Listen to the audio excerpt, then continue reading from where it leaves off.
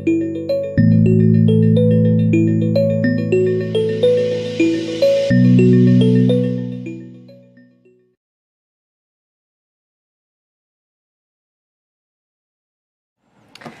morning. It's Web Wednesdays, and we are going to be covering some Node, which I'm super stoked about because I feel like everyone should know some Node. Yeah, Node is amazing. It's an amazing tool. A little bit more Node in your life is never a bad thing. I'm Stacey Mulcahy. I'm a technical evangelist. Yeah, feel free to cue a little laughter in the background there. I wish we had a laugh track. I think I need one of those. I'm from New York, and so there you go. and today I am with Rami Sayar from Montreal. Oh, Canadian jokes. Yeah, Canadian. It's Montreal's in that French province. You know, you can get your own stereotypes, but yeah, but the whole thing is that we have two Canadians teaching That's you right. Node. I'm just displaced. I got the Brooklyn attitude by proxy from living there for a bit. So today we're going to talk about building apps with Node.js, and we're going to cover a bunch of things, you know, in terms of working with Node for you. And I'm really excited. We're going to go right from the building blocks into creating kind of like a chat application. So we're going to cover front end, we're going to do some back end, we're going to cover some Azure, Node, Express, you know, all those kind of keywords that you hear. And we're going to be just pretty much delving right into it. So we're going to go over a couple of things about just Node, and we'll do a little bit of housekeeping. And the next thing you know, we're going to be right into the code and right into the demos. So This is me, Stacey Mulcahy, technical evangelist, like I said, out of New York. I focus mostly on HTML5, JavaScript, IoT, sometimes design and UX. You know, interview designers and developers. You can see some of the stuff I do on Channel 9. I talk a lot about marketing, and I have a whole new IoT series on Channel 9.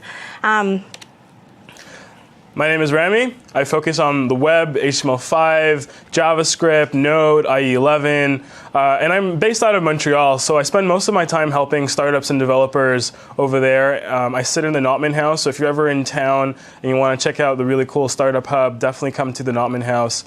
I'm writing a little book on startup culture, seeing as I'm always among them, and I used to work at a startup, and I love startup culture, so if you're interested, make sure you follow it on Twitter. And I blog on Canadian devs, very Canadian-oriented blog, but we've got some great technical content if you're ever interested in Node or IE or anything. I like how you qualified that. Very Canadian, but there's technical content. Don't worry, we can handle it. So good. Also, instead of the web, it's got to be the interwebs. From now on, it's just the interwebs today. So a couple of things that we're going to cover today with the Node.js. We're going to go through, and just so you have a sense of the structure of how we're going to follow through on this, we're going to do introduction to Node.js. We're going to do an introduction to the Express framework. And so we're going to explain a lot of the things step by step so you have a really good fundamental understanding, and you can kind of just take it further from there. Then, you know, kind of closing off this morning, well, it might be afternoon for some of you or even evening, but closing off this big section, we'll be doing building a backend with Socket.io and Mongo. And so we're going to show you a little bit about how you work with Mongo, the beauty of Socket.io. I say the beauty because once you kind of know it, it's one of those things you just want to use for everything. You know, creating a user interface, connecting the front end and back end, and then debugging and deploying on Azure. And so, you know, it'll take you from the ground up all the way to like putting that out for the world to see. So just to set a couple of expectations for our session. Target audience. I mean, I don't know what you think, but I'm thinking like web developers, web designers. If you have any kind of experience in another kind of like server-side language, maybe it's PHP, maybe it's ASP, maybe Python, Ruby, any of those kind of things, Node would be of interest to you. Yeah. If you're an IoT person, Node is definitely of interest to you. We have some suggested prerequisites and supporting material, so you can take a look at those links that are listed there. Once again, there's some books, there's software, all that kind of thing just put into one place for you. So feel free to, you know, grab some of the, grab any of those materials and use them for further reference. And again, you know, you can get 50 MVA points for this event. So we have the code that's down there. It's kind of shortened for building apps Node.js, and that expires, November 14th. So, you know, use that code, get an extra 50 MVA points. and keep learning with the Web Wednesdays. We've got a couple things that are coming up. Next week is going to be mobile apps. The following week we have, I think it's going to be an intro to jQuery, which looks really awesome. And even a couple of weeks ago we had an intro to Bootstrap. So let's just get started. Let's just dive right in. You know, instead of like talking about stuff, we're just going to get right in there. So introduction to Node.js. We're going to talk about, okay, what is Node? What do you need to know about it? Where is it used? Who uses it? Why should you use it? Why should you consider it? Kind of give you that little rationale that you need to get you onto that path of learning it. We're going to talk about setting up your environment, and this is going to be coming from a Windows perspective. Once again, just very quickly, some of the things that you need to do to set up your environment. Now, to give you an idea about setting up your environment, we did that just yesterday from scratch, so we can give some good advice on that. Your first Node application, just, it's like your Hello World example, and then we're just going to kind of level it up. And then we're going to talk about the Node package manager and just the idea of what it is, how you use it, and how that becomes part of your tool set when you're working with Node. We have a GitHub repo. We've put all the slides there. We put all of our demo code there. So anything that you need in terms of what we're going to be covering, you can go to this link. You can just download it, clone, whatever you want to do, and you can either follow along or you can get a sense of what those demos are for further reference. All right, if I feel like I'm rushing, it might be all the coffee in my veins, or it might be I just want to get to the code. So we're going to talk about Node. What is Node? Like if you had to explain it to someone, how would you explain it? Node is a way for making web applications using JavaScript. That is the simplest way that I could explain it. It's really about it's this tool set, these libraries that all come together so that if you're familiar with either JavaScript or some other server-side language, you can pick it up and build web applications that are real-time, that work extremely well with the new latest technologies like WebSockets, and that are generally really high-performant. So for kind of like an average JavaScript developer who's mostly probably doing front-end stuff, let's say, maybe they're familiar with jQuery or they're familiar with some of those libraries, suddenly now they can now put a whole nother kind of set of technologies in their tool set because they can leverage what they already know. Yeah, if you guys already know JavaScript, then it's great because with JavaScript you can build the back end to your front end. And what's really cool as well is that you can also share some of this code. So if you've built these data models for your front end, you can literally copy the code onto your back end and use the same code and have one code base for that type of stuff. We talked a little bit about leveraging your current skills in terms of JavaScript now on the server side. And, if you haven't done any server side work and you do have JavaScript knowledge, this is a huge, huge bonus for you. Because suddenly now you can start writing all this stuff on the server side, image resizing, aggregating, social feeds, all that kind of stuff. And it's right there for you to do. And it's very, very approachable.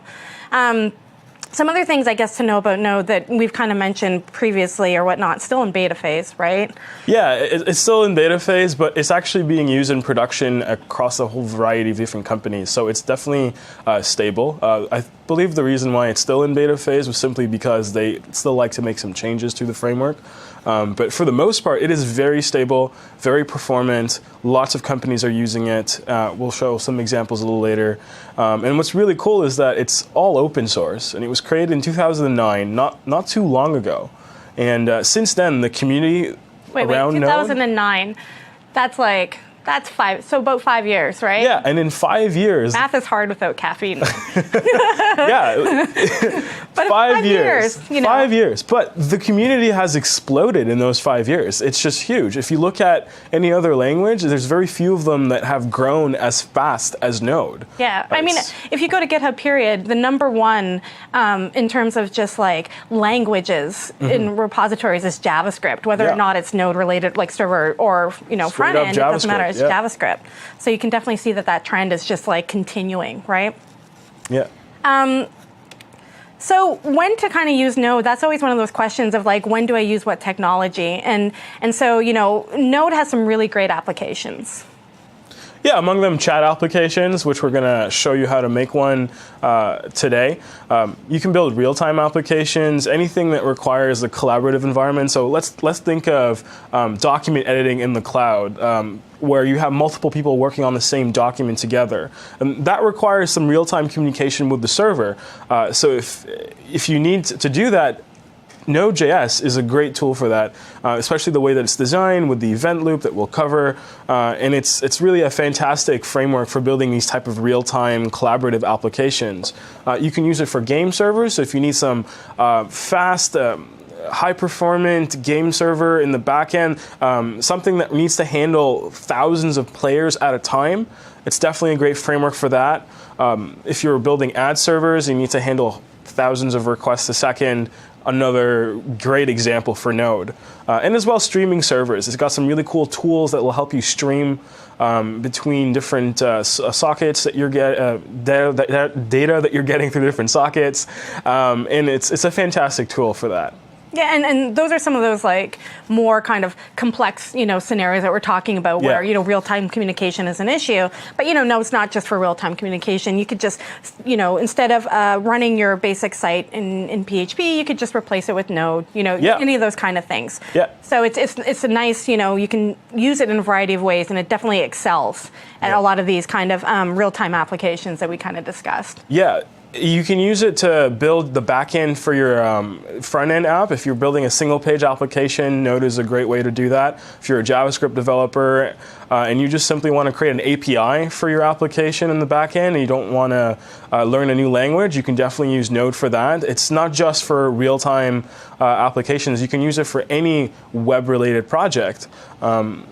I guess I'd like to ask you, so when maybe Node is not the best tool for the job? Because it seems like the way we've described it, it's like the best tool for everything. But there's a few moments where it's not necessarily the best tool. What would you say? Like, what would be some kind of like warning signs where you're like, maybe Node's not where we should be going? So the Node is structured to be single-threaded, and there's an event loop that runs. So if you're ever building an application that requires you to do some very long-running calculations in the back end, Node might not be the best tool for that, simply because you will be blocking all the other events that are going to come in. So if you started doing this calculation, the server won't be able to handle any other requests that it gets in the meantime. So for situations where you need to run long-running operations, Node might not be the best tool, but it's great for writing JavaScript code everywhere. It's one of the best tools for that. So we talked a little bit about like, okay, what is Node? Why you should or shouldn't use it. And when it's one of those things that every time a technology comes out, I say, okay, give me some examples of it in the wild. Like, show me where Node is being used so that I can actually say to my boss or justify to someone else, yes, we should be using this. So we've got some examples listed here. Right. Microsoft is a big example. We use Node to power Azure mobile services. If you actually are interested in Azure mobile services and you're looking for a backend for your mobile app, you can write that backend in Node. Literally just take your Node scripts and put them on Azure and you're good to go.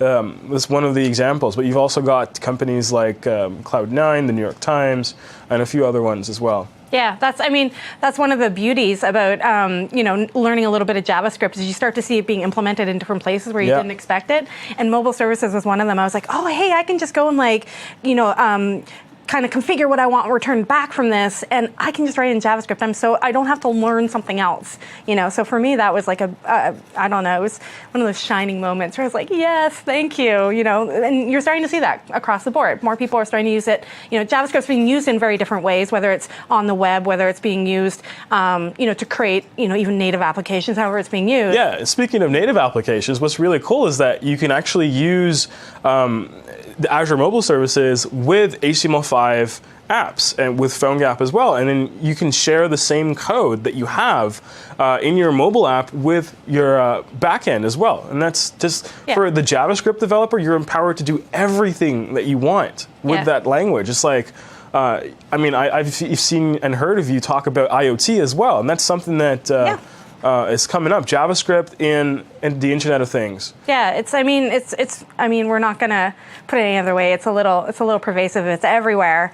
And you've got some people who are just not a fan of it. Maybe it's dynamic. I like to say it's like a Play-Doh. You can kind of like mold it into whatever you want it to be because it's so dynamic. You can just add things, and there's so many different ways and formats and structures that you can actually code JavaScript.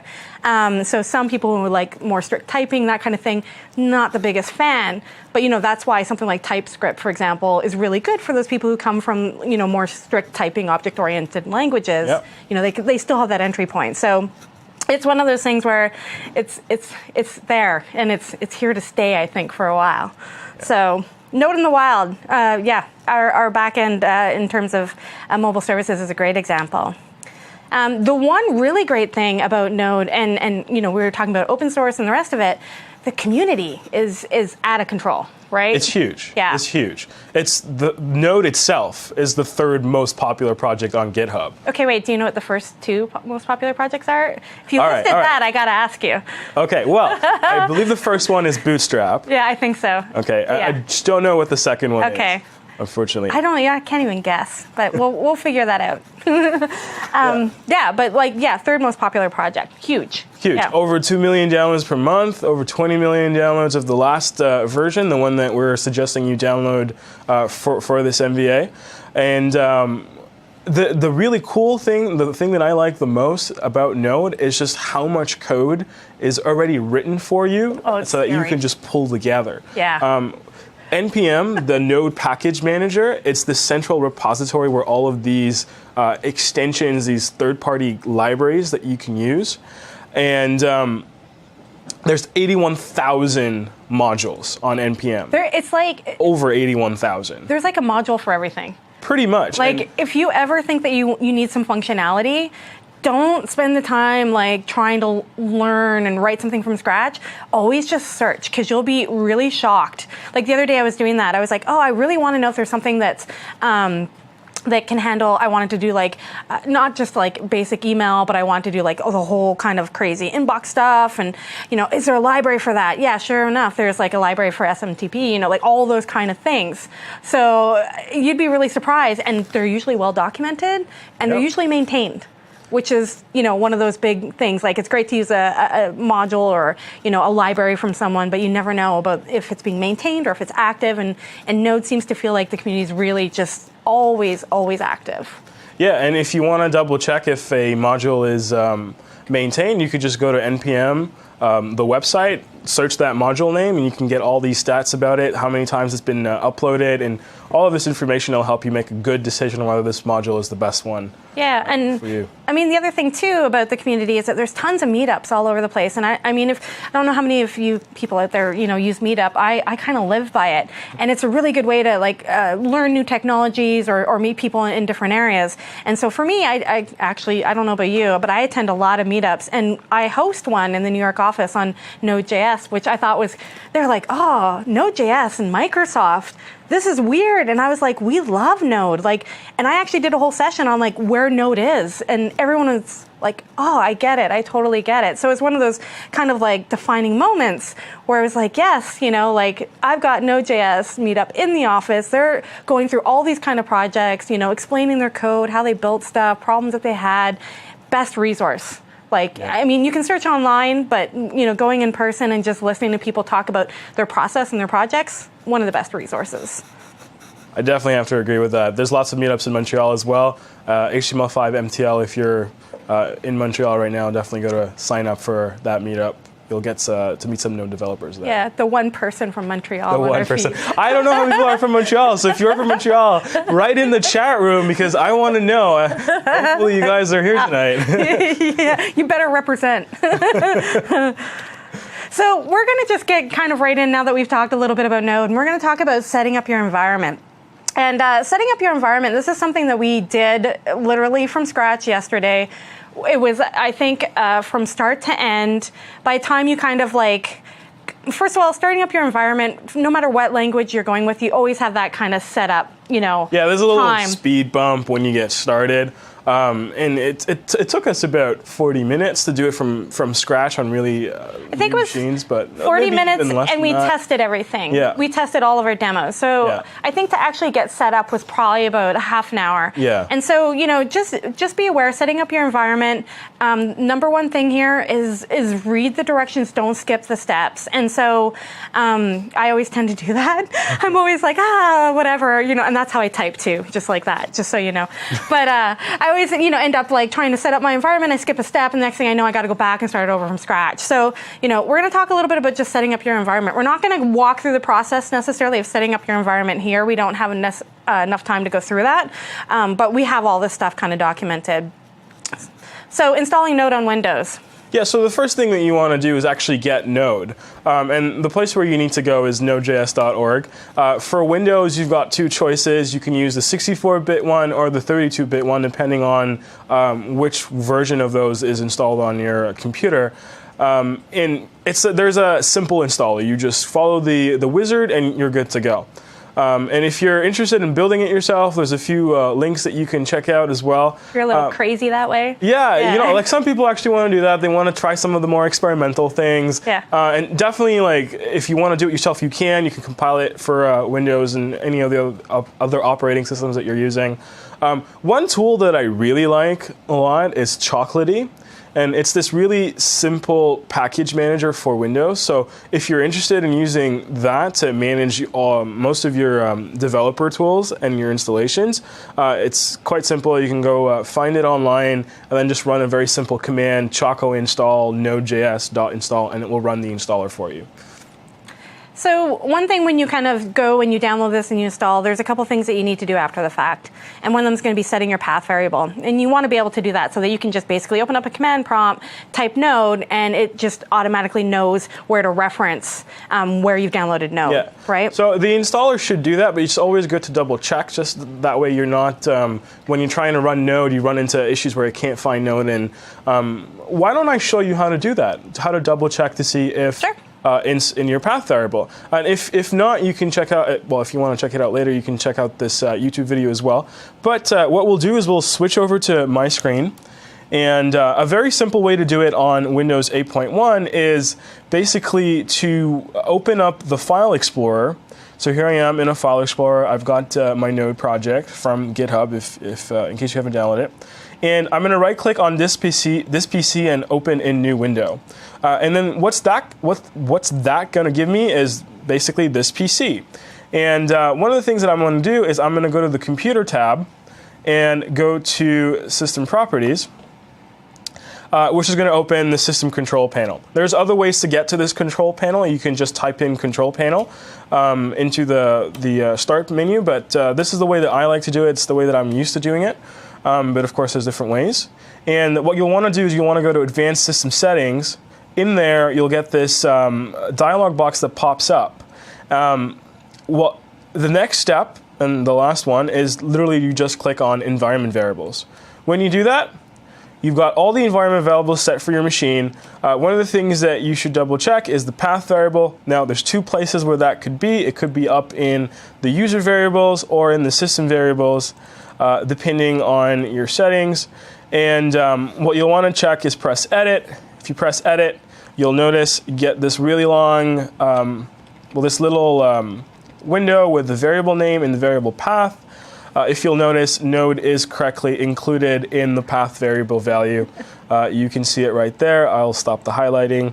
That's always my favorite. It's like that long string in a window you got to scroll. You got to separate it with semicolons, but if it's in there, the minute you open up any command prompt on your system, you should be able to get Node just by typing in Node. The other thing you got to remember is if you've got any command prompts that are already open, you got to restart them. Yeah, I always forget that personally. I'm always like, why does this not work? And the other thing I think just to quickly note too is that once you kind of go through the install instructions, is that sometimes you'll get like an error, and it's kind of like I don't know if it's like an end of file error or what it is, but it shows up when you're trying to basically update NPM, which is the Node Package Manager. We'll get into that.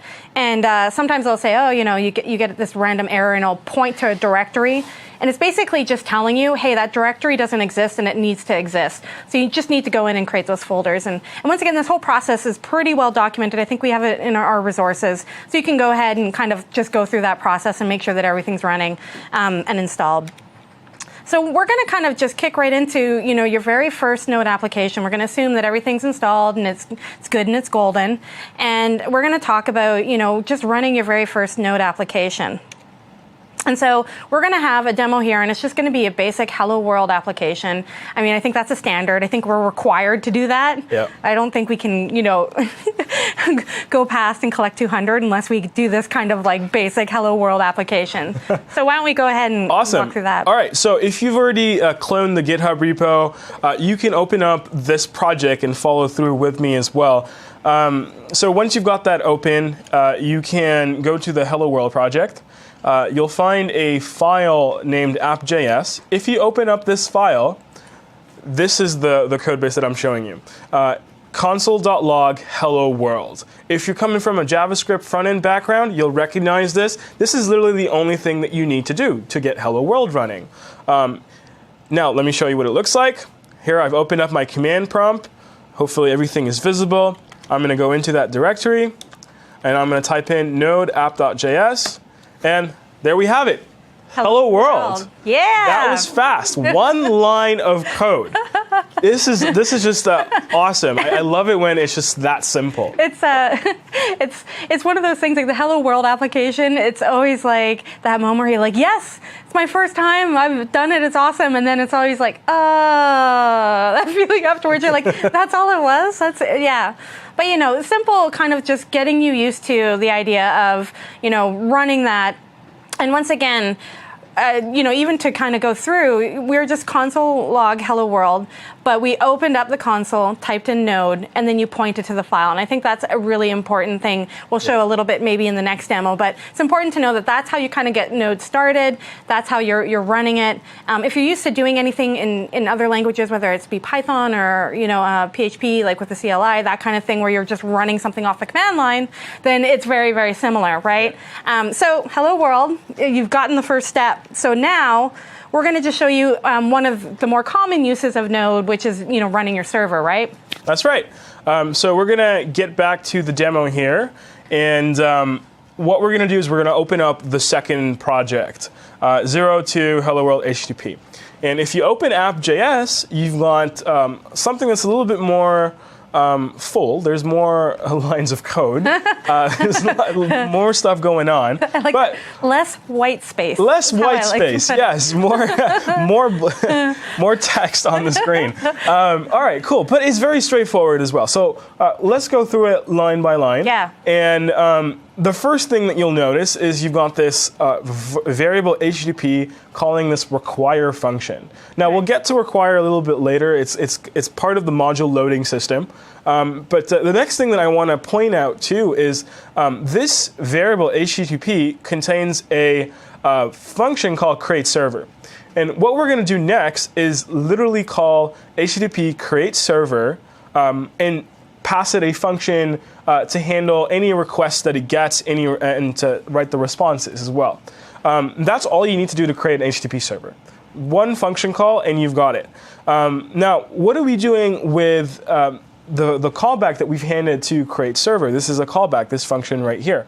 What you're going to notice is we're going to use the response variable that's passed into the callback.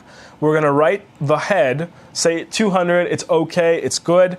Pass it the content type. I'm going to say text plain because it's not going to be HTML. It's just going to literally be hello world. And we're going to end that response with hello world. Now this function will return a object that we're going to put in our server variable. Mm-hmm. And this object is going to have another function called listen. And the minute that we call listen, that's when our server is going to start running. Okay. And we're going to listen to this port. Okay. So in terms of, a couple of questions just to walk through this when we go through, server.listen, you have 7,000 here. So if I was to go into the browser and let's say this was running, that would be the port number I'd be looking for, right? That's right. By default, what is a port number? If you don't do you need to specify something? Is there something by default? So ideally, you should be specifying the port that you're running on. Now, if you don't specify one, I believe the default is 80, and that's the port that your browser uses, the default HTTP port. But on some machines, you can't actually run things unless you're in the administrator mode. Yep. So we like to use a sort of port that we use for debugging purposes. So in my case, I chose 7000. It's completely arbitrary. Yeah. Now, of course, if you search online, you'll find a list of commonly used ports and which application they're tied to. Yeah. But the one that I'm using is 7000. I think the minute you cross over the 1000 numbers, it's pretty much free. Pretty You open. do whatever you want with it. I do 8888 all the time. I don't know why. It's just what I do. And actually, you'll notice that a few of these demos will have different ports as well. Yeah. Oh, yeah. Way to screw everyone up. It's going to give you a different port now. All right. So before in the command prompt, I was in the hello world directory. I typed in cd .. to get out of that directory and back to the parent directory. And then from there, I'm going to go into my 02 hello world folder. What you'll notice if I run directory, I've got the same setup, node, and then there's this file called app.js. I'm going to run it. Here we are. Something's running because our command prompt at the top is showing the currently running command, so it's still running. And I'm just going to pop over to the browser, type in http localhost 7000. It's going to run. Yeah. There we go. Hello world. All right. So we've Through the browser. So we've got the whole kind of, now we can start building web pages. That's right. Right. And even if you just want to create a simple API, we'll show you how to do that with Express a little later. This is all you need, really. It's a few lines of code and you've got an HTTP server. I'll show you one last thing just to prove to you that this was sent with the right content type. I went into my F12 tools here, went into the network tab, press play to start capturing network traffic. If I refresh, there you'll see it. That's my type. I'm going to control 1 so you can see it a little more clearer. Text/plain. Perfect. That was fairly quick to get up and running with that kind of thing. Yeah, not a lot of lines of code to get an HTTP server running. Yeah, that's awesome. So, hello world, basic, server going. We're going to talk about a couple more, I would say, fundamental, but also maybe a little bit more complex concepts with Node that are just important to note as we start getting into some of the more advanced things that we're going to start to do, right? So we have like event-driven programming. So what is event-driven programming? I don't know. What is it? What is it? Tell me. Awesome. Basically, it's a different way of thinking about your program flow. Normally, in sort of the more imperative style programming languages, things tend to follow, the lines of code tend to follow each other, and it's a little bit more linear in terms of flow. Right. With event-driven programming, it's a little bit different. So basically, the flow of your program is defined by the events that are taking place. So if you're building a network application, if you're building a GUI application, typically there's an event, like say a control click, a mouse press, network I/O, something that came in, a request that came in. Those are all, drawing. Those are all events, and the way that you structure your programming in event-driven programming is by handling specific events as they arrive.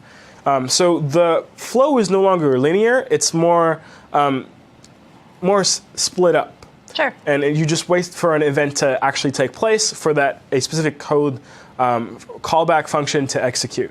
So I could be resizing the browser, and I could have made a call to a service that was going to give me all my Twitter API, feedback, and that might come while I'm also doing this. So it's also handling what I'm doing here, but also another event that might have happened at the same time, for example, right? And there's a loop that takes control of which event takes, which callback is called next. Right. Now, if you'll notice in our HTTP server, if I go back to that, this is an example of event-driven programming. You've got this function, create server, and I'm giving it a callback, right? And you'll notice request response. The minute that we get an HTTP request, that's when this function is going to get executed. That's the event-driven programming part of this server. Right, because it's not necessarily a synchronous option. It's not like something just happens automatically. It's like there's a process that happens, and you've got to wait for that. Exactly. Right?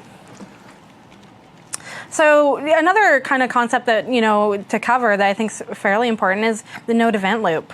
That's right. So we're talking about all of these different events that are taking place. Well, how do we know what events can get executed? How do we trust that this callback will actually get executed, right? Because it seems like there's nothing to guarantee that in our code. Well, the way that happens is that Node provides you with an event loop as part of the language. So the minute that you call Node, you don't need to call a start function to start this loop that's waiting for events. You literally just put in your script, your code, and the loop starts the minute that you start Node. And it doesn't end until the last callback is called. So what that means is that if you started and created an HTTP server, okay, the end of that callback will just never arrive because you're always going to be waiting for HTTP requests to come in. And as a result, your program won't shut down until you tell it to shut down. Now, one thing to note about this event loop, if you're coming from other languages, the event loop is run under a single thread. So if you ever call a function like sleep, for example, which normally pauses the process, you're going to pause everything else as well. The event loop will simply just stop executing any other event. So anything else that comes in, it'll just have to be put on the back burner. I think a lot of people are kind of familiar with that just in terms of JavaScript in general, how that works and how they capture things constantly and things like that. So we've got another big one that's important, and I think you already kind of mentioned this previously a little bit, was the whole idea of blocking, right? What happens with that? That's right. So if you call sleep, for example, you're blocking the event loop, right? Right. Now, of course, there are other operations that you could do that might also block the event loop as well. Things like reading a file. Right. Now, what you'll see on the screen is this blocking I/O, and I'm basically getting the file system module, and I'm trying to read a file. But I'm reading it synchronously. So what's going to happen is the event loop's going to be blocked until the whole file is read. Now, this might not be very optimal, because if you think about it, sometimes files are going to be 100 megabytes. Really, really big. Like really big. So why? If you're running this HTTP server and you're getting all of these requests, and all of a sudden you need to read a file, and that file is really big, you're going to stop all the other requests from being handled. Yep. And it's just not going to, it's basically going to freeze your server. Yep.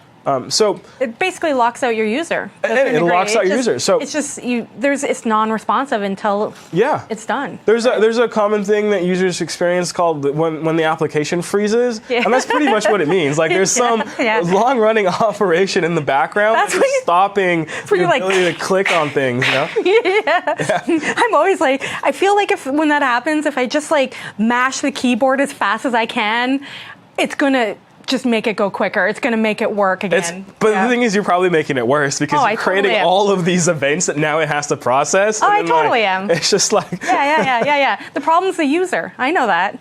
Yeah. So, I mean, that's one of those things to consider is when you're doing those processes, whether it's synchronous or asynchronous, is that you have to be really, really, concerned about that and what you're doing to the experience in general. Especially if you're using Node, there's an event loop that's built in. So you don't want to run anything that's synchronous. You want to have all your operations be as async as possible. And even things like reading from a file, you can run asynchronously. Yeah. Just to show you an example, if we just pop back to the Visual Studio screen, you'll see here's my example of reading a file synchronously. When this code executes, the entire file content will be in this variable. I'm going to output it afterwards. Now, if I want to read that same file in a way that's asynchronous, all you notice is the function call is going to be different. The function name is different. I'm still going to pass it the file that I want to read, but here I'm passing a callback.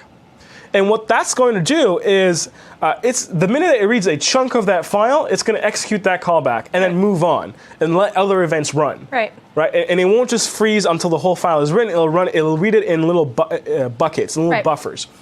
And that's one way that you can avoid freezing your event loop. Yeah, like back in the day where you used to go and read a file and you'd read line by line. Right, because at least you could read the line, use that line if you need to display something, read the line again, that kind of thing. So that's basically kind of what it's doing, just chunks of information. Chunks of information. And in event-driven programming, your objective is really to get the program flow tied as closely as possible to the actual data flow. So if you're getting small chunks of data, ideally your callback should be dealing with that specific chunk of data as they arrive. And you've mentioned callbacks a lot. Callback, callback, callback, callback. You know, basically a function that handles, or something that you want to be, you know, called when something's returned, right? So we got the whole idea of callback style programming. Exactly. So you've got the event loop, and the minute any event occurs, ideally you want to execute something to handle what that event means. So that's what callback style programming is. Now, you can imagine when you're running a server application or just any application in general, there's going to be different types of events, maybe hundreds of events, depending on the application. So what's going to happen is you're going to have a lot of different callbacks. Now, this could actually end up with something that I'd like to term callback insanity. And let's just show you an example. Yeah, if your eyes hurt when you look at this, our eyes hurt as well. We feel your pain. Yeah. So in this example, what we've got is we got the file system again. We're trying to read a directory. And then for each file, we're going to check to see if there was an error that happened. If there is an error, continue. Yeah. For each file, we're going to read something. And then it just keeps going on and on and on till at the end, we're trying to actually accomplish something, which is just resize all of the images in this directory and then save them somewhere else. But this is what it might look like. Yeah, just nested all the way down. It's like a big arrow. You know, Yeah. It ends up being like, keep going, keep going, keep going, oh, more, all the way back. And, you know, in some ways, like you look at that and you're like, okay, at least I know that this is happening, and this is happening, and this is happening, but it's not readable. It's definitely not manageable. And it's really, really hard to debug because you're just following this crazy kind of, I like to call it the arrow, but it's just like, oh, here I go. I'm going to insanity and then all the way back, right? Yeah, it's not manageable at all. But there are ways to handle callback insanity. And one of those ways is using promises style programming. Yep. All right. And basically what it is a promise is basically a function that will return a promise. You will return a promise? Sorry, yeah, that was very circular. let me try again. I'll be right back. I got coding to do. I need some promises. Exactly. Promise style programming, it's basically when a function will return a promise object that will return something in the future. Right. So it's promising that it will do something for you. Yeah, I still need this. I need a lot of this. And it's the idea of like, you know, returning something to you, and you can figure out when it's done, you can figure out if there's an error, you can figure out if there's success, and you handle it, you know, when you need to handle it and what it should do, and you handle those callbacks. So promises are actually, I mean, I think one of the first times I saw promises was like in the jQuery framework, and I was like, oh, what's this? You know, and you start to realize, oh yeah, it's used throughout, and so it's a very common kind of concept that I think a lot of people have kind of taken to. Yeah. You can chain promises together too. So if it returns something, you know, you can have something else return another promise and chain them. That whole kind of beauty of JavaScript thing that's going on. But promises can kind of help you simplify a little bit of that, right? That's right. So we're going to go into another demo, and I think just based on that idea, and it's going to be a basic TCP demo, right? Yeah, so what I'm going to show you is if you open up Project 5, it's this classic server. Looks fairly similar to the HTTP server that we created, but in this case, what I'm doing is I'm using TCP instead. So I'm requiring net as opposed to HTTP, but I'm still going to return the same thing. Hello world, run server.listen. Looks very, very familiar. Now, if I run that in this little file right here, I'm going to stop the previous app.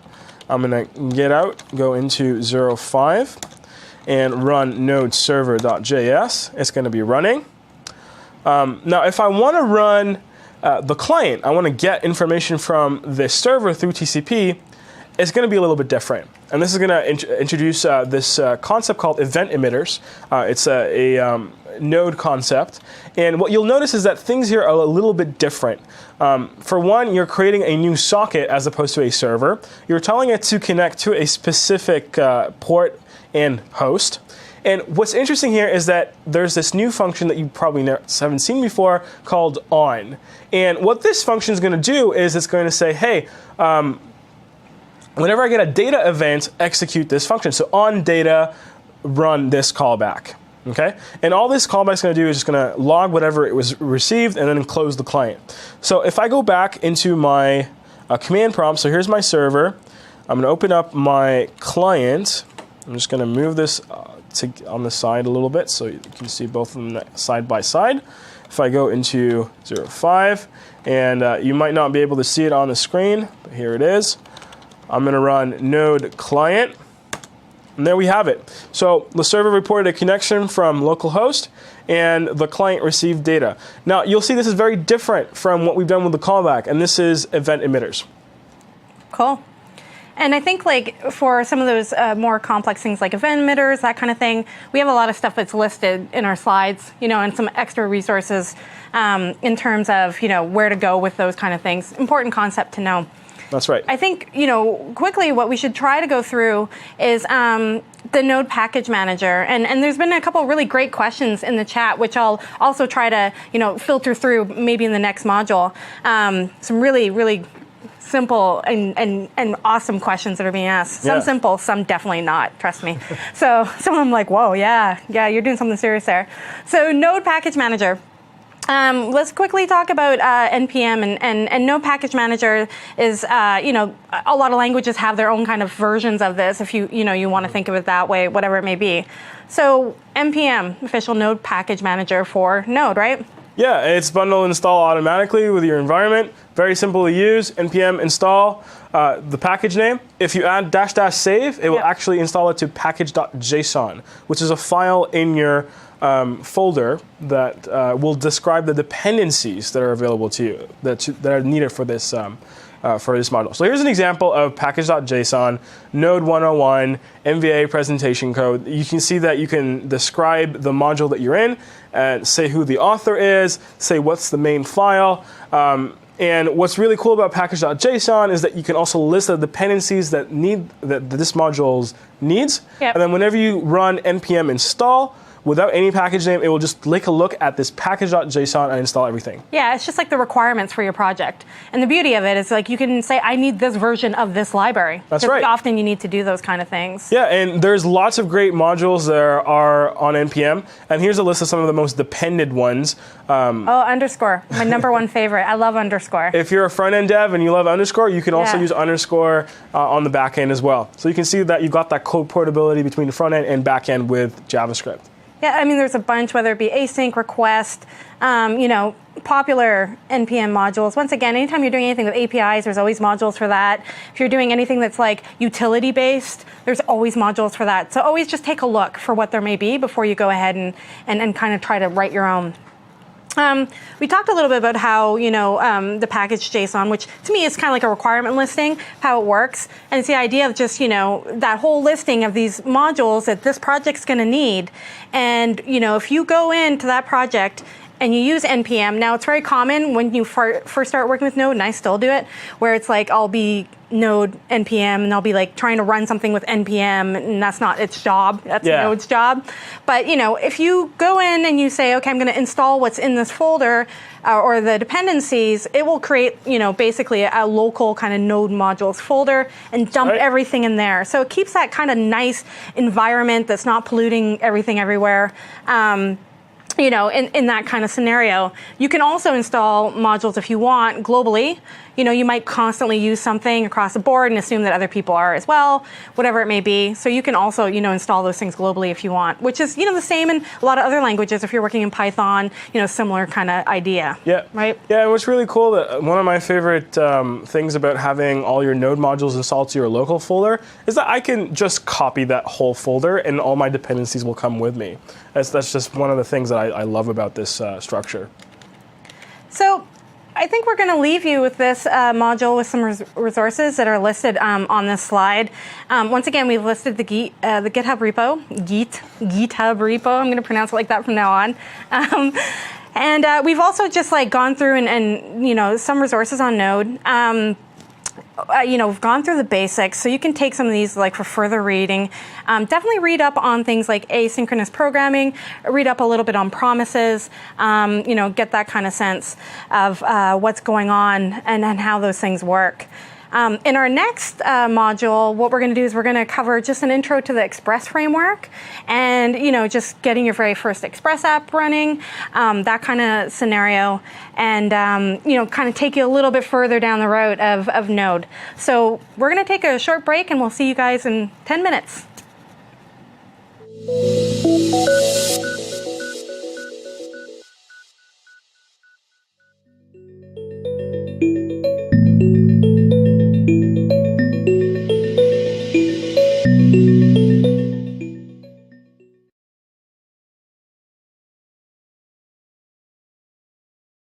Welcome back. It's a Web Wednesdays. Web Wednesdays. And we're doing Node.js. That does not roll off my tongue. I'm sorry. We're doing Node.js, and we're going to be just starting in on our second module, which is kind of explaining the Express framework and how that works with Node. We're really happy that you guys are back, to be honest. Thank you so much. Hopefully Express is going to be one of those tools that you'll use frequently.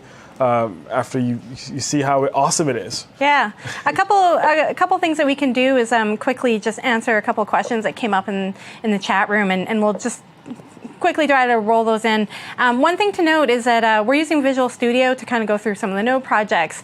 There's, and I think I'll bring up the link here.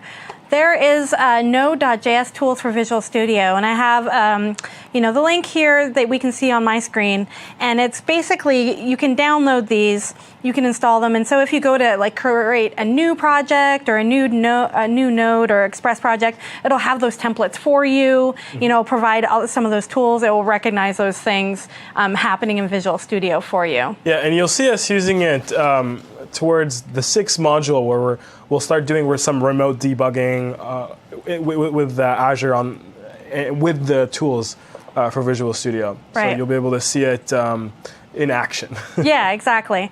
A couple other questions that kind of came up, was let's see. A couple of people mentioned just, blocking I/O versus non-blocking I/O. If you have something that you're doing that's a kind of like a big operation, the best advice I think we can possibly give is just go asynchronous all the way. Yeah. And once again, it's got to be one of those things where you got to consider, depending on what you're doing, if it's really data heavy. Yeah. Let's say you're editing some video. And your service edits some video in the back end. What you'll want to do, ideally, is run it as async as possible. And one of the ways you could do that is by literally spinning up another process. There's the process module that will let you do that very simply. And you'll be able to assign a callback. So when that process is done, you'll actually get the result of it. So you don't have to run things on your server event loop at all. Yeah. It's one of the things that you could do for long-running operations that are really mandatory and blocking. Right. So just that, once again, it's one of those things you got to consider architecturally and when you're building your application. We had another question just quickly. What is TypeScript? TypeScript is produced by Microsoft. Right. It extends the functionality of JavaScript. Unlike some other kind of, there's variations that people kind of slotted in with CoffeeScript and things like that. TypeScript kind of extends it. So plain JavaScript will work. TypeScript. And it gives you strict typing is one of the number one features with it. So you get that idea of, especially if you come from a language where it's a little more structured, you got strict typing, all that kind of good data stuff that you don't get right out of the box in JavaScript. TypeScript extends. So it's worth checking into if you come from, let's say, not a JavaScript background and you're coming from something where you're, like C# or that kind of thing where you're used to that kind of, ability to type to variables and things like that. Yeah, it's really powerful if you want to do some static typing. It's a superset on top of JavaScript, so all of your JavaScript code will work, but the additions that TypeScript offers only works if you're then using TypeScript to recompile it down into basic JavaScript. So it's very similar to the way CoffeeScript works, if you've used CoffeeScript before. Right. The beauty of TypeScript is that your JavaScript will just work. You don't have to worry about anything else. So you can, write a line of JavaScript, or you can, write it in TypeScript and you're fine. Yeah. We got audio is fading in and out since the break. Thank you. We'll take a look into that. Awesome. Number one suggestion for audio problems: refresh the page always. So let's start getting into Express a little bit and talking about the Express framework and how it works with Node. And how we can use it, and show a simple example of maybe building a really, really basic REST API. One of the things you can start to do if you're not sure how you want to use Node is that Node is really great. I mean, all those server-side languages, but Node's great for really quickly getting up and running an API of some sort. Maybe you need to get data that's pulled in from somewhere. Maybe you need to create something that's like fake data because whoever is doing the services hasn't finished the services yet. Any of those kind of things, you can get up and running and build something like that in Node quite easily, and have something working and that you can test with, that you're not just pulling in a JSON file or writing a bunch of objects out that you think are going to emulate the data. So that's for me, that was one of the first uses of Node that I came across. I was like, I think I'm just going to build a basic API because I always need those. I always need to save data or get data or whatever it may be. So when we're going to talk about Express in this module, we're going to talk about, what is Express? Some people call it Express Web Framework, Express Framework. I hear it mostly as Express. We're going to talk about installing and using Express. We're going to demo, creating a very simple REST API and kind of show you where you could go with it a little bit. And we're going to talk about a couple other things in Express, whether it be templating, maybe some the idea of middleware you'll hear tossed around a lot. Yep. So we'll kind of just walk through those things for you and give you kind of the basics. And again, when we start building out our chat application, which is coming up, all these things we're teaching you right now, we're going to be using. So we'll be using the Express framework. So this will give you a nice, good kind of starter point for that. So, what is Express? Often, if you're searching the web, you'll see the mean stack, for example, right? So you'll see, so that's Mongo, Express, Angular, and Node, for example. So you'll see something along those lines. You'll see Node always with Express.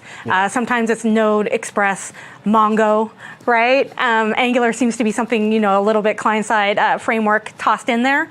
You tend to see them quite a bit, right? Yeah. And so what is Express? How would you describe Express if I said to you, okay, I know a little bit about Node. I know enough to write basically, I want to start serving up some web pages. Yeah. How do I handle things in terms of building out this website? So Express is this web framework that lets you structure your web application to handle multiple different HTTP requests at a specific URL. So if you remember when we did our HTTP server, we had one callback that would handle all the requests that our HTTP servers got. But as you know, websites are not just one page for the most part. They might have different URLs.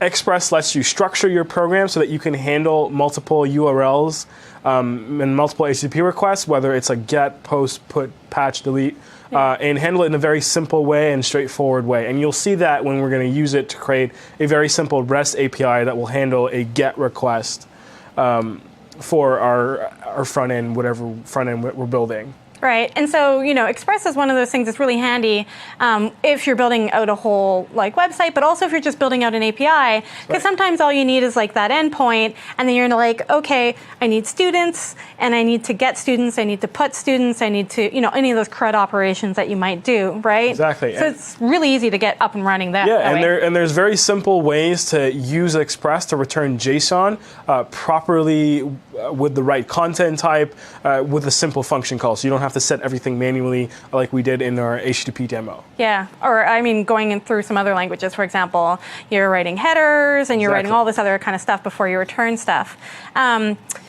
Express, when you think about Express, it's important to note that it works with Node. It's for Node. And a lot of times when you come from a front end background, at least I feel like this has been my experience, coming from a front end, moving into Node, okay, there's JavaScript on the server, there's JavaScript on the front. Okay, my folder structure might be like some here. Here's my, public. Often you'll see is, that's what's client side. Here's what's happening on the server.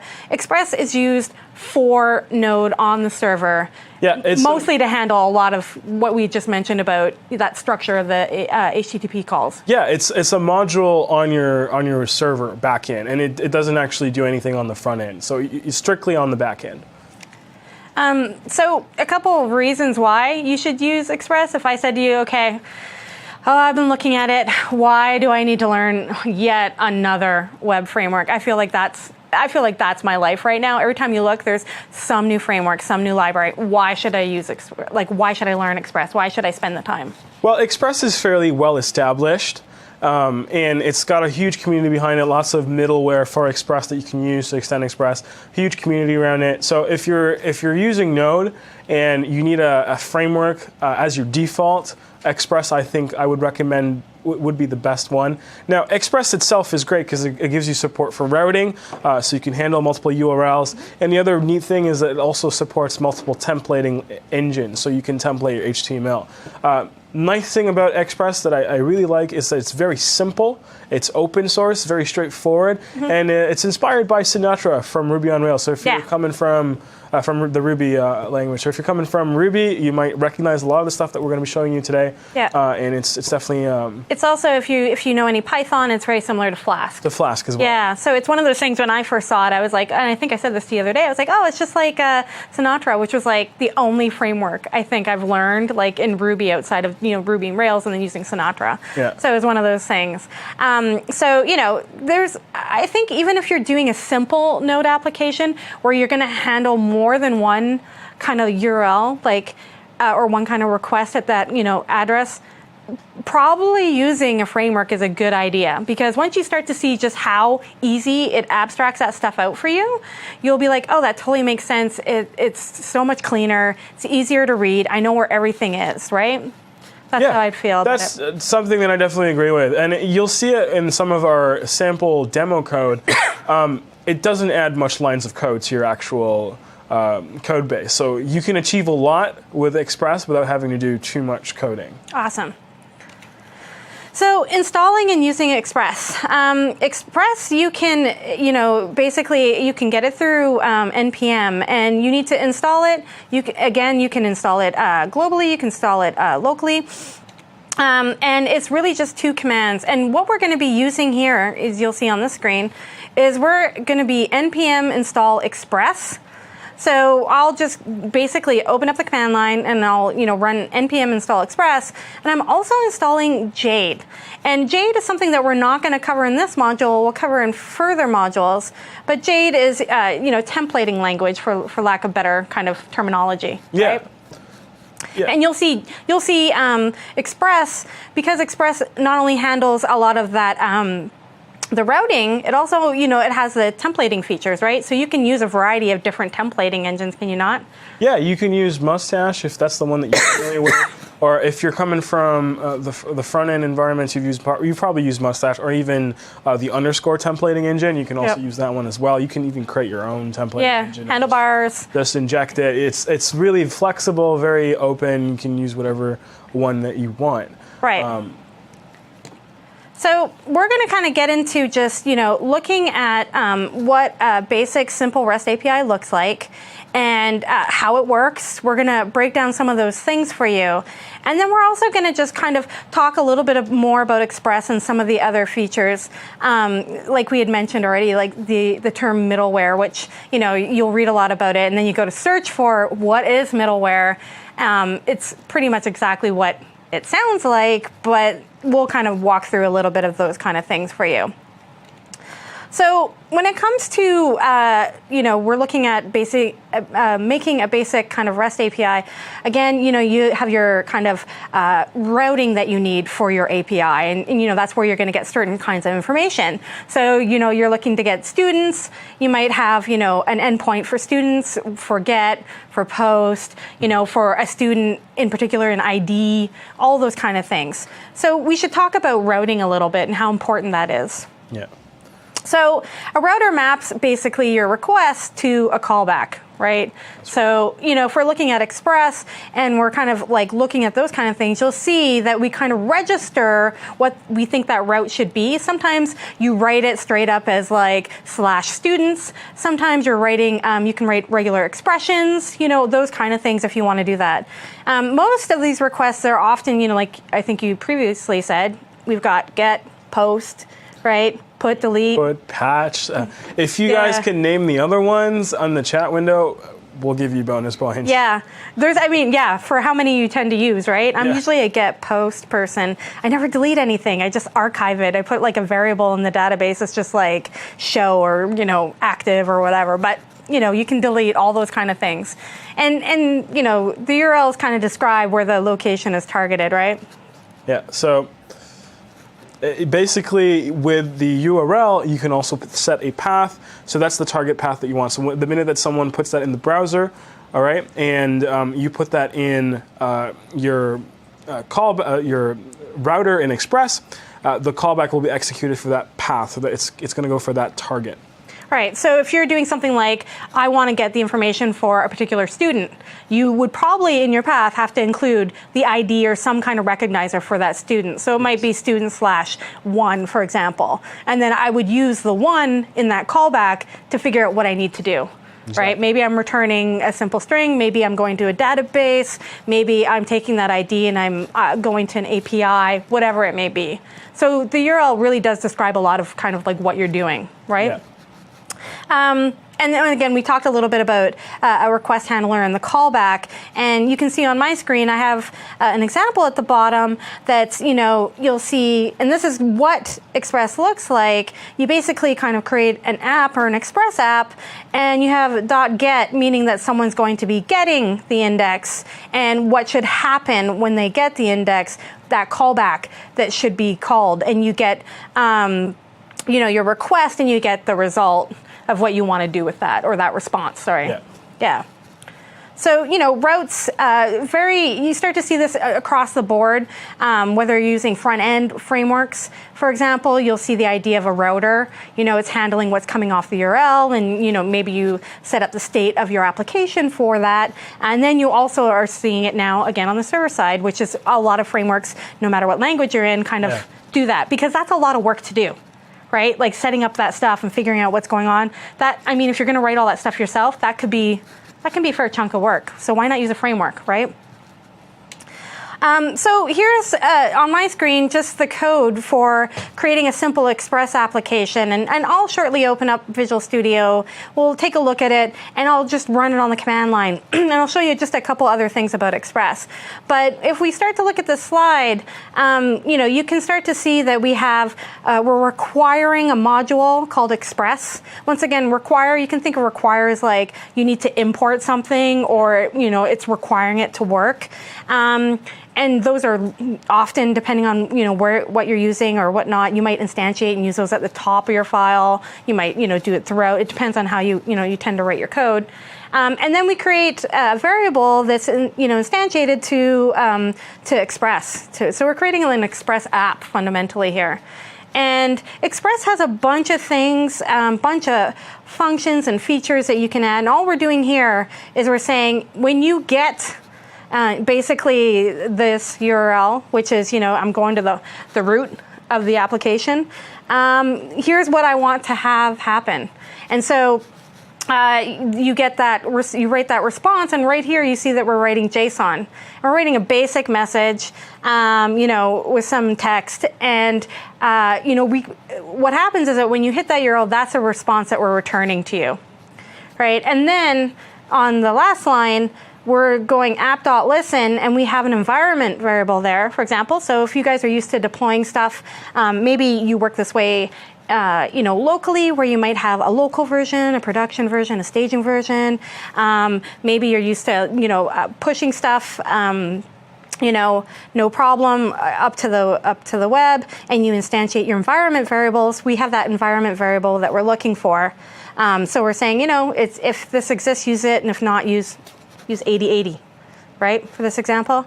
Yep. And that's a basic, very simple Express application. There's no bells and whistles here. Like it's dead simple. And this is a great example of what you'd use for something that's just like a REST API. So I'm just going to open up the code in Visual Studio. And then what I'm going to do is I'm just going to kind of run it on the command line and show you that in action. So in Visual Studio, if I go to 08, Express REST, you will see, now if you're looking at my Visual Studio, you'll see right here that I have, it says, NPM, there's node modules, right? So what happens is that, I've got this local kind of node modules folder that has all of these things installed. And what you need to do with these kind of packages, if you're following along with us, what you need to do is the first thing you do when you get any kind of a node project is that you kind of navigate to the directory that it is in, and then you type in npm install. And it's going to look at anything from that package JSON, and it's going to install all of those things. So if I kind of just navigate, for example, into this folder, and let's just bring up my directories, and I'm just going to go 08 tab. There we go. All right, so if I just list out what's here, I see I have a package JSON. So if you had just pulled this down and you're following along and you navigated into this folder, you have to get really used to working on the command line with Node. And once you do, you get used to all the things you need to do. But the first thing you need to do is just go npm install. Now, for me, I've already done this, so it's kind of going to go through and it's going to say, okay, there's not too much to worry about. But for anyone else, you potentially might need to do this. Now, the other thing that you need to do when you're working with Express is that you need to install Express. So npm install Express is how you install Express. And it will go through and you'll see that it's kind of working a little bit, and it will, you see all these new things that show up. And you're starting to see, okay, well, I've got all these things that Express also requires in order to work. So I've installed Express. You will also need to go npm install Jade. Again, I've done this. It's going to go through the process again, and it's going to go in and it's going to install those things. All right. That's how you need to get started with it at the very, very beginning in order just to even work with Express. So you need to have Express installed. You need to have, for example, we're using Jade. Maybe you might be using a different templating engine at some point in time that you're more familiar with or that you like. But, for our example, we're using Jade. And so once you've done that and you've hit npm install, so any of these modules that you've gone in and you're trying to run them or you're trying to use any of them, make sure that before you do, you navigate to the directory and you hit npm install. And it will go through that package JSON and it will install any of the things that are listed as dependencies. Because otherwise what's going to happen is you're going to go and run that, you're going to run Node, you're going to run the app.js, most of them are called, and then you're going to realize, oh, okay, something's happening here, I got an error, I need to fix it. Usually it's just installing your modules. You kind of get used to it. Can you show us what the package.json looks like? Sure. For this module? Yeah. So this is what it looks like from this module. So you can start to see what the dependencies are here, right? So we know that this is going to be, some description about the project itself, right? I've got the name, the version. So this is really handy if you're doing any kind of versioning, right? And I'm looking at your GitHub and I'm like, oh, did he update? Oh, awesome. It's still 000, no update. You can start to communicate that to the community this way, right? author name, email, in case you want to get email and support your project, as everyone does, right? You're like, I just did it. Try to make it work. And then you got your dependencies that are listed. Do you want to talk a little bit about the dependencies, or any of these kind of things? Yeah. So if you've noticed, when she was running npm install express, if you add a -- save, what that will actually do is it'll add it to the package.json. So the next time that you get this module, and let's say that it depends on 20 different modules, you don't need to remember each one. You don't need to npm install each one. You can just run npm install, and what that will do is it'll read whatever the dependencies are in package.json and install them for you. Right. So here's an example that Stacy can do. Maybe you can install underscore and save it. You can see what happens to... so npm install underscore -- save, right? Yep. If I'm installing that, it should be pulling it down, and just that -- save is basically saying, hey, go put it back to my package.json, update this file, right? That's right. So I'm doing that. I get a whole bunch of messages. It's like, I love you, messages. And then, of course, you get the, hey, this has been modified. What do you do? Of course, I say yes, right? And then we see underscore, right?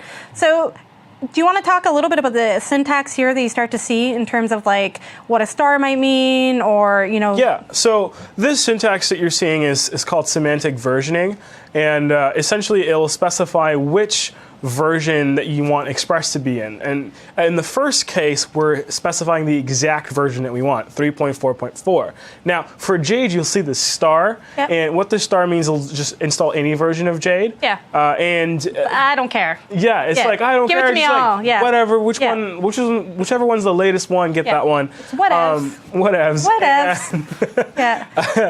And the underscore one is a little special, though. It's got this little hat. I don't know what carrot. It's called. The carrot. Yeah, I don't know what it's called. Carrot. Looks like a carrot. Totally does not look like a carrot. But all that's going to do is going to say that, hey, I want 1.7 and then any minor version of that one specifically. So if it's the latest one is 1.7.2, it's going to get that one. If it's 1.7.3, it's going to get one. Or if it's still 0, then we'll use that one. Right. Now, one thing I do want to show you with Node Tools for Visual Studio, if you installed it, maybe we can hop to my screen.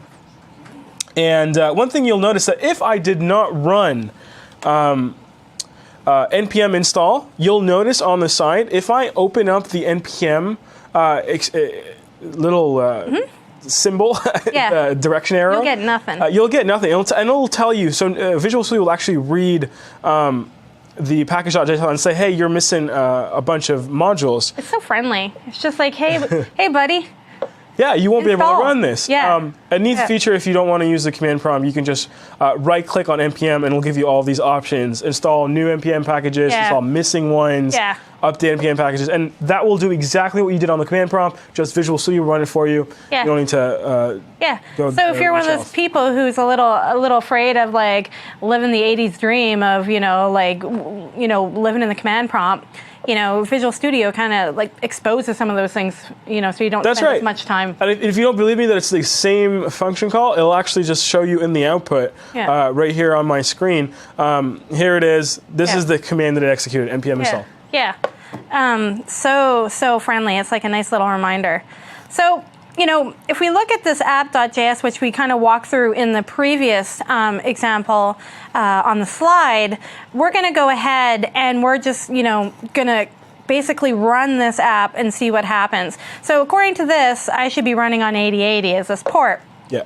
All right. So what you need to do is I'm going to go into the command prompt again, and I'm already in that folder. So I'm going to go node app.js. I don't need to specify a port. Now, if you don't have a port listed and you want to override that, it's basically -p, and then you put in whatever number you want. So 9,000, for example. But we don't need to do that. We've got it listed. So that's just, a good to know for you. So node.app.js. Hold on, thrown an error. This is always fun because then you get to see what's going on here. Oh, you know what? let's change that port because maybe something's using it. Remember, this happened when we were doing this the other day. It's true. So I'm just going to change this to be 7001, let's say. Something crazy. And just tab up.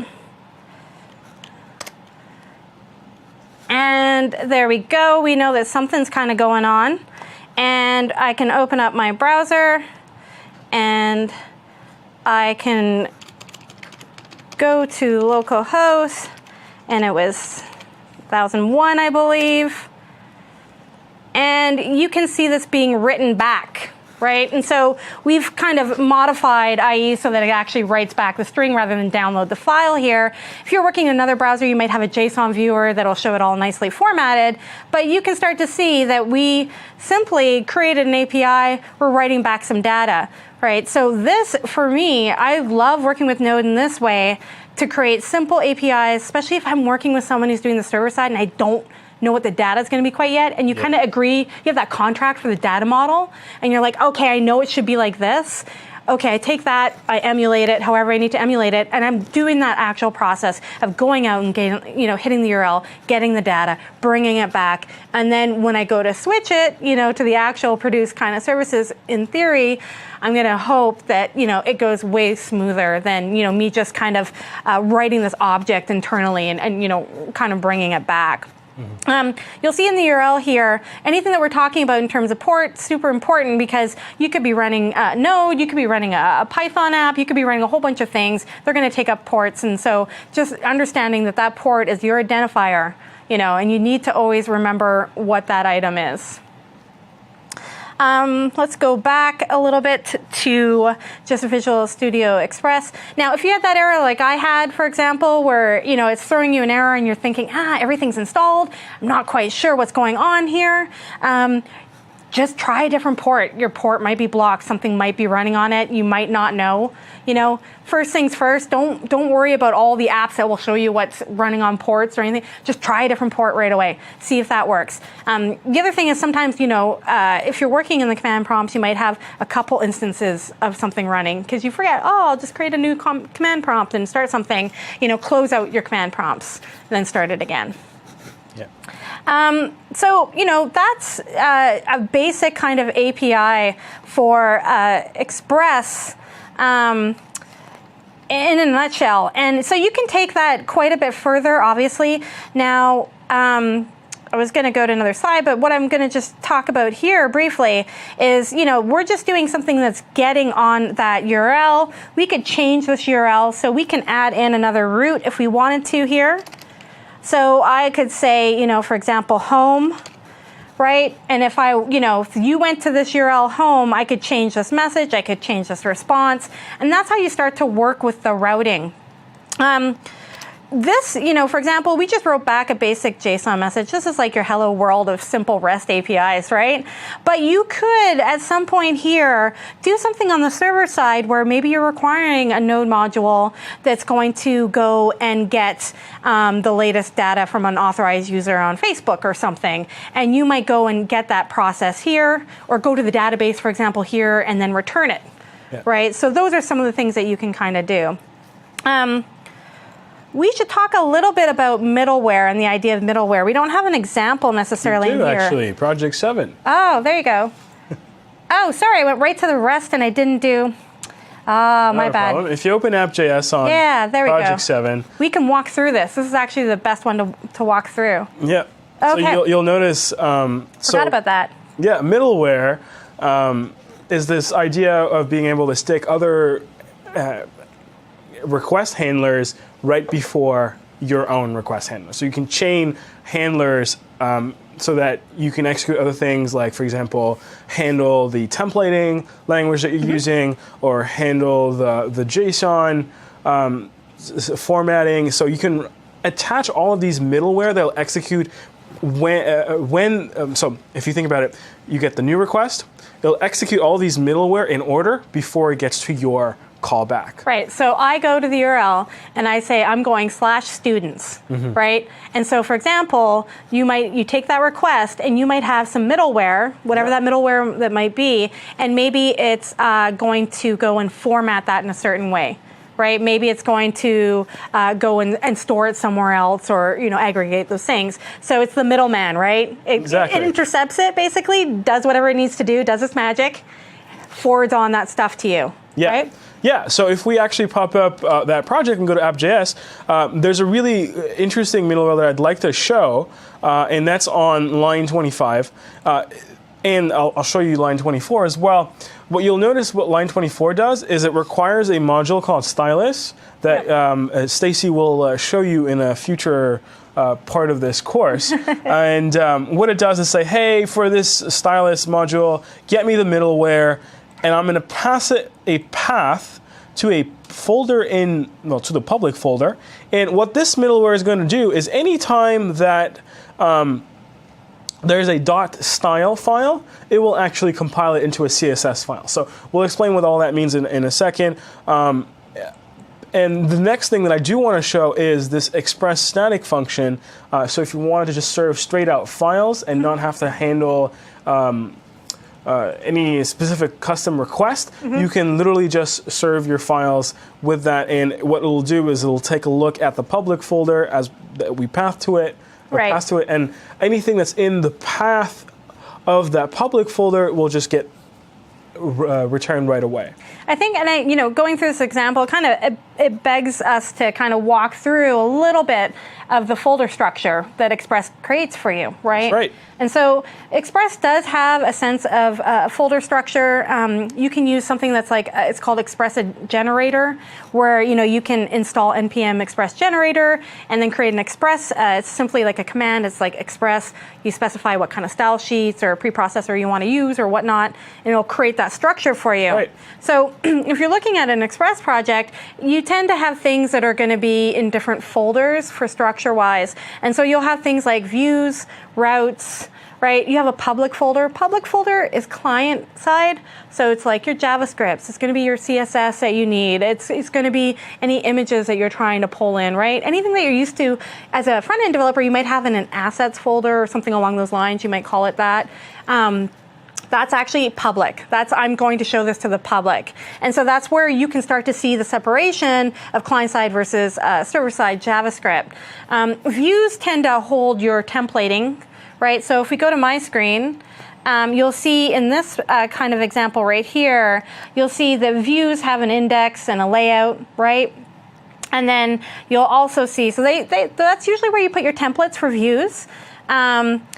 Again, the beauty of using a template is that you can use it again and again. So if you're building something that's very much like a web application, chances are, you're going to have a list item that you just iterate over again and again. You're going to, you're going to have any of that kind of HTML stuff that, you need to kind of write to the page that you repeat. So that's one of the nice things about templates. You just put them there and you're good. Now, you might have routes, and so you might separate your routes. And, a great example is that, your basic route might be your index.js, right? So that's like you're just into your root, but you might have / student or user. So you might create a JavaScript that just handles that. And then again, you have your public folder, which has, style sheets, JavaScripts, images, depending on how you've structured your project. If you use preprocessors, you might have something along these lines that, another folder that, like you said, takes that, compiles it, serves it up, whatever you need to do. So this, just taking a look at this, is very much the standard kind of, any kind of layout or structure that you get for an Express app. And it's probably best to follow that because, it's pretty much the industry standard. You have things like Yeoman or any of those generators that can kind of, lay out their project for you. So, that's probably one of the best things to go through. If we kind of just walk through this app, fairly quickly, we can kind of just walk through a couple other things that Express has or exposes to you so that you're a little bit more familiar. I went right to the simple demo, but we have, basically creating an Express app. you can, again, set all your environment stuff. You can say, here's the path to where my views are, for example. So anytime I want to use a view, you already know where the path is. So what's a view exactly? For a view would be any kind of like templating snippet of, depending on what templating engine you use, it's going to be what you use to kind of return back and write to the page in that response, right? When you're responding with HTML, for example. So you could return an HTML view. Sure. Or a Jade in this case. Sure. Yep, whatever templating that you're using.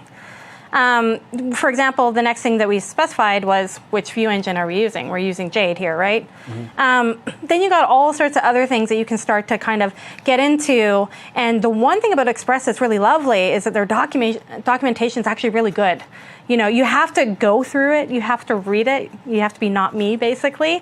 But once you do, the documentation is good. So, you can start to realize how to do a lot of other things. So, we're going through and we see all of these kind of different features, whether it be like how you're going to log stuff out, whether, you're going to use JSON, all this kind of stuff.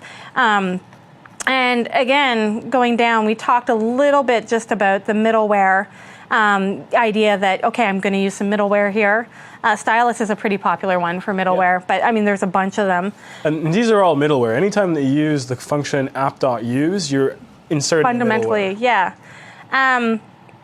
And then, just walking through, you can start to see, if you're a dev who works locally and then maybe has a couple environments where you're pushing to production and then you're pushing to staging, you might set up your environment here where you're trying to figure out like what environment you're running.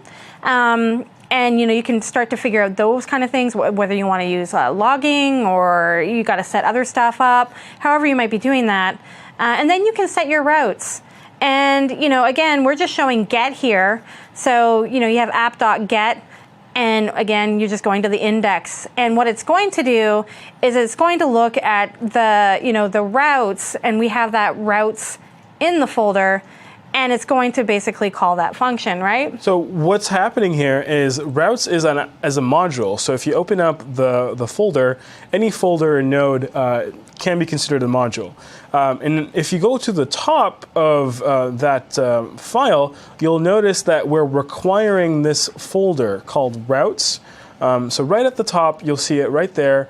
That is the folder that we're requiring, and we're requiring the module user as well. Right. So when you call require, by default, Node will get the index.js file. If you need to require another file in that folder, you can pass it the path. Right. So that's what's happening here. We're pathing the path to the routes folder, and by calling the require function, we're loading that code or importing it into our current app.js.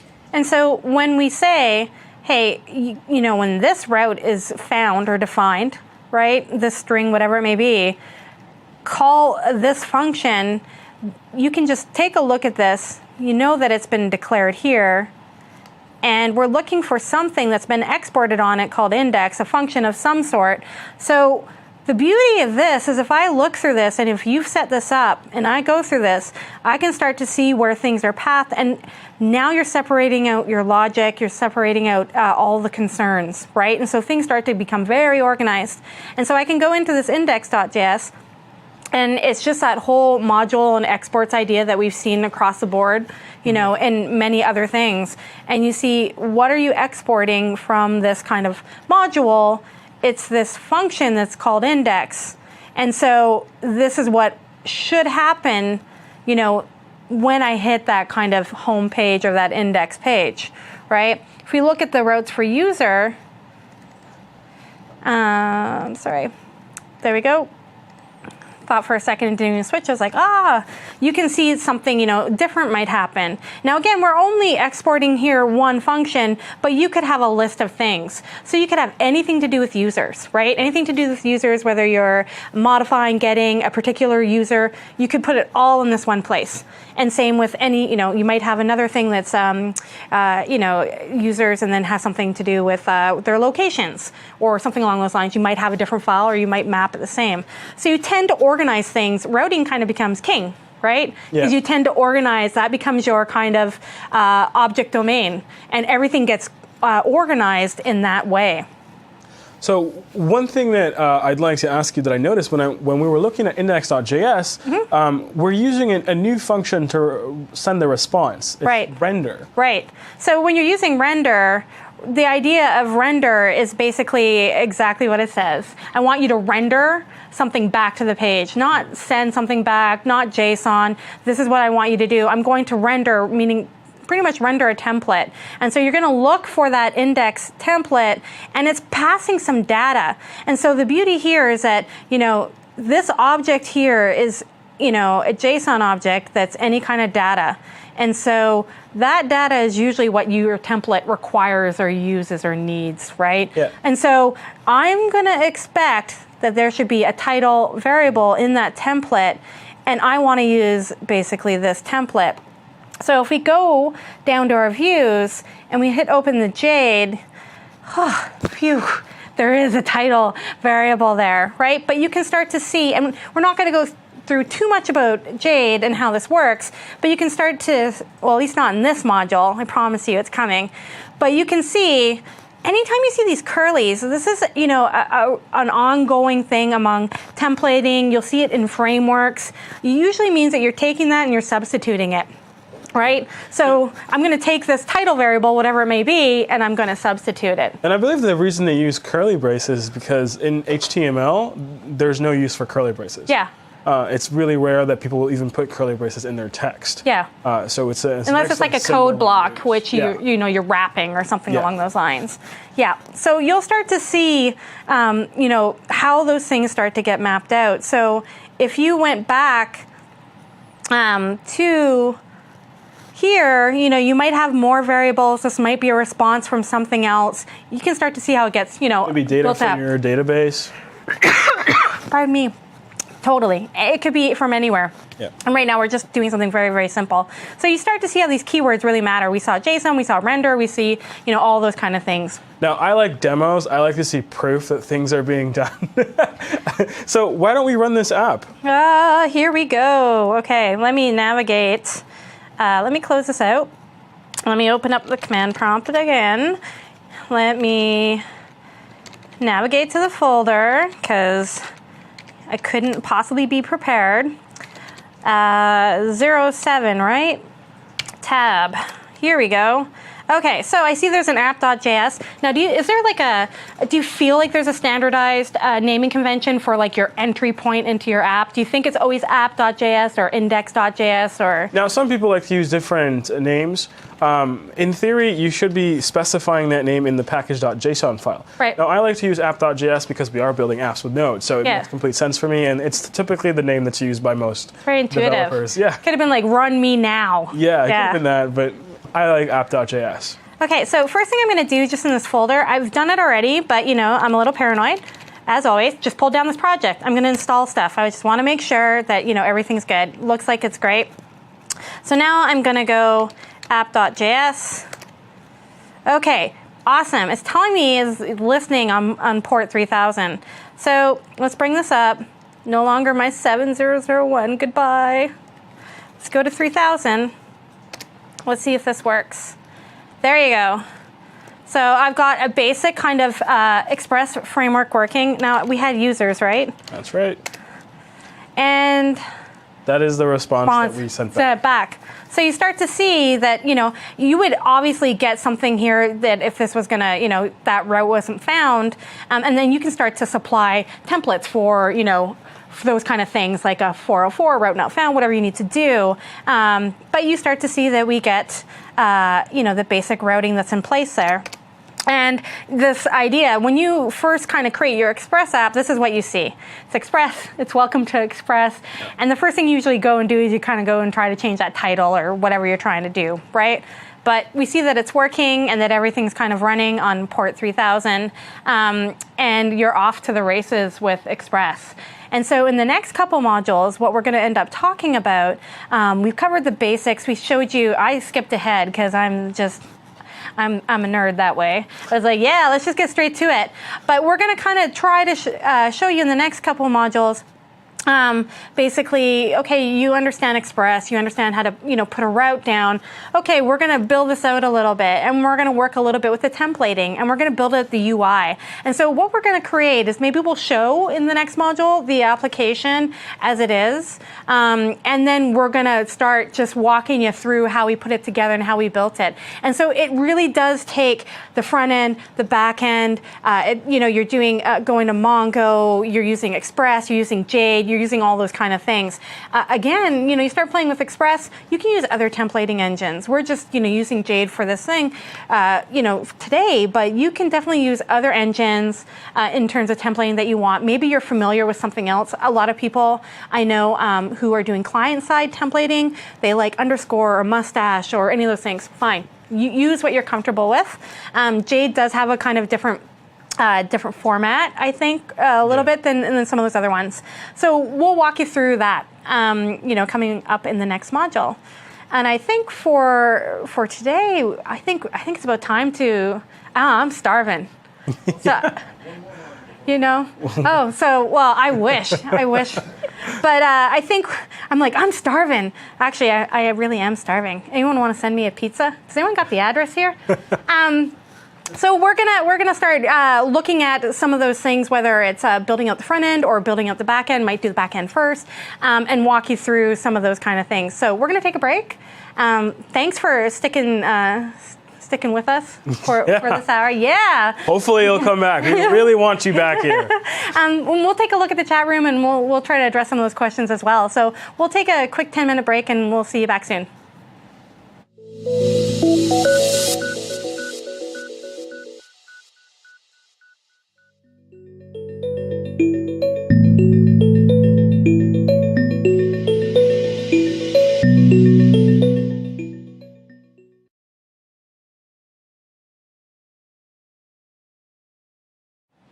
Welcome back. It's Web Wednesdays. I do not have a pizza in my hand, although there was promise of a pizza being sent to me somewhere in the chat room out there. If you do have a pizza in your hand that you are enjoying, or some other food item, because I like food, please, by all means, share it in the chat room. Love to see it. Love to live vicariously. yeah, exactly. Love to live vicariously through you. Let's just get right into it, because if you don't listen to me, you'll be listening to my stomach. It is just having a mind of its own. Building a backend with Socket.io and Mongo. So we're going to start now on to the chat application. And this is not your average little chat application, right? We're going to be using Node. We're going to be using Socket.io, Mongo. We've got Express. We've got Jade. We've got all of those key kind of phrases there for you. So we're going to start building the backend. And walking through maybe some of these technologies that you might be familiar with, you might not, maybe you've heard of, maybe you haven't used extensively, maybe you're an expert and you're sitting back there and inhaling the pizza that I desperately want. So what are we going to talk about in this module to give you a sense of what's going to be covered? We are going to talk about WebSockets, which are, they could have a whole day to themselves, really, because they are just a crazy kind of technology that you can use across board on different languages.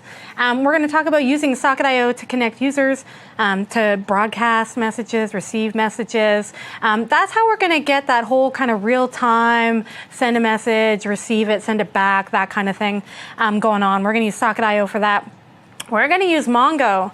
So we're going to use basically, one of the document-based database to save messages. And we're going to, kind of go and try to figure out what were the last couple messages that were received and bring those back and start working with Mongo and bringing it into our workflow. And so we're going to show you a lot of this stuff using Visual Studio and some of the tools that you can be using there to easily do a lot of this kind of working with these different technologies. Yep. So, let's just dive right into what are WebSockets. Yeah, so a WebSocket, it's a protocol designed to let you do real-time communication between the browser and the server. So we're talking full duplex connections. And what that means is that if you look at the history of the web, it's always been a server-client architecture where only the server sends data and the client just requests data. But with the more advanced modern web applications that folks are building, ideally what you want to do is you want the client to be able to send data to the server without having to refresh the whole page. So lots of workarounds were invented to do this before WebSockets were made available.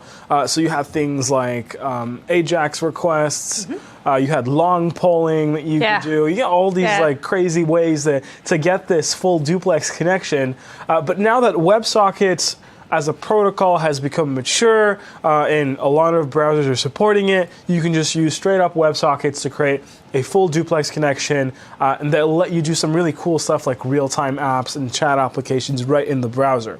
So if you're wondering, WebSockets are fully compatible with HTTP, and they use the same port number 80 that you're used to with HTTP. So if you don't need to worry about firewalls or anything like that. And then what's really powerful about WebSockets is that you can build this real-time client-server interaction with the browser and the server. And Node is especially well designed to do this, to handle this, because it's very event-based. It's event-based driven. So the minute that there's an event, you can handle it, and the server is constantly looping through all the events that are coming in. So an HTTP request will be handled, as well as a WebSocket message and all of those messages in a way that's non-blocking, so you can keep handling those, and it allows you to build real-time applications. Now, WebSockets is supported by several browsers, including Internet Explorer, which is awesome because that's what we're going to be using. And it's great to have this support in Internet Explorer. And if you're running IE 10 and 11, I believe you should be supporting WebSockets. So modern browsers. Modern browsers. Yeah, I think that's a fair statement to say. It's just modern browsers. Modern browsers. Yeah, we like to consider that. The one thing about WebSockets that's I think is really awesome is that it's a protocol that a lot of languages support, right? Yeah. So you can use them in a variety of different languages, which also means, taking it one step further, is that you can have different kind of applications or those kind of things talking to each other through WebSockets. So you could have, your Node.js page talking to something else that supports WebSockets, like a Python app or something, a Unity game or whatever, those kind of things. Yeah. So because it is a protocol, we're going to show you it, working in Node.js, the WebSocket, that whole idea, you can start connecting. Anything that has, supports it can basically make that connection if you wanted to. Now, we won't dive in too much into the details of WebSockets and how the upgrade happens to be able to enable your regular HTTP request to start sending WebSockets. We won't dive into those details specifically. What we're going to do, though, instead, is use Socket.io, which is this really awesome module and library that really simplifies using WebSockets so that we can build our chat application very easily. Yeah, I think anytime right now that you search for WebSockets, it doesn't matter what language it is, they'll say Socket.io. Even though Socket.io, we think of it as JavaScript, they'll always be like, oh, is there a version ported to this for Python, for this for another language? So you'll see that term, it's almost like synonymous with it to a certain degree, right? Yeah, so Socket.io, it's a very simple JavaScript library and Node.js module, so you can use it on both the front end and the back end. And it really allows you to create real-time, bidirectional, event-based apps. That's a big mouthful. Yes, I know. Mouthful. Real time, we know. Bidirectional just basically means that it goes both ways. Yep. And event based in the sense that if you're used to events in Node, Socket.io simulates events on both the client side and the back-end side, so you don't have to change from the programming flow model that you're used to. Now, it lets you also do these things really quickly and simply, and if anything, you could use Socket.io as a way to standardize WebSockets across different web browsers. Because as you know, different browser manufacturers will write and implement the protocol a little bit differently. With Socket.io, just like jQuery, you can have a neutral base for all the browsers out there. Yeah, it abstracts all of those kind of differences amongst the browsers. That's right. Thank you for doing that hard work on Socket.io. Yeah. So we're going to be, looking at Socket.io as a solution in order to create real-time communication in a chat application, right? So I send a message, and you're, on another side, you might receive it, save it, whatever it may be, that kind of thing. So That's right. well, let's look at implementing Socket.io to connect, send and receive messages. Yeah, so let's dive right into it. Now, the first thing that you want to do is actually add Socket.io to your package.json. Now, there's different ways to do that. We can do it in Visual Studio, call this install new NPM package, and we're just going to switch to my screen so that you can see me do this. If I right-click on NPM, here's my little install new NPM packages. I can see other NPM packages that are available. I can search for some. Now, there's a ton of packages, so it might take a while to load. How many packages did we say again? Over I don't even remember. 81,000. I remember that stat. Yeah, over 81,000. This is what 81,000 looks like. Basically. It might take a few seconds, but it's okay. We don't need to wait for it. We can also use the command prompt as we did earlier. So if I open up my command prompt, you can see everything hopefully very clearly. If I go into the project node chat room, this is the project that we're going to stay on for the remaining modules, and that's the one that we're going to use. Remained-ish, doesn't matter. Whatever's left. Okay, we're going to use this project. However, I can conjugate that verb. So we're going to jump right into this folder. And as we mentioned earlier, we can just go npm install save socket io, and I believe, if I remember this correctly, there is a dot. That's something that a little confuses me every once in a while. And here we go. We're installing things. It's going to do a few compilation things. You can ignore the messages. It doesn't really mean very much. But once at the end, we can see that it is installed. And the easy way to check that is if I go back into Visual Studio and I expand npm, you'll notice Socket.io is indeed set up. It's ready to go. Awesome, cool. So that's the thing that you want to do first. You want to add it, and if you want to double check in package.json, it is there. And you'll notice we are using this version of Socket.io. Hopefully it's the right one. I believe it is. But if anything, we can always double check to see if it did modify package.json and run this compare.modified. And yes, it did. It did actually change my Socket.io version. Something that I just noticed at the moment. So if you wanted a refresher, if I wanted to, I can just go this, remove that, force it to use a specific version of Socket.io, just so that we don't have any demo bugs or glitches in our MVA. So if I run this, it's going to tell me, hey, okay, node, it's going to Socket.io, and then you'll notice right here, 106 is the correct version that we are using. Awesome, cool. So once we've got Socket.io installed, the first thing that we'll want to do is actually go to our app.js file. Now you'll notice it looks very, very similar to the one that gets generated with the Express generator. The project in this case is actually generated through the Node tools for Visual Studio. So there's a bunch of templates that you could use, and you can go check those out when you go to File, New Project, and you'll see all those different samples. We won't go into it, but you can do that on your own. Now, you'll recognize a few things. We've got our Express require, we've got our routing, HTTP path. There's a new line here for Mongo, which we'll get into in a few minutes. And the rest is pretty much the same. It's actually exactly the same. If you look at this, it's the same thing that we covered in the previous module. Here's where it gets a little interesting. Now, if you notice, Express creates this app, right? And you can call app.listen, as we do in the REST API example. But in this case, we actually do want control over the server that we're using. So we're going to create the HTTP server ourselves. And the reason we do that is because we do want this server object back. So when I call this function, http.createServer, I can pass it the app, the Express app, and it will handle the all the routes that we've added to our Express app. But in this case, once I've gotten this server, when I go to import socket IO, I'm going to pass it the HTTP server that I want the WebSockets and socket IO library to attach to. That way, it'll attach to the same server that's using the same port, and we won't have to worry about different ports for the WebSockets. It's going to run in the same port. And what this function is going to return is an object that we're going to store in I/O, and this object is going to contain the WebSocket server. Now, this require line looks a little funky. It looks a little bit different than what we're used to.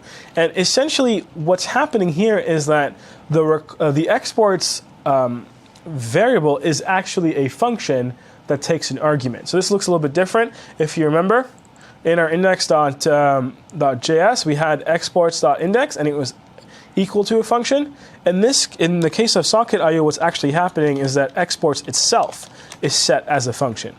And if you notice, Express does something similar as well. So we can move from that. But IO is still going to contain all of the functions that we need. Now, the next thing that I'm going to do is I'm going to say, hey, server, start listening to this port number, and here's my callback. The minute that this callback gets executed, all it says is, hey, Express server is listening.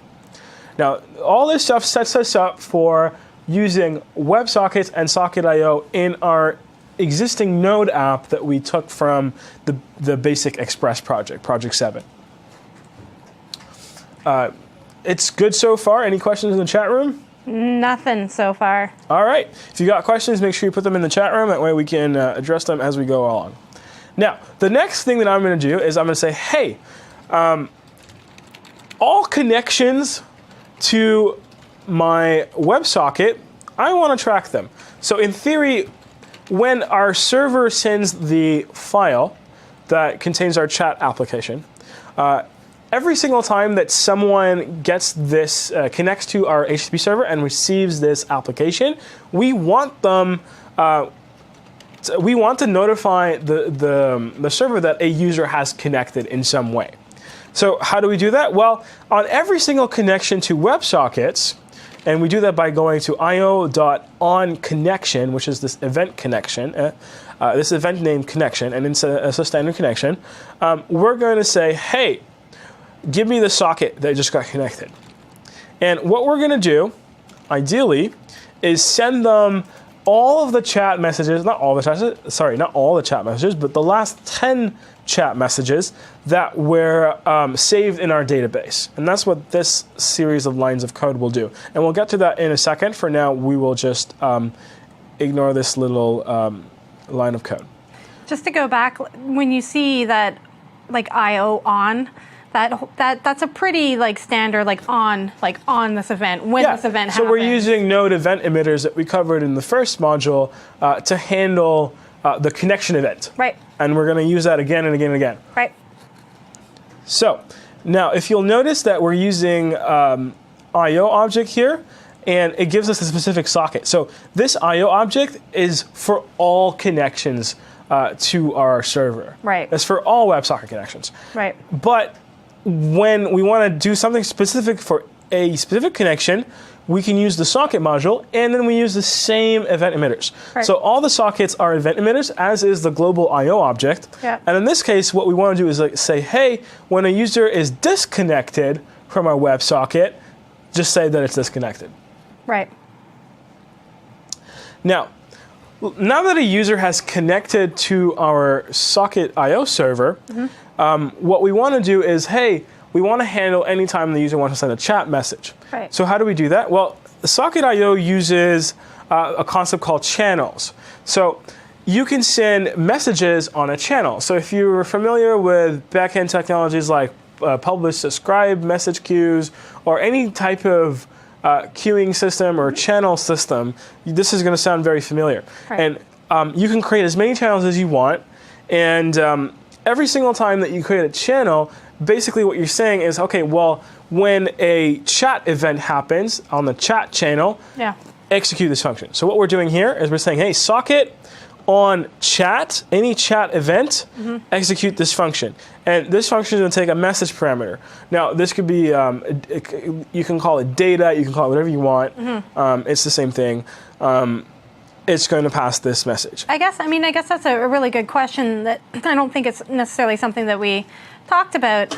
Was just, you said, okay, you could pass data here, it could be a message.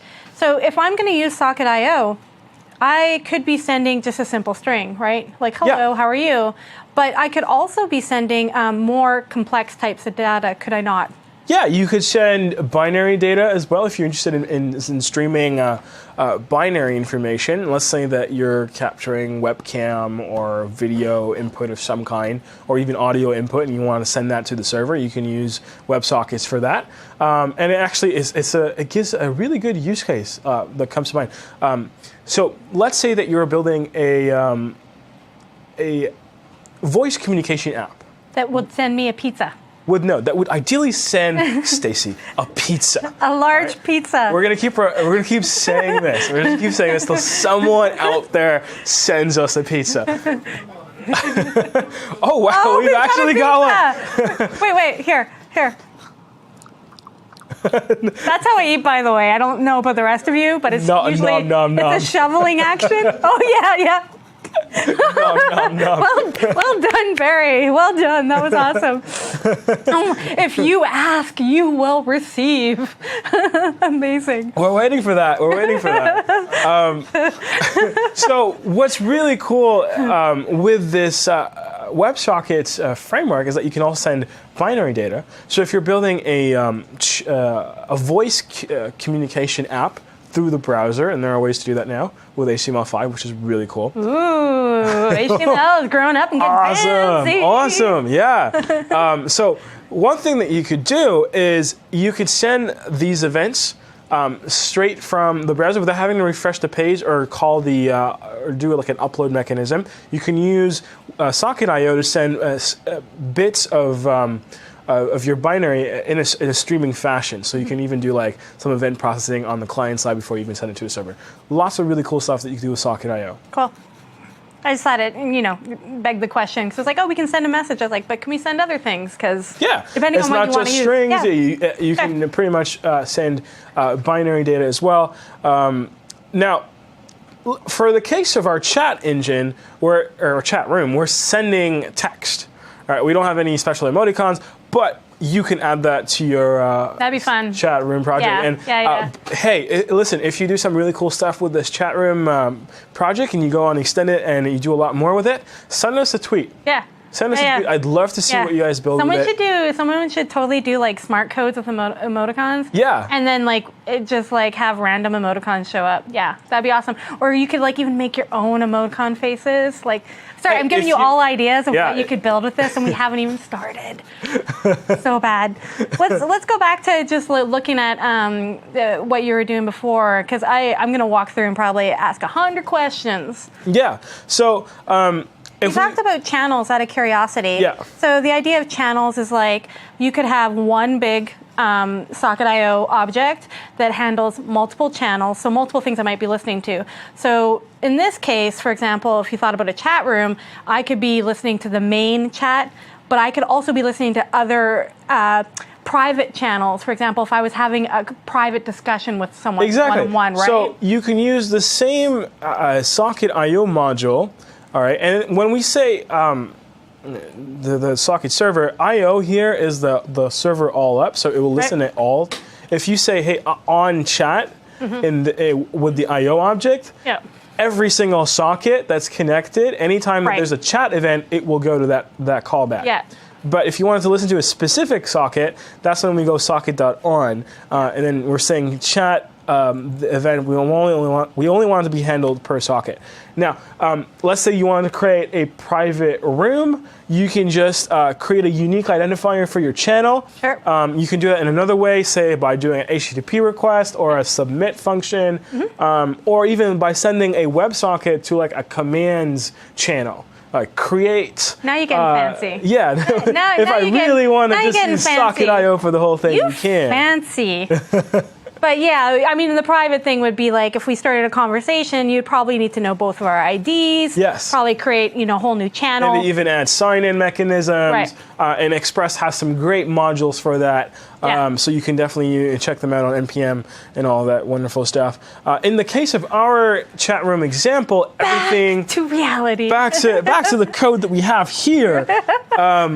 We've only got. I wish you could see him. He's just like almost slamming the monitor, like back just like to what we back have here. looking at this code. It's like this is what we want, right? Okay, so this is what we have. Okay, so this is what we're going to use. Now, what's really cool is that our chat room is actually going to be anonymous. Yeah. Right? So we're not going to handle user authentication. We're not going to handle private channels. Oh, it's a gonna be free-for-all. One free-for-all. Yeah. A channel that anyone could use. Now, you can build on top of this. Yeah. You can add user authentication. You can add private channels. You can use the code base here to go on and do further things. But for the sake of our MVA, we're keeping it simple. Yep. So, if you'll notice in this handler for the chat event, I've got some Mongo stuff that we'll cover a little bit later. But the only interesting line here is actually line 74. And here's something that's really cool. I'm calling socket, the same socket that we had a connection to, and I'm saying, hey, broadcast, using the broadcast object, and then emit something. So here's something that's interesting. So if I just wanted to send a single message to this socket, what I would normally type, and we're going to remove this. All right, does not want to slow down. Stay down. Stay down. If I just do socket emit, all right, and I specify the channel chat, this is only going to send it to this specific socket. Right. But the minute I add broadcast, it's going to send it to all sockets that are connected to the chat channel, and it's going to send this message to all of them. So emit is the function that sends something. Broadcast specifies every single socket that's connected. So it's very much that like publisher, subscriber type of mode. Exactly. So anyone who's connected to our channel is going to get this message. So if you think of our chat room as one big channel, anyone that's connected to our chat room will get everyone else's messages. Yeah. So right away, within a few lines of code, you can sense that we've already started building this chat room. Yeah. And in fact, it seems like it's mostly complete because now anyone who sends me a message on the chat channel, everyone else will get it. Yeah. So the nice thing about broadcast is it doesn't resend it to the same channel that sent it. Right. So it'll only send it to other sockets. Yeah. So it's kind of doing that smart work for you. It's like, you're sending it. I don't think you're going to want to receive what you sent. Yeah, and that's actually going to raise an interesting point when we start working on the front end, is that we also want to show what the user typed in as having been sent. Right. And Stacy will show you that in the next module. Oh, giving me some pressure. So here we've got our basic chat room. Now, if I load this up, and if I run this, and I'll clear this screen, and I do node.app.js, okay, you'll notice, all right, okay, well, we're using something that's deprecated, that's all right. Express server is listening on port 3000. So if I go to my port 3000, and I'm going to close this, change this. Okay, I'm still listening to my network stuff. Here we are. We have something that looks like a chat room. Welcome to the Node chat room. There's a little message box. There's a little button. Stacy will show you how we built those in the next module. For now, I want more pressure on Stacy. I want more pizza, less pressure. More pizza, less pressure. Let me show you what's going on right here. So we've got our localhost URL that's being hit. That's the minute that we press enter. It's going to get this HTML. It's getting all this CSS files. And you're in the network tab of F12 I'm in the tools. network tab in the F12 tools. Which, if you've never really dived into the F12 tools, like they've been, it's such an improvement. And the network tab, once you hit start, you can get everything there. You can, it's awesome. You can even really good tool to debug. You can even export this traffic to a file too, so to check it out later. So cool. It's really awesome. And now here's something that you'll notice. We're doing some socket stuff here, right? Now, what's happening is that Socket.io has connected. So if I go back to my command prompt, it'll say, hey, a user connected, and something interesting pops up. it says fail to connect to local host. And that's because it's trying to do this Mongo Connect stuff. Right. Now that we've covered Socket.io, Yeah. I think it's time to talk about Mongo. Yeah. Well, I think actually one thing that was interesting, if we can go back to the F12 tools just quickly, Absolutely. was that, you're seeing those connections there. Okay, back in the day, debugging WebSockets was like throwing things out into, space and hoping someone received it. So, like for this is awesome that you actually see like, oh, something's happening here. And, there's possible ways that you can actually see what's going on there. Yeah. So just in one more kind of like, for like the network traffic is, you can start to see that like that's being called, maybe something's not going on. But just because you're connecting to something, out there somewhere, you can still kind of see what's going on with it. Yeah, and you can see it in detail as well, so you can see every single request. Yeah, which is awesome. Here's the request headers, the body, what the response was, 200 OK, the content type, even the length of the content. All of that is available to you in the F12 tools. Cool. So, we saw, an error to connection on, what was it? 20121 or something, Yep. Which, if you don't know, and it's on to our next discussion, is the default port for running Mongo. That's right. Right. So we're going to talk next in this module about using Mongo and using basically what a lot of people NoSQL, NoSQL, however you want to pronounce it, NoSQL database.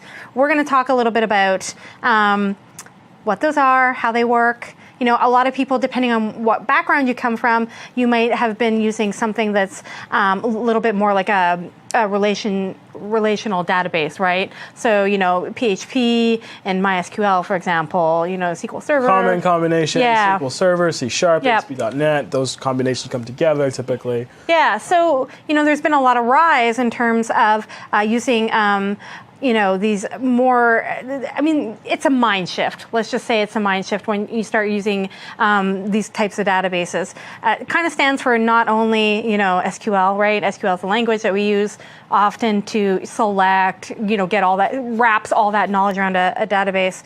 There's different types of these type of databases. We're going to use one that's document-based, but there's different types, document-based, graph databases, etc. Right? There's MongoDB is the one that we're going to use. I feel like it's a very popular combination in open source out there. Yeah, Node and Mongo have been put together right from the beginning. Yep. And the connector for Mongo and Node is fantastic. Yeah, and you've got once again, there's other databases. So once you start entering into this kind of like area, there's a whole bunch of them. But in terms of, I like to think for a lot of the web technologies, Mongo is kind of the darling.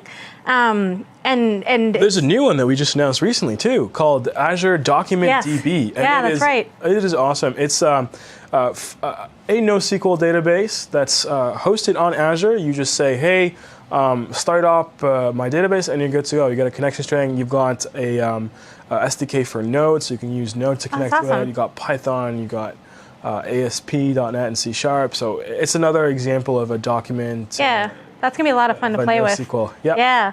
And a lot of these have kind of object-oriented APIs, if you want to, call that. So we're going to work with Mongo, and you'll see that things are called documents, and it's the idea that every kind of entry is a document. It's formatted in JSON. You'll start to see what it looks like and the structure. These kind of databases are really good for large amounts of data. They're really great if you want to. I always go back to APIs. I guess it's just because I'm in the land of using so many APIs. But they're really good if you go and you get like a whole bunch of data from an API and you just want to save it somewhere. Like you just basically take your JSON and insert it almost. You don't have to do a lot of like massaging that data unless you want a different structure, of course. They're really great for when you don't want to have a structure to your data, or you just don't know what the structure will be. Right. So you just use the JSON as is. You just dump it in there. Now, obviously, there are ways to validate that data, but we won't cover that at all in this MVA. But for the sake of our MVA, we're using the most flexible option that we can think of, and we're going to let you build on top of that and have more structure to the data that you save into the database MongoDB. Now, for example, you could add like a user to the message. Like in our case, we just insert the message straight up. But let's say that you wanted to say, hey, this message was actually sent by this user who was authenticated at this date and time. That's stuff that you can add easily. Yeah. And yourself as well. And that's, if you're looking at Mongo, you haven't tried it before, there's a book online that's really good, and I don't think we have it listed in the resources. It's called The Little Book of Mongo. It's written by a guy named Carl Sagan. He's also writing another book, I think, on another one of those little books. Maybe it was for Go, I can't remember. But anyways, it's really it's really small, and it gives you everything you need to know about Mongo.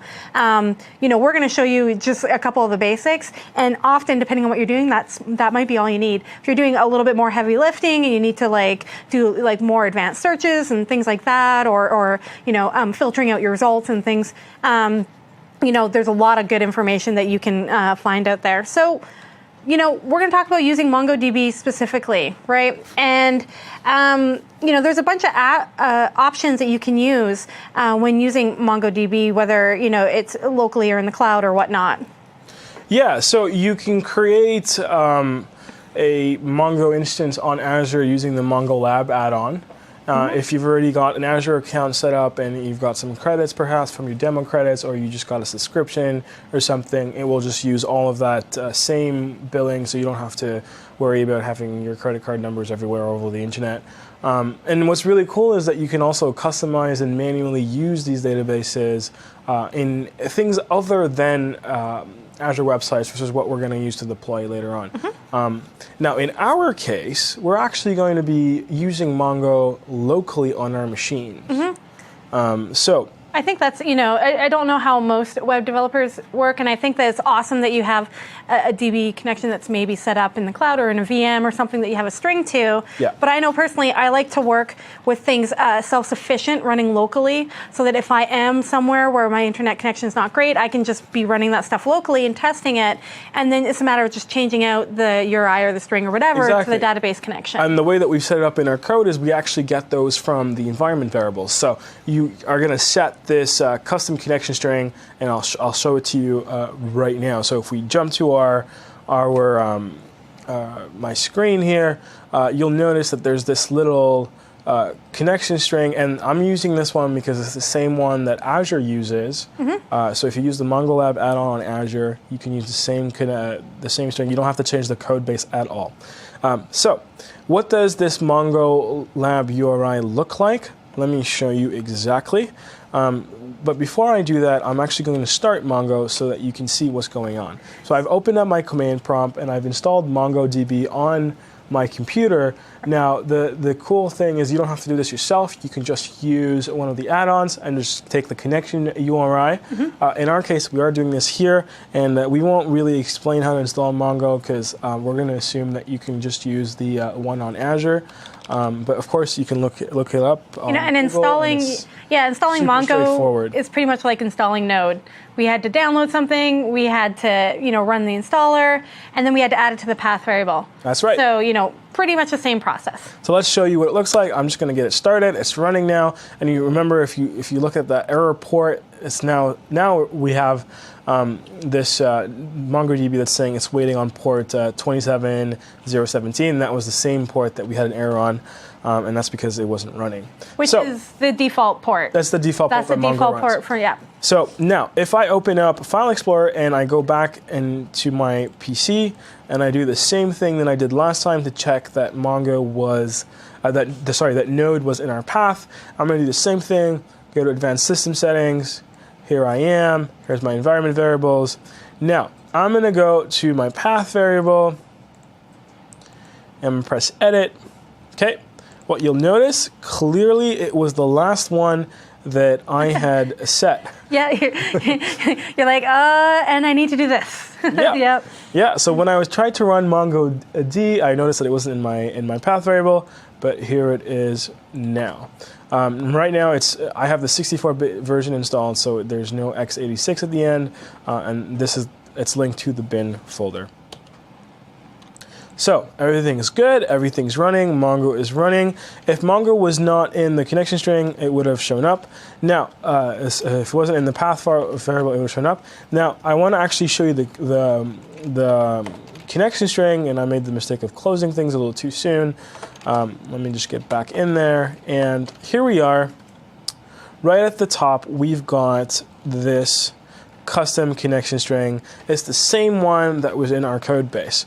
Now, what you'll notice is that the value of this variable, it's an actual URI. So if you're used to seeing HTTP here, the difference instead is that we're going to be using MongoDB, right? And then we're going to pass it a host, local host, and a path to the database that we're using. And in our case, we're going to use the chat room database. Now, let's say that we weren't using Mongo on the standard port, which was 27017. We can actually set the port that is being used by Mongo. And of course, if you're interested, you can also add a login. So you can say, hey, user with the password and at this host. Now, we're using the default settings, so it's going to be localhost. The only thing we need to specify is just the chat room, and we should be good to go. This variable will be available to all of our node processes as an environment variable. So I'm going to cancel this because I don't want to change anything. Cancel, cancel, close. Here we have it. So what we did, as we always do, is we also have to install MongoDB to our packages. So I did it the same way that I did Socket.io. If you'll notice, it was included in the dependencies. So right away, you can see it right here. Now I should be able to require MongoDB. And the first thing that I'm going to do is, hey, with whatever this returns, I want to get the Mongo client object. And I'm going to store that in the variable Mongo. And I'm going to use this later on. So we go down. Now I want to tell Mongo to connect. Now you'll notice that I'm doing this, I'm connecting to Mongo every single time I get a new socket connection. Now this is not ideal, but we're doing it for the case of our code base, just to simplify the code and make it very clear to you. But in theory, you should not be doing this each time. Right. You should actually be saving that connection elsewhere so that you can reuse the same connection. Right. Now here I am. I've got Mongo Connect, getting the environment variable, custom connection string, MongoLab URI, and I'm passing a callback. Now this callback takes the parameters error and db. So in the case of our first time connecting through the WebSockets, there was actually an error. And it gave us this error using the console warn function. So you can notice that it was a different, like it was using the warn function. It said failed to connect. It's a little more gentle. A little bit more gentle. It's warning you. Yeah, it's not like error. It's not death. It's not like it's not shouting error, at you. It's just warning you. Exactly. So if there is no error, I want to connect to a collection. And the way Mongo works is that you've got a database that hosts all of these collection tables, and inside each collection, there is all of the documents that belong to this connection. So I'm going to say, hey, connect to collection chat messages. And here's something that's interesting. This is the function that's being called on the connection, all connections. So for all connections, what I want to do, the minute I get a socket, is I actually want to send them the last 10 messages that I received. Sure. And that's what we're going to do here. We're going to get the collection. And in this collection, we're going to find all the messages. We're going to sort them. And if we just leave sort as is, it will use the descending order. And I'm going to limit it to the last 10 that were inserted. So Mongo will... it has every single document in a Mongo collection has an ID. Yep. This ID is time-stamped, so by sorting it on just the ID, it will actually sort it so that the last 10 messages are the first 10 that I receive. And what I'm going to do is I'm going to say, hey, stream this data to me. Here's something that's interesting. We're using this new function called stream, and what this is going to do is going to create an event emitter that I'm going to store in the stream variable. And what I'm going to do is I'm going to say, hey, stream on any new data. Give me this data. I'm going to call it chat. And then I'm going to say, hey, WebSocket, emit chat on this channel, the content of this chat document. So the document that was inserted has a variable called content, and it's going to emit this to the socket that was just connected. And because it's streaming, it will do this for every single document that it retrieves. So every single document will get, a new event will be created for every single document, and it will emit it as it goes on, so piecemeal. So it won't block the event loop, it won't emit, so it won't wait for all the documents to be loaded. It won't block, because that might take time, especially if there's more than 10 documents that you're trying to retrieve. It will just start emitting them at the minute that each one is available. So very similar to our file I/O that we demonstrated in first module. So just to kind of walk through just what we talked about, I've brought it up on my screen. If you're using Mongo, just once you start, that doesn't help you, does it? Once you start Mongo and you've got it running, you can also access it through your command prompt. And once again, this isn't necessarily a course on Mongo, but I just wanted to illustrate just a couple of these things so that we can explain what that ID thing that you mentioned is a little bit.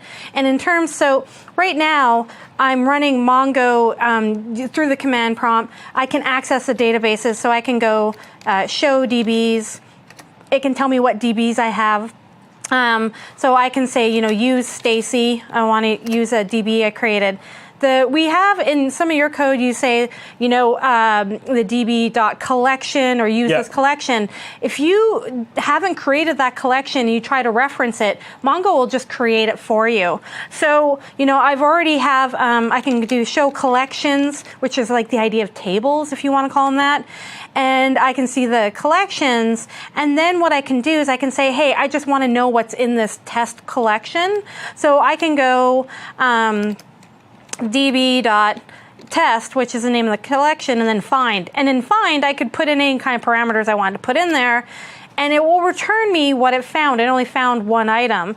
I could, insert an item if I wanted to, but you see that underscore ID item. Let's see if I can just zoom. I probably have to start zoom it. It's okay. You can probably just see that ID number. That's like a random number that, I wouldn't say random, but it's a number that Mongo gives you, and it's by default. If you don't have that parameter, it will set it, but you can also override it and set it as well. So just so you know, you can access, while you're using this stuff and trying to debug, and if you go through some of those Mongo kind of courses, you will see that, you can do it this way as well. And Stacy, you did remind me of something, actually, as you were doing this, is that when we set up our Mongo URI, we assumed that the database chat room existed. Right. In fact, we probably should actually be creating that. Right. And that's what Stacy did when she wrote use Stacy. Now, if you're using Mongo Lab, the add-on on Azure, you can go through the UI and do that through the UI, so you don't have to connect to it using the CLI. But definitely, thank you for reminding me about that. There you go. And now you're able to actually connect to the chat room. I have made my keep.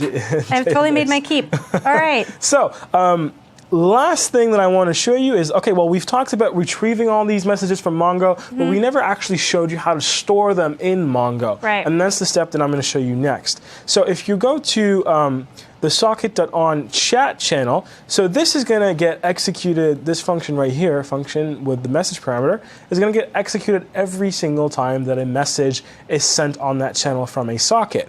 Now, for every single message, we want to store it. Sorry, one question someone had earlier.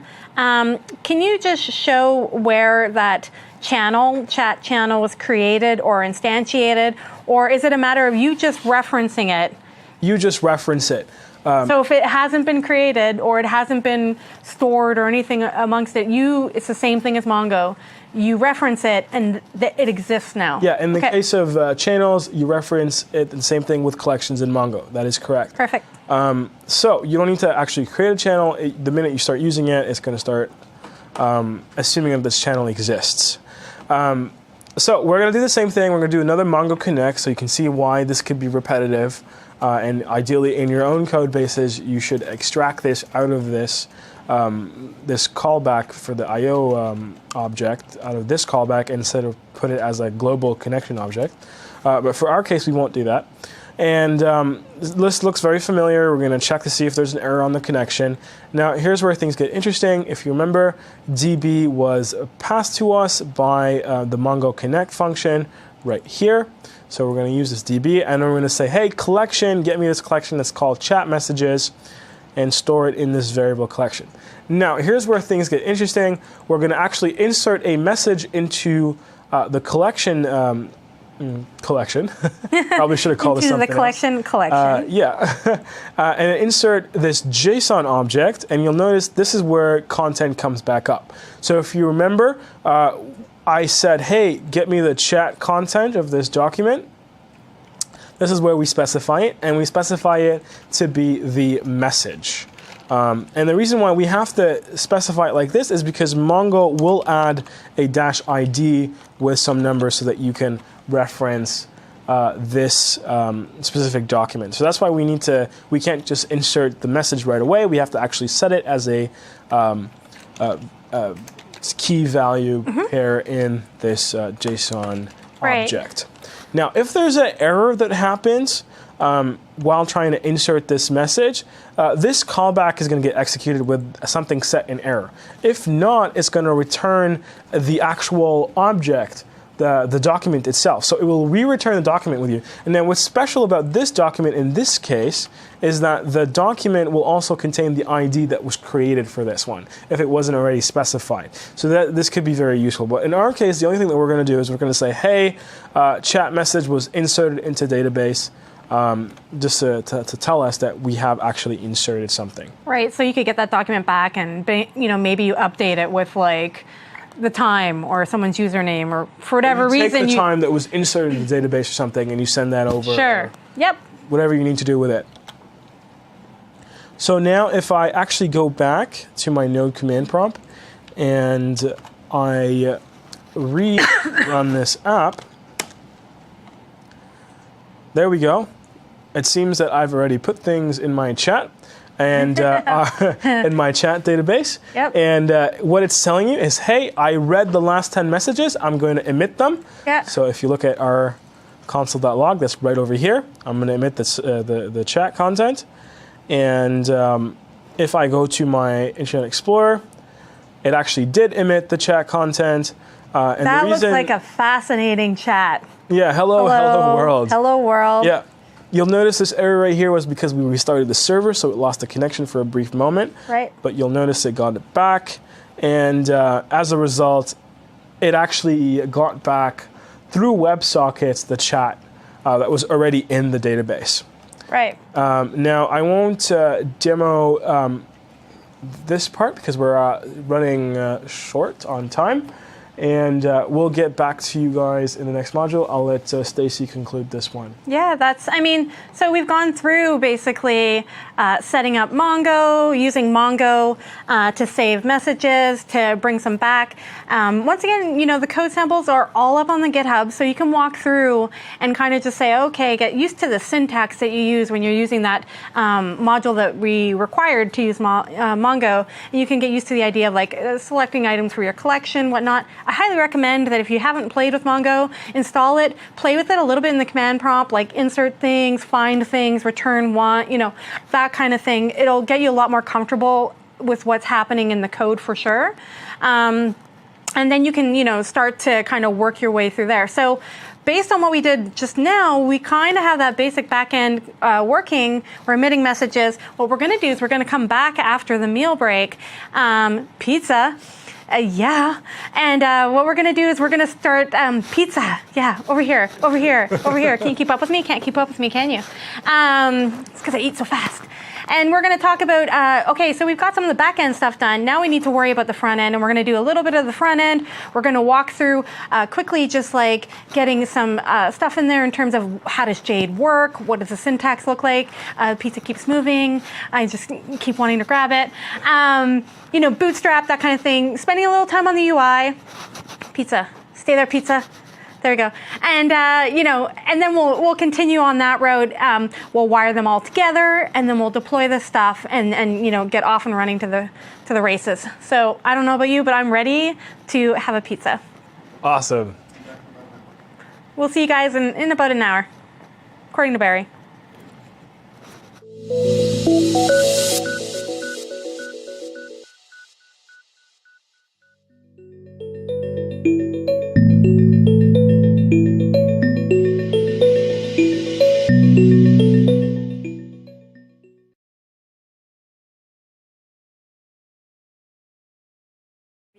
Give us a minute, folks. But welcome back to the MVA, yes. Building Apps with Node. Yes. Stacy is now connected, and this module, all right, we're going to do creating the user interface. That's the title of the module. That's what we're going to focus on. We're going to focus on the Bootstrap, the web components, the HTML that we need to actually make the chat room what it is. I'm still laughing. I was, see, what you guys thought is I wasn't plugged in, but I was going to mime this entire module.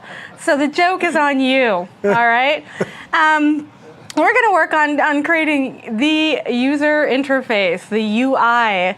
For our chat room, everyone yes. loves acronyms. So we're going to walk through a couple things, and just to give you a sense of what this module is going to have. Remember, in the previous modules, we've kind of gone through an intro to using Node, walking through the bit of Express framework with Node. We tossed in a little Mongo there, threw in a dash of Socket.io, sprinkled it all around. We got something in the oven. It's of no use if we have no way to consume whatever is in the oven. I have food all over the brain. I had pizza on my brain before. I'm thinking chocolate cake.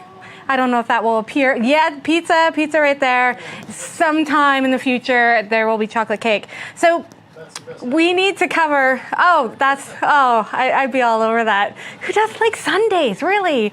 Oh, man. Can you imagine me as a little kid, just all over my face, just like ice cream? Module overview. Let's get back to what we're supposed to be doing. I could talk about food all day, but I won't bore you. So we're going to be talking about the user interface and how do we kind of create something, and what's probably, I wouldn't say best practices, but a pretty decent approach in terms of like what you should do. I try to not use best practices. I try not to use it liberally because, best practices to me is what works for you. So, we'll talk about introduction to Jade. We'll talk about Jade templates, how they work, things that we like about them, things that maybe we don't like. I mean, we don't have to like everything. It doesn't have to be a love affair with every single thing that we have.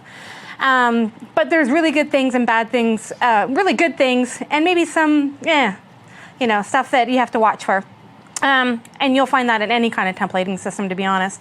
Implementing Bootstrap. We're, going to toss in some Bootstrap. They just recorded kind of like an introduction to Bootstrap if you're not familiar with it. It's worth totally going through because Bootstrap is its own entire framework, its own entire entity. We're going to gloss over it. And then we're just going to talk about creating the chat UI and bringing all those things kind of together. So this is really a user interface kind of focused module. And then after this, we're going to talk about, okay, we have the back end, we know what's going on there, we have the front end, how do we glue them together?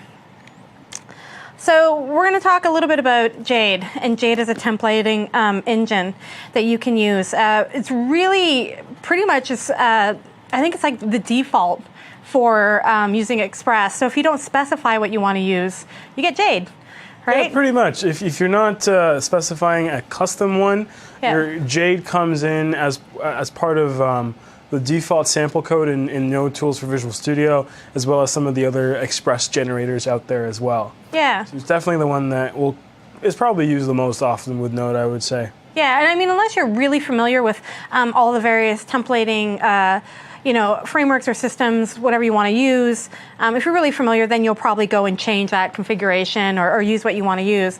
But otherwise, most people kind of, when they're up and running and just trying to learn Node and learn Express, it's just Jade is what goes hand in hand. And then there's a lot of tutorials on it. So it kind of makes it easier in that sense.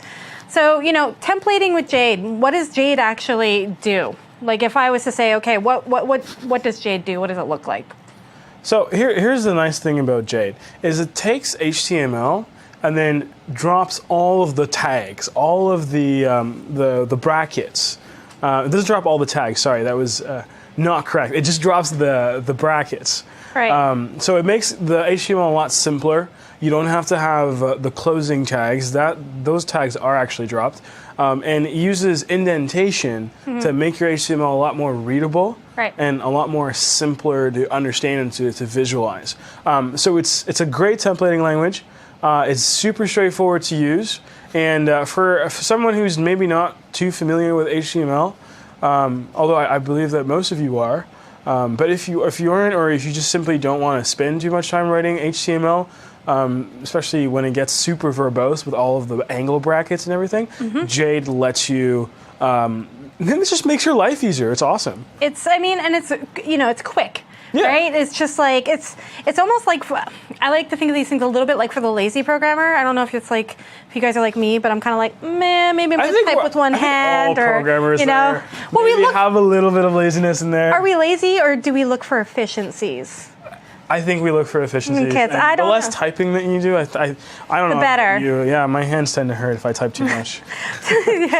Especially if you're typing like this. It's like, you are the fastest typer, by the way. I actually asked him earlier, like, are you really typing? Because it was just so fast. I thought he was just making it up, like waiting for a response from me. And I was like, well, you got the response because like wrote a novel in no time. So I brought up the Jade website here, and it's just like the Node template engine. This is a really good, first of all, you got to check out the site. It's got lots of documentation. You can walk through. It'll give you examples. So if you're looking to how to do something like, maybe I'm looking for, how to create a template that's going to be an LI that repeats it. Maybe I need to include script in it, or maybe I need to, escape some characters or things like that, or any of that kind of stuff that comes with templating. The API, the language reference and all that kind of thing, you can kind of start to walk through it and see, all the stuff on the website, jade-lang.com. And once again, the documentation, really, really good. It can walk you through all the basics. If we take a look just at this basic example, and once again, we're going to go through what we've used, but just giving you a sense of, how it looks. If you look at the example, you'll see that this is going to convert to HTML. But once again, we don't have the tags. We don't have an open and closing tag. You'll start to see how, like, IDs, for example, highlighted here, are created. How, sorry. Yeah, quick question.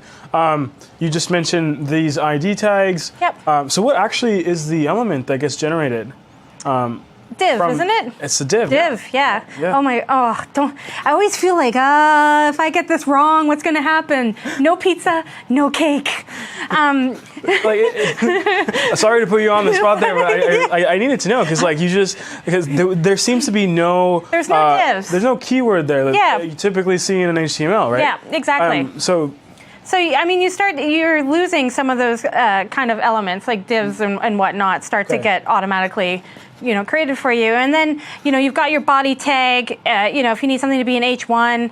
So again, you can see that if you started using this and you got used to the syntax, the indentation kind of gives you the sense of the structure that you would normally have in HTML in terms of opening and closing tags. you can see how it could probably be very, very quick once you got used to this in terms of writing what you need to write. And especially if you're building a web application where so much of this stuff is templated, you're not writing custom kind of HTML structures page after page after page. You're probably going to reuse a bunch of templates. Some templates might be variations of other templates. Think of an e-commerce site, for example, where you have a product listing and then a product page. There might be very few variations on that product page. Maybe that product might have a sale item. Maybe it won't. So you can do things like figuring out if that data item that's been given to it, if there's something there, show this or do this, or you can start to have basic logic in this kind of stuff. And once again, it just kind of gives you the HTML structure. And what you do is you pass it. Most templating engines work some way where they have a structure, whether they're getting it from a string, whether you're looking at something like Jade, like this kind of structure, and then you pass it a data object, and then it uses that data object to set all the identified variables that might be in the page. So you start to see a lot of, that kind of systematically, doesn't matter what templating engine you go through, they kind of all work that way. And so looking through this, you'll see just a variety of a couple of the things. And this is a basic example. If you go through any of the language reference here, you can go through and if you're like, oh, okay, how do I add a class? Or, if I need to figure out if there's, something that exists or not, or let's say you have some, things that you need to escape, for example, or you need to include certain files on certain pages. Like, let's say you have certain JavaScript you want to include on a certain page versus not. Those kind of things, you can just go through the language reference and start to see. And once you get the hang of it, it's very, very easy. One of the nice things about Jade is that, it kind of has that ability to extend templates, right? So you could have a standard template that let's say, like my prime example is a product page. You have a standard template you use for it. You could extend something. Let's say maybe there's a different type of product, or it's, you're going to add certain things and it's enough. It makes no sense to put an if statement in it. You could have a whole nother template that kind of extends it, right? So that's like one of the really nice features I think about Jade for sure, is that like depending on what you're building and how complex it is, you have that ability to have a reusable code and reusable templates where you can then just extend and add what you need. Yeah, it lets you definitely separate all of the HTML that you have, so you can keep it smaller, modularized. I know, it's such a hard word. It is. It's like one of those words. It's like you should just be like blah, blah, blah. Know what I'm saying, blah. Something. Yeah. So it keeps you it keeps your code base a lot cleaner. You can separate things out. You don't have this gigantic HTML file, or you don't have a whole bunch of them. One thing that I really like about this is that, let's say that you had a base layout for your HTML page, you can reuse that layout across different pages. Mm-hmm. All you do is basically extend that one, and that's what's really cool about it. You can just extend existing HTML blocks that you have. Yeah, and I think the modular word is like a big theme that you're kind of hearing throughout today, and I think that you hear in general in terms of modern web development, is that everything is modular, it's componentized, it's small chunks. And so, for example, Node, we're requiring modules. Modules tend to be something that does one thing really, really well, or wraps, a library of that's focused on a task really, really well. Same thing with these kind of things. You're seeing the structure of Express. It's modularizing things. It's putting things in views, routes. You're starting to see that all these things are being put into little digestible chunks, if you will. And so same thing with your Jade templating. And it's really important to note that, because not only does it help you kind of work with what you're doing or organize your work, it helps you work with teams as well, because they start to be able to look at this and I can say, okay, you know what? Hey, can you go and handle the admin panel? It's going to be in here, here, and here. And I'm going to be doing the front end with that little widget that does a carousel, because everyone needs a carousel on a website. Yep. Who doesn't want a carousel? There's not a website that doesn't need a carousel. Cue sarcasm here. And yeah, exactly. Or slow clap. My rant for the day. But it allows us to work in those ways where we're not worrying about each other. Whereas if you didn't do it that way and we're all like we're working on the product page and there's going to be a carousel and there's going to be a recommendation and there's going to be those things. I might be trying to work on this part. You might be trying to work on that part. And the next thing you know, we're just like, okay, I overwrote that. You committed that. I did, and then I'm, just slowly not talking to you for the rest of the day. And then I'm slowly never talking to you again. And then I remove you from my GitHub repository and then it's over, right? So it starts to allow you to work this way, very, very modular. And, once again, you'll hear that again and again in modern web development. And once you start working that way, it ends up being a little bit more natural for you. So, end of carousel rant on websites. Some basic examples. And I think what we're going to do, just going back into here, is... So we talked about some of the benefits of working with templating and working with Jade. Helps prevent code repeat. I mean, come on, who wants to write the same code over and over and over again, right? So that whole, what is it? Reduce, reuse, recycle. Like it's the whole green mentality for programming. Yeah. Dry. Don't repeat yourself. Yeah. There you go. Yeah. I'm environmentally friendly here apparently. Whatevs. I am too. Whatevs.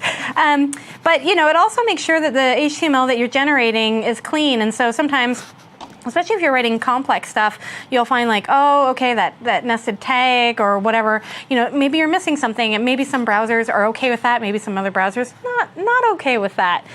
So this allows you to kind of make sure that you're also, adhering to some of those things. And, you can just insert any of the data or the values into these templates. And so, again, once you start using templates, and if you're building the type of site where that's really what you need, it makes a lot of sense. So, templating with Jade kind of affords you the ability to build those things in chunks and use them. And it works really, really nicely with Node. So just to go over an example of, and we saw something, on the Jade site, but to give you the actual output, if you look at just some simple tags here, so you specify a div, you get the output of a div, and then you'll see that if something's tabbed in, so like an address element, for example, it's going to go and do that same kind of, hierarchy that you would try to achieve in HTML. Same thing with the I and the strong. You see that, I and strong and address, they're all, in terms of hierarchy, at the same level, so they kind of just follow one after another. And then the div closes, and it just assumes that stuff. So I like how I say stuff, like super vague. I'm just going to say, so, stuff. But, assumes that HTML structure, and it writes it for you. So some of the stuff that you're writing can be very, very quickly done if you're using templates. I think the only thing for Jade that kind of, not glowy, super happy about is, and I get this in all languages, sometimes am I spacing, am I tabbing correctly, 2 tabs over, 3, and it gets a little, I don't know how you feel about it, but sometimes it's not sure about that kind of stuff because it really does depend on that. But outside of that, I mean, that's a small kind of, It's the price you pay for readability, I guess. Yeah. If the tool forces you to have these tabbing, very specific, it makes the code a lot more readable. But yes, you're right. It doesn't make it becomes a little bit inflexible as well sometimes because you don't want to always have these long, non-ending tabs. Right? Yeah. I don't know. Maybe I like to complain about something. Nothing's really that perfect unless it's pizza or cake. I got to complain about it. So if we're looking at templating with Jade, we gave another example here. And, sometimes you're like, okay, that example you gave, awesome, super simple though. I'm going to need to add classes. I'm going to need to add IDs. I'm going to need to add all these things. So you can start to see, on the example on the left, which is like your Jade syntax versus the output on the right, you've got your H1 and we're going to give it an ID, right? And then it's a welcome to Jade. And so the text that would be in between that node that you normally would create just comes after it. And then any kind of attributes go within those brackets. And so, ID equals title, and then you've got the text, once again, that's hard-coded text. Maybe we want to switch that out. Maybe that's something that's going to be coming from a database at some point. But you can see the output there. And then on the next example, you have a button and you want to add a class, right? And so BTN is actually a really, it's a base class, so to speak, in Bootstrap. And so we are adding this class button here. We're adding like this action to it, what it may be. And you can start to see how it translates out in terms of how those, attributes get added, what they look like, how it starts to output the HTML for you. And so, those are pretty much really the common things you end up doing, adding IDs when you need to add them, adding classes, and then you start getting into like changing out the data and things like that. Mm-hmm. So templating with Jade, we talked a little bit about the nice feature of creating like a base layout and extending it. You want to talk about extending? Yeah, absolutely. So with Jade, there's a couple of extra keywords that are added that are not present in regular HTML. And among them, it's the extends keyword. And this basically lets a template extend a layout or another parent template. What it lets you do is it overrides certain blocks in the parent template or the layout that you're extending. Mm-hmm. And those blocks are actually defined by the block, no S, keyword. Block. Block. And the block keyword allows you to establish a block, and you can even put content in the block, so like it will be the default content. Yep. And when that content is overridden, it's just completely removed with and replaced with the new content as well. So if you had like a Jade, like if you had a template that was, let's say, you had a product listing and you had a picture, you had a title, you had a description, you had like a buy now button. And so let's say your default was that it wasn't available yet. And so it was like, this item's coming soon, and there might not be a button, for example, or it's disabled, however you might be. When you extend it, is that what you're talking about in terms of that content blocks, is that you could replace that entire block? Exactly. You could replace the entire block, and you can you could use it to really create these very flexible base templates, mm-hmm. and that do hold some structure and some of the stuff that you definitely require. Yeah. So think about including your JavaScript files or your CSS files. You can have a parent layout that all other templates will extend from, but they all have at least a uniform handling of the dependency, so you don't have to worry about that manually for every single template. Right. That's one of the examples. That's how we actually use the extender. It sounds very object-oriented in that way, where you're whether you're using a preprocessor to same kind of system where you have your base stuff and you're using your base stuff, and then you're basically saying, okay, well here's my base template. This is giving me all the things I'm going to need again and again and again, and these things maybe I'm going to extend them, right? And so if you decide you're going to use a JavaScript library all of a sudden that everyone needed, instead of like going to all these other templates and fixing them, you could just go to base, right, and throw it in, and then you'd be good. Exactly. Yeah. All right. So just using Jade templates, we're going to look at the project that we have currently, and then talk a little bit about how they're used, and just walking through, where the data is coming from, that kind of thing. One of the things that comes to mind here at this point is that what we're doing in terms of our user interface, I think it's okay to say this, I think it's fairly simple. Yeah, it's fairly straightforward. Fairly straightforward might be the better way. Yeah, it's fairly straightforward. But if you were to use building something a little bit more complex, that you were going to use extensive use of base templates and multiple templates, that is something that you don't want to take lightly. You don't want to just throw in and start writing out your presentation stuff. You probably need to think about it in the same way that you would your app or you would your backend. You need to architect what that's going to be like. Maybe your data. If you have a hierarchy with your pages, then that could be a good way to actually structure your templates and your layouts. So if you had, let's say, products this is a general category, but so you would start with the base layout, then there's the product layout, and then there's the individual product, and then there's maybe like the product reviews. It could be other layouts as well that are extending the products.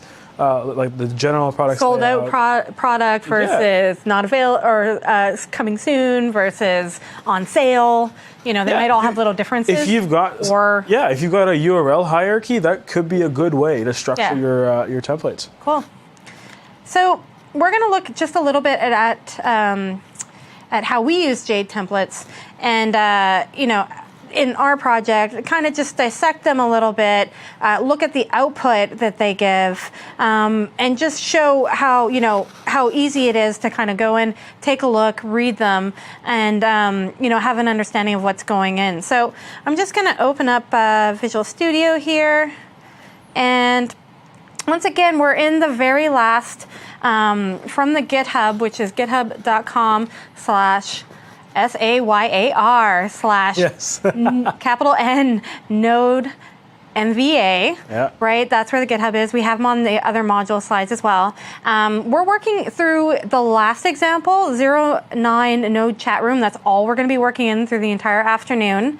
And so you can start to see the structure. Once again, I think it's worth just going through the structure and explaining, we have our app. This is an Express application with Node. So we have views, routes, and public.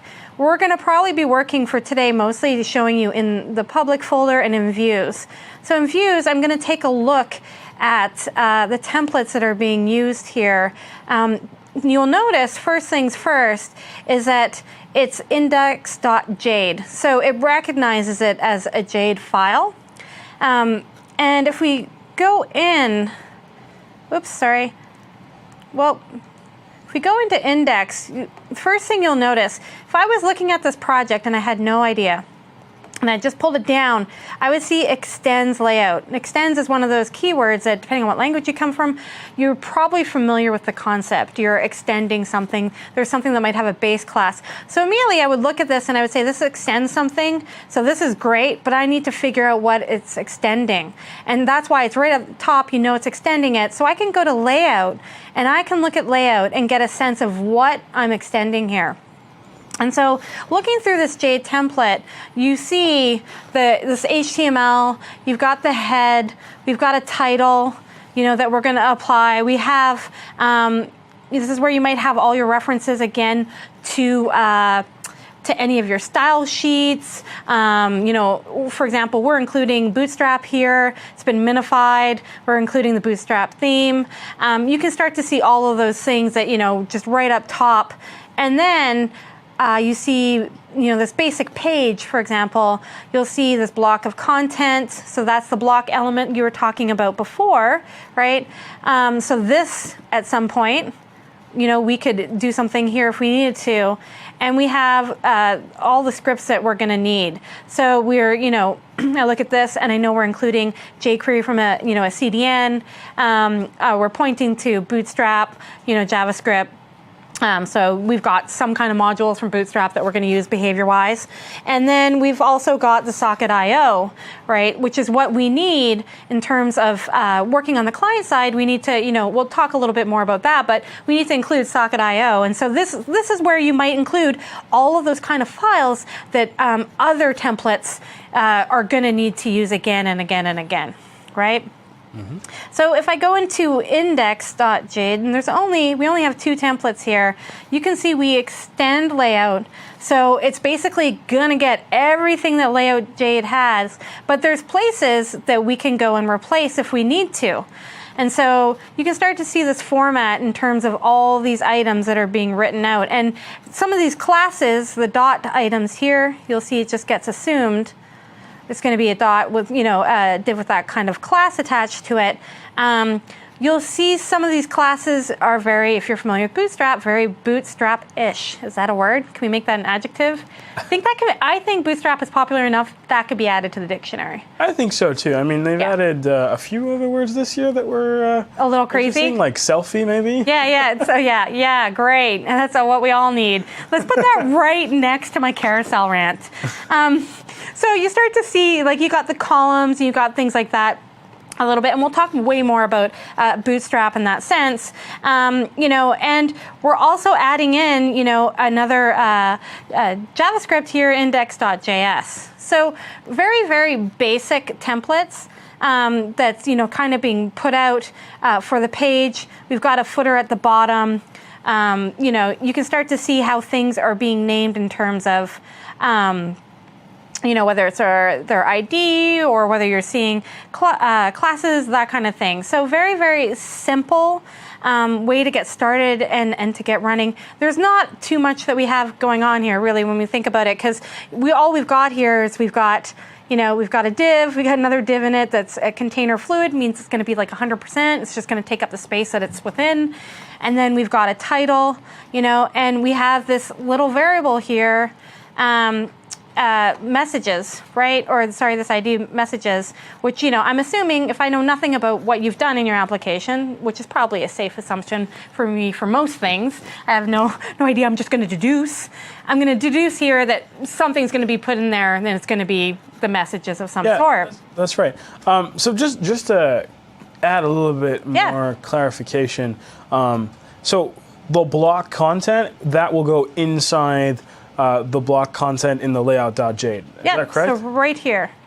Okay, so if you see that this entire block of content is going to be inserted into layout when it gets all rendered together as one HTML page. Right. Awesome. And so, I don't know, is there anything else you want to point out in terms of what's going on in the index Jade file or anything else? Because for me, I look at this, and even if I didn't know what a Jade template did or how it got rendered or any of those kind of things, I can at least look at this a little bit and see a little bit of the hierarchy. I can see a little bit of where things are going to lie, just, from the classes, for example.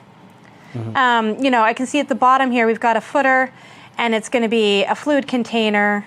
And then, once again, we've got some more markup happening. A lot of it's relating to Bootstrap. And you'll see we have an input, so I'm assuming this is where we're just going to input some text, right, and figure out what that text is. And then, we've got a send button. So we've got the very basics of, I would say, the HTML markup, right, or the structure that's kind of working out of place here. And, that's kind of just one aspect of where that should go, because in this page, if we look at this, we added some behavior, right? If it's JavaScript, there's going to be some kind of something going on there. So if we walk into JavaScript just out of curiosity to see what's going on, and again, this is how I would approach just pulling down a project. I'd probably go through every single thing and figure out where stuff maps, where stuff's being called for, why is it being included. And so if I'm going to look at the JavaScript index for this template, it's going to be pulled out of public. And in public, there's 3 folders. We've got CSS, fonts, JavaScript. Again, in your public folder, you can have whatever structure you want. And we're looking at JS, where we've put the Bootstrap and we've put index.js.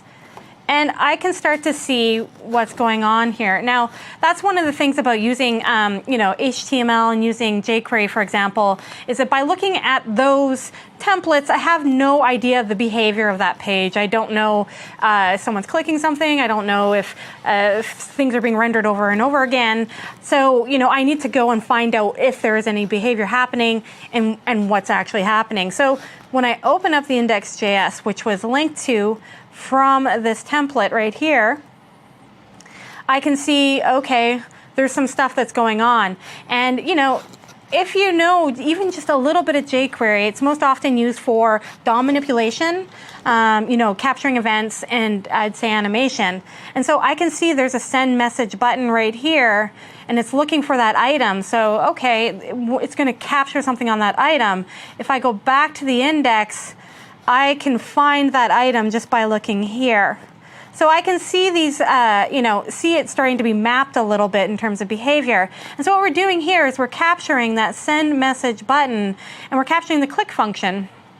Right? And so again, that whole event-based system, we're going to capture the click on it, and we're going to do a variety of things. So, in theory, it's a chat application. If someone hits submit or they have that send message button, we're going to take what was in the input field and we're going to send that, right? And so you can start to see right at the beginning, there's a variable that references socket. So it's, equal to IO, which is a library that we included previously. We included it in layout. So that's going to be, available to anyone who extends layout. And so we create a reference to the socket IO, and then what I'm doing is I'm grabbing the stuff again, because I don't know what kind of message you're gonna send. So we're grabbing the value from the input, and what we're doing is we're gonna emit that to chat. So basically that channel that we created that was all about the chat channel, and we're sending that message so that everyone gets that message. And then we're appending, again, there's that messages ID, and we're appending that message to it. And then you can see that, we've got emptying out the value of that original input field. So you input something, you hit send, and then it's going to append it, and then, basically it's going to empty out your input so that you can do it again. Now, going back to the socket IO bit a little here, I might have jumped ahead because we could do a little bit of the bootstrap, but you can just see, and we'll explain this a little bit of just connecting things from the front end to the back end. This is me jumping ahead. I just want to get everything done. Just throw it down and get it done. But you'll see that we're capturing the chat, and then we're going to append messages. So going back to the templating a little bit,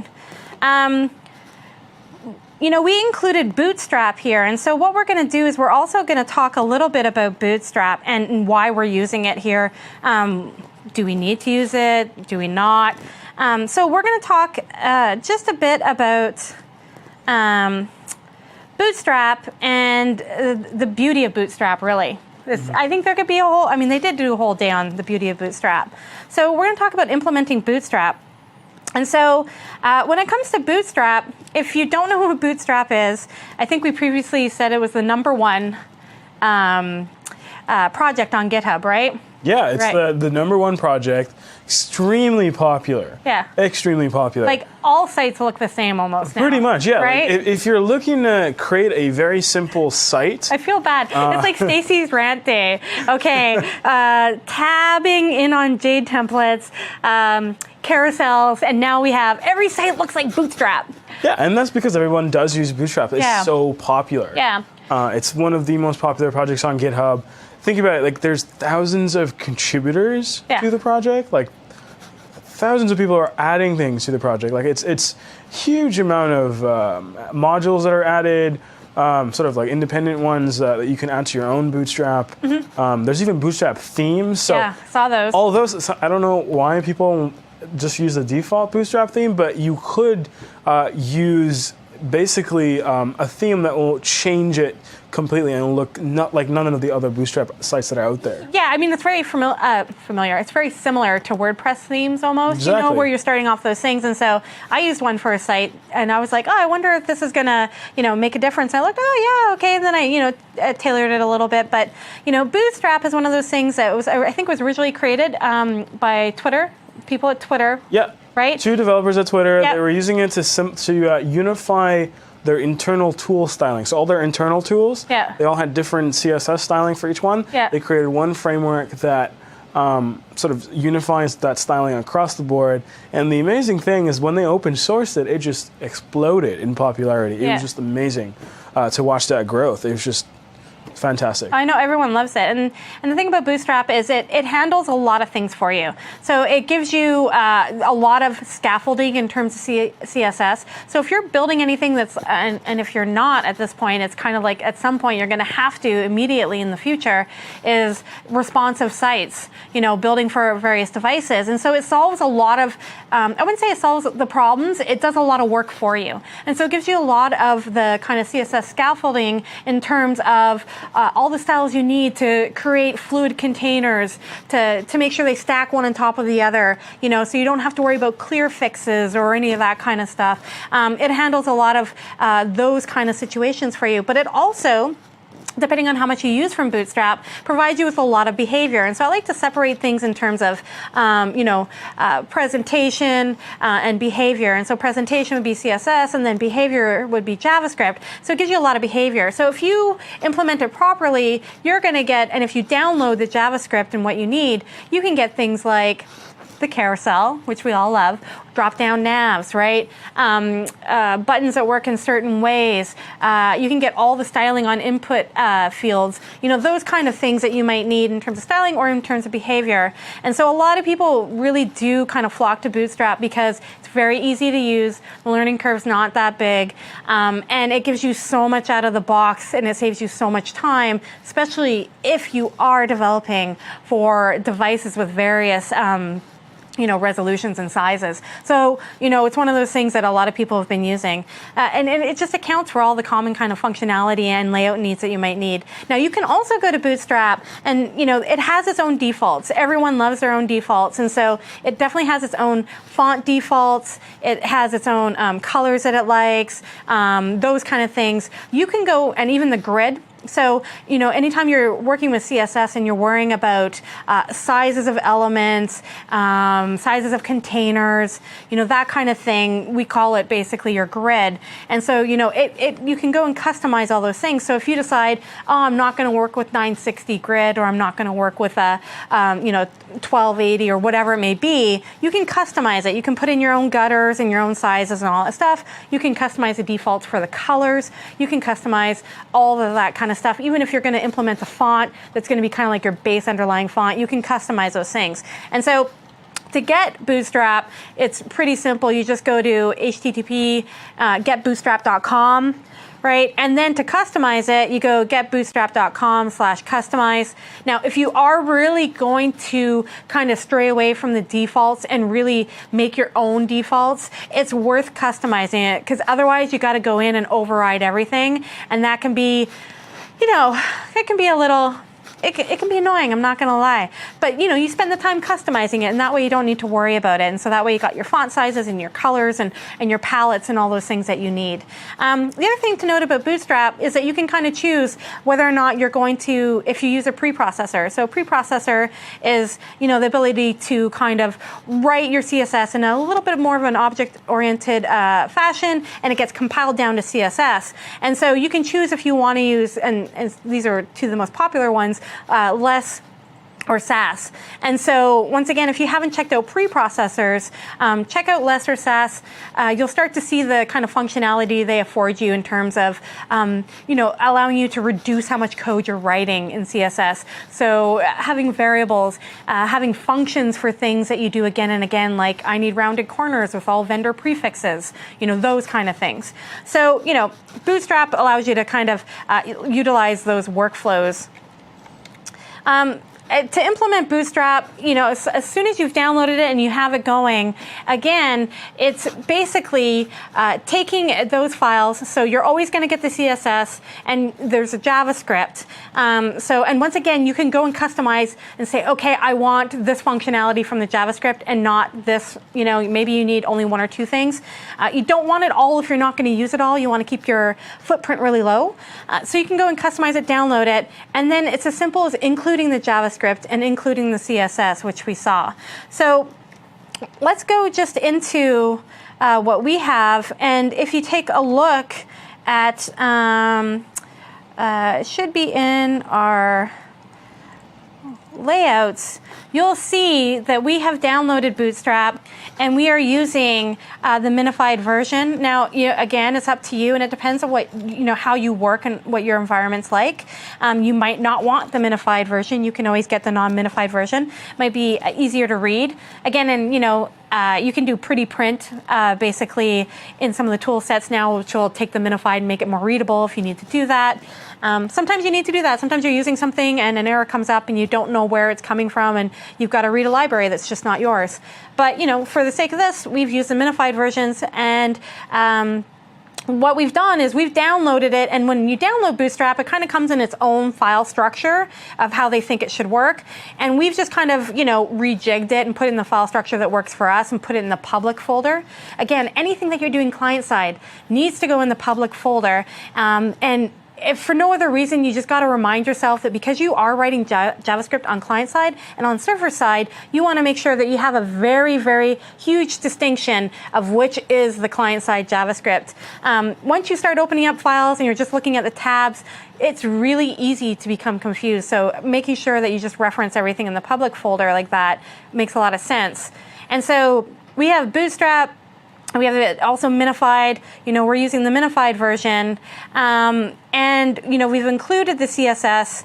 And then what you do is you include the Bootstrap CSS first, and then you include yours, because you might want to override some of their settings. You might want to add on to it. Chances are you're going to use this kind of as your foundation, and then you might have custom styles for other things. So you include any of your style sheets after, so that you make sure that you're getting all the benefits of what they're doing. A couple other things that Bootstrap does for you that we don't really mention here, but a lot of the things is, using Bootstrap, you're kind of normalizing your browsers in terms of CSS too. So, setting some defaults and things like that. You're going to chime in. Yeah. Saya, So you have your hand up. Yeah, it's funny. I raise my hand. It's like I'm in class. Whenever Stacy starts going through her teaching mode, I just have to sit down and listen and raise my hand every time. But I did want to ask you. Let's say that I have my index.jade and I want to add a CSS file just for that folder, just for that template. What would you suggest I do to my my layout? I would probably end up doing the same thing that you did for your script in terms of a block where that you can replace it. And so I'd put a block for somewhere in the links in case you need to do that and replace that content. I don't know. You tell me if I'm right or not. Actually, I think I agree with you. I mean, if it worked for JavaScript, it will work for, hold on. That wasn't a lot. You didn't give me a lot of I don't know. What's the word? I can't think of the word. Confidence. That's the word. There was not a lot of confidence. You're like, yeah, I think I would do that. Whatevs. So looking at that kind of thing, you can see how you just included. And then if we look at if you look at our layouts, I'm going to kind of stay away from just layout.jade because we know that we're implementing those items, and you'll see that we've implemented it.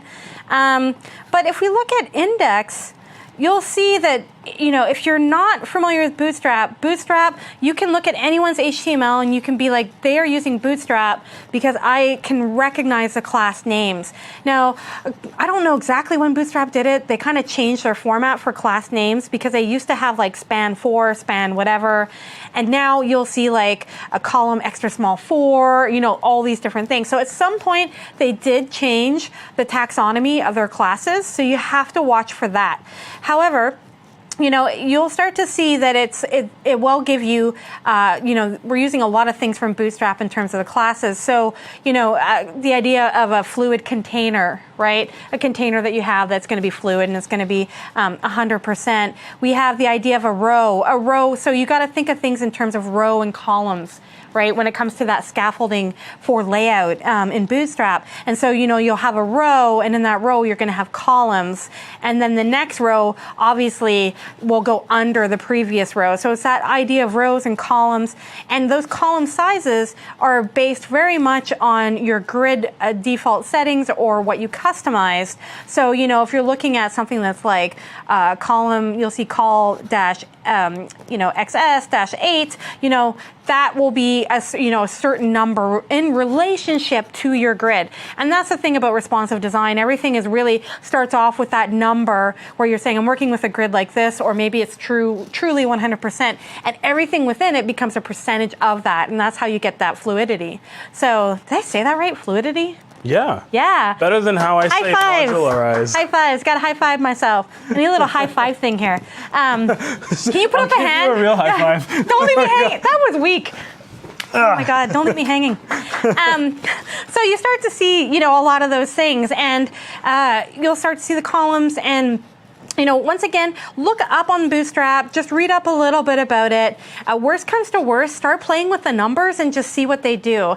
Because, they basically columns and sizes, they go from, like 1 to 12. So you can kind of just go through and start playing with those items and seeing, oh, this makes the size this much bigger and this. And, Bootstrap has so much stuff in terms of it. But it also, not just layout, it has also if you define things with certain names and if you include the JavaScript and whatnot, it has certain behaviors that it's looking for. So when the JavaScript, when you include it, it will go through the DOM and it will look for those items. And it will say, oh, it has these classes. And you can get certain behavior with certain things as well.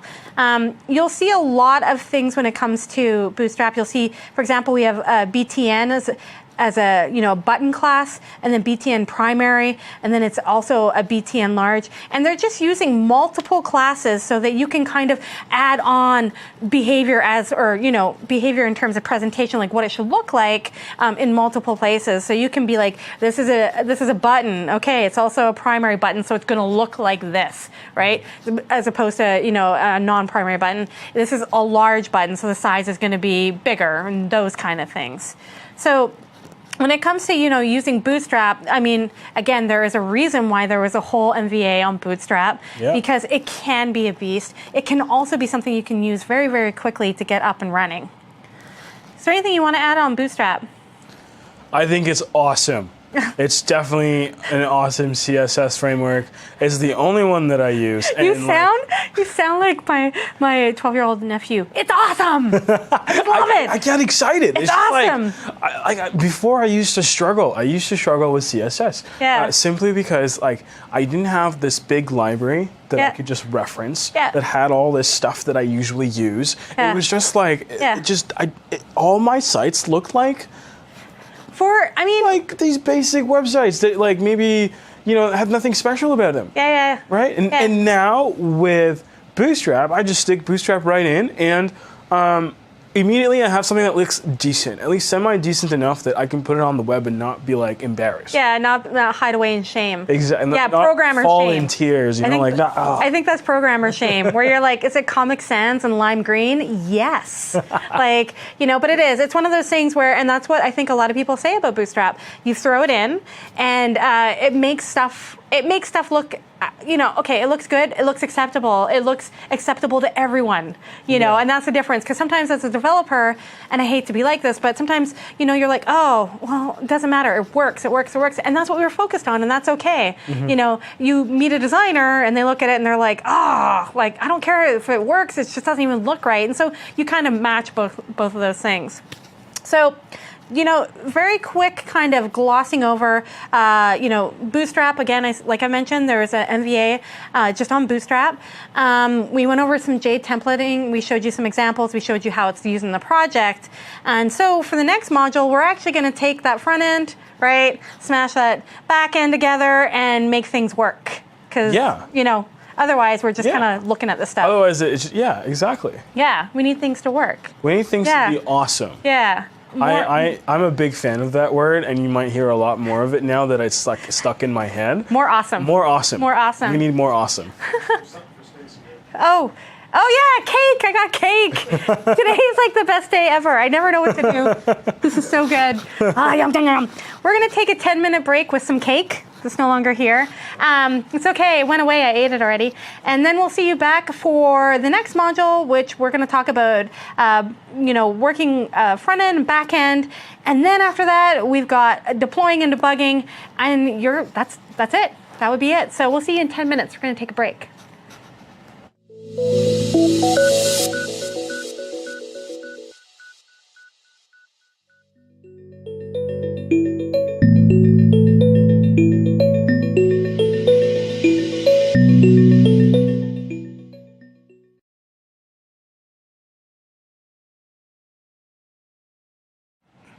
Welcome back. We're at the 5th module.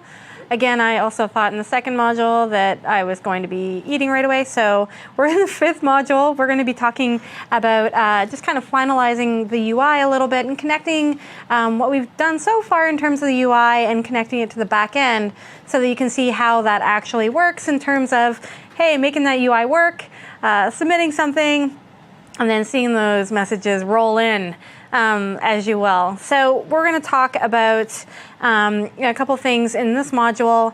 Is again, we're going to talk about adding libraries to the front end. We're going to talk about jQuery socket.io. We're going to cover a little bit of Stylus to show you how that works. We previously mentioned in terms of middleware Stylus compiling down to CSS. So we're going to just point that out and show that. We're going to also talk about, if you're using socket.io and we're working on the front end, how do we listen for messages and how do we send messages? Previously kind of already done this on the back end a little bit, so we're going to look at the front end a little bit here. So we're going to have to add some libraries to make these things work on the client side. And so two of the libraries that we're going to be using, and one of them we kind of even just went through and glossed over a little bit, was jQuery. So we're going to look at jQuery, we're going to look at socket.io. You're going to explain that behavior in detail. And we're going to take a look at how can we wire everything up in, from that UI. All right. So let's take a look at how do you use those and what does it look like and yeah, so behavior. Yeah, awesome. There we go again. Awesome. That's 1 point. Yeah.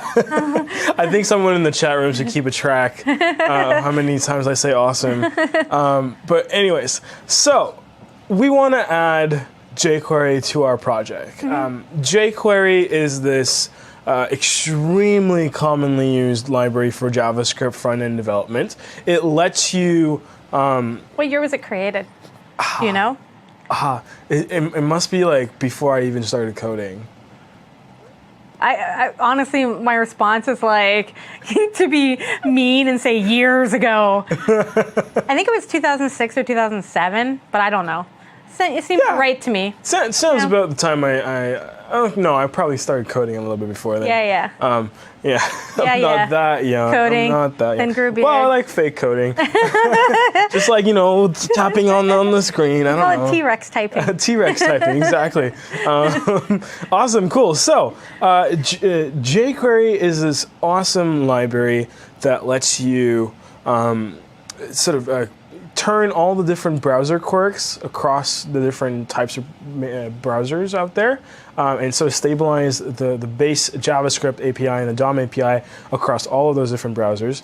And it provides you with some really cool functions that you can use to select various elements in a way that's super easy, that's super flexible, and that you can use to create some dynamic websites. Right. So I think at the beginning when we thought about browsers, non-modern browsers. I don't know what that even means, but we so long ago, back in the day, I used to walk 4 miles and use vendor prefixes. But thinking about those kind of things, like it was, how you might have done, a typical AJAX request. One of those kind of things would be different across all the browsers. Some of that behavior stuff was different. So I think it was created originally to, like you said, create a baseline for the behavior and abstract it out. So you had one API into that, and exactly. It took care of all the logic behind it. Yeah, it took care of the little intricate details between different browsers, handled most of the stuff that might have been missing in some browsers as well. Like some DOM APIs might not have been available. jQuery added those missing ones. Right. DOM manipulation, like accessing an element, adding something to it. It was, and often sometimes, there's still differences between some of the browsers. So it also, people used it a lot for that too. Exactly. Right? Yeah. So it was a great library. It was. You're right. It was and it is. I was gonna say it still is, but then you jumped right in. I can tell Stacy's a huge fan of jQuery. No, I think jQuery has started off I think years ago it really. I think it's important to understand why it was created and what it did, and also how maybe that's not as necessary now, but that it still provides a lot of really great functionality in terms of DOM manipulation. I think people use it typically for abstracting that kind of behavior, DOM manipulation, and animation. right? I think a lot of people use it for those things. Even though we have, CSS3 with all those kind of animations, I think people still use it quite a bit for that, which is totally, in my opinion, great. I think it's awesome to use. I also just think jQuery is not JavaScript. They're not the same, and Yeah, it's people true. Some people, there might be a little bit of a confusion when someone asks you, do you know JavaScript? They don't necessarily only mean jQuery. Right. Although jQuery is so popular and used and known by so many people, in most cases, a lot of front-end devs might not go deep into the JavaScript quirks as much because it's sort of hidden away by jQuery, and that's really some of the more powerful features of jQuery, and that it really simplifies your life as a developer, and it just makes everything so much more pleasant. Yeah. No, I mean... I was going to say awesome, but then I stopped myself. Oh, yeah. I was just like... You know what that is? That's the sound of your vocab increasing. Nice. Good job there. So awesome. So we're going to walk through the example with the jQuery and explain that. So let me actually show you right on the code base where I actually include jQuery, and it's in the layout.j file. The reason why I do that is simply because I'm going to use jQuery everywhere. It's probably it's like a tagline: jQuery everywhere. Yeah, like it should be their tagline, I think. Now, here's something that's interesting. What I'm doing here is instead of referencing a local jQuery file, I'm actually loading it from ASP.NET-CDN.com. And the reason why I do that is simply because ASP.NET-CDN is a CDN, and a CDN is a content delivery network. So what that means for commonly used files like jQuery that almost the majority of websites have included at some point, using a CDN means that this file will be on a server closer to you, the browser. So it will make loading of their page a lot faster, and it will reduce the impact on your server of serving yet another file. So ASP CDN, and also, like for the CDN too, is if someone else has used that exact same CDN and they've visited that site, it might be cached. Exactly. So it's already a cached file. If everybody's it might be using the quicker. same, yeah, exactly. Like developers helping developers. Exactly. That's why I really think that everyone should definitely use a CDN. Now you can also do a fallback for a CDN for some reason. Yeah, you can figure out if it doesn't load, and then you can just doc write or whatever you need to do and include, a local version. Let's say in the really rare case that a CDN goes down, you can still have a fallback in your existing JavaScript. In your HTML, so that it will load the one that's on your server as opposed to the one on CDN. Yep. Now, the CDN that I'm using is one that we're hosting, and it includes a whole bunch of different libraries that you can use, among them jQuery, among them jQuery UI, but there's other ones as well, including Bootstrap. So we could have loaded Bootstrap from the CDN directly, and it would have been a lot faster, but we won't be doing that, just to show you how we're just mixing it up. Keeping you guys on your toes. Exactly.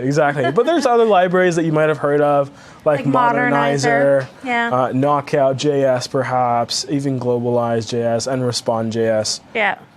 So all of these libraries are hosted. Respond is the one that basically will take non-modern browsers and emulate responsiveness, doesn't it? Like basically writes in a whole bunch of stuff, I think. Am I putting you on the spot? Yes. You are putting me on the spot. I'm pretty sure that's what Respond does. We can double check. You're right. It's a polyfill for responsive design. Yeah. +1. +1. Gonna eat cake.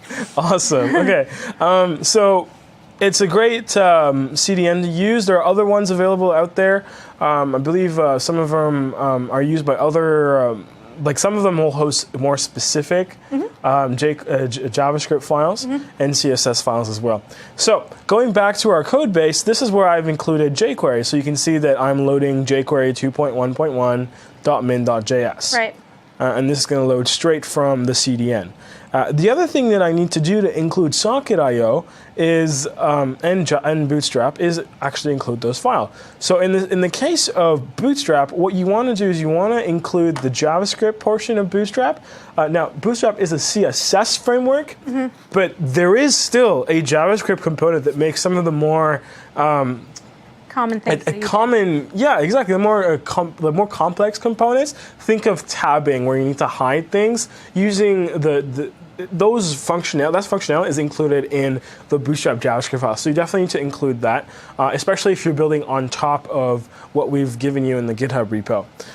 The other thing that we need to include to add socket.io is include the file as well. Now, here's something that's really cool about the socket.io project. The socket.io project actually will serve the JavaScript file for you, right? So if you include it in your your Node app, right, as we've done in this app in particular, it will actually register a URL /socket.io /, and then if you hit up this path on that URL, it will serve the specific socket.io JavaScript client file for that version of socket.io, because the protocol will tend to change every once in a while. With this, though, it will serve the correct one for the one that you're running. And just to prove to you, we don't actually have it anywhere here in the JavaScript folder. Right. So I wondered about that. That's pretty awesome. So just by doing the require on the server side, and then attaching the app, the socket.io to the app, right, you get it. Right. So automatically, it's almost like it's dynamically writing that path in for you, so you don't have to worry about it, and it just resolves it. Exactly. Cool. It's very cool. I just learned something new. I didn't know that. Awesome. So that's how you can include socket.io, Bootstrap, jQuery, and the next thing I guess I want to show you is the stylus. Yeah. So stylus is this middleware that is included in our Node app, and we mentioned that in module 3, I believe, where we required so many stylus. Modules. Yeah, so little time. Exactly. So we included stylus as a middle. And what is stylus? Stylus is the CSS preprocessor that makes your CSS so much more simpler and easier to write. Now, you mentioned other ones, including Less and Sass.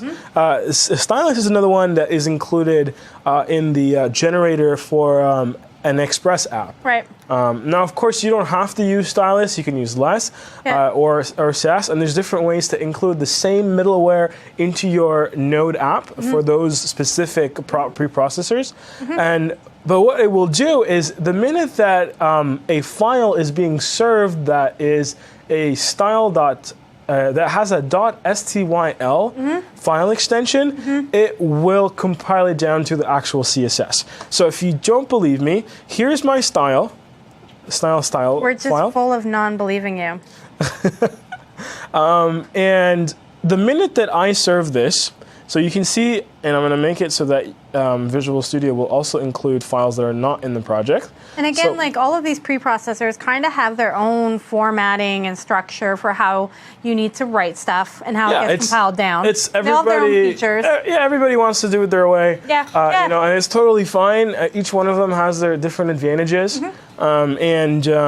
Stylus is one of them that's super minimal. It's very much like Jade. It's almost like extremely similar to Jade. Like it just drops a lot of the tags, drops a lot of the things, makes things a lot cleaner.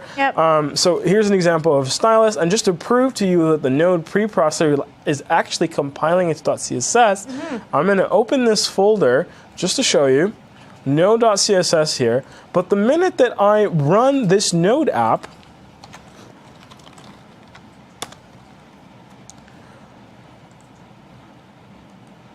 and then I open this folder,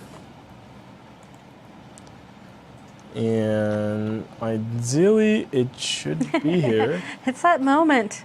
That moment where you wonder, what is it putting it there, or is it going to put it in your CSS folder? Let's double check. Yeah, it should be there. Either way, it is serving it. We can double check that, that's for sure. There it is. So if it is serving it, then there is a CSS file somewhere. Okay, there's our style.css. If I open this,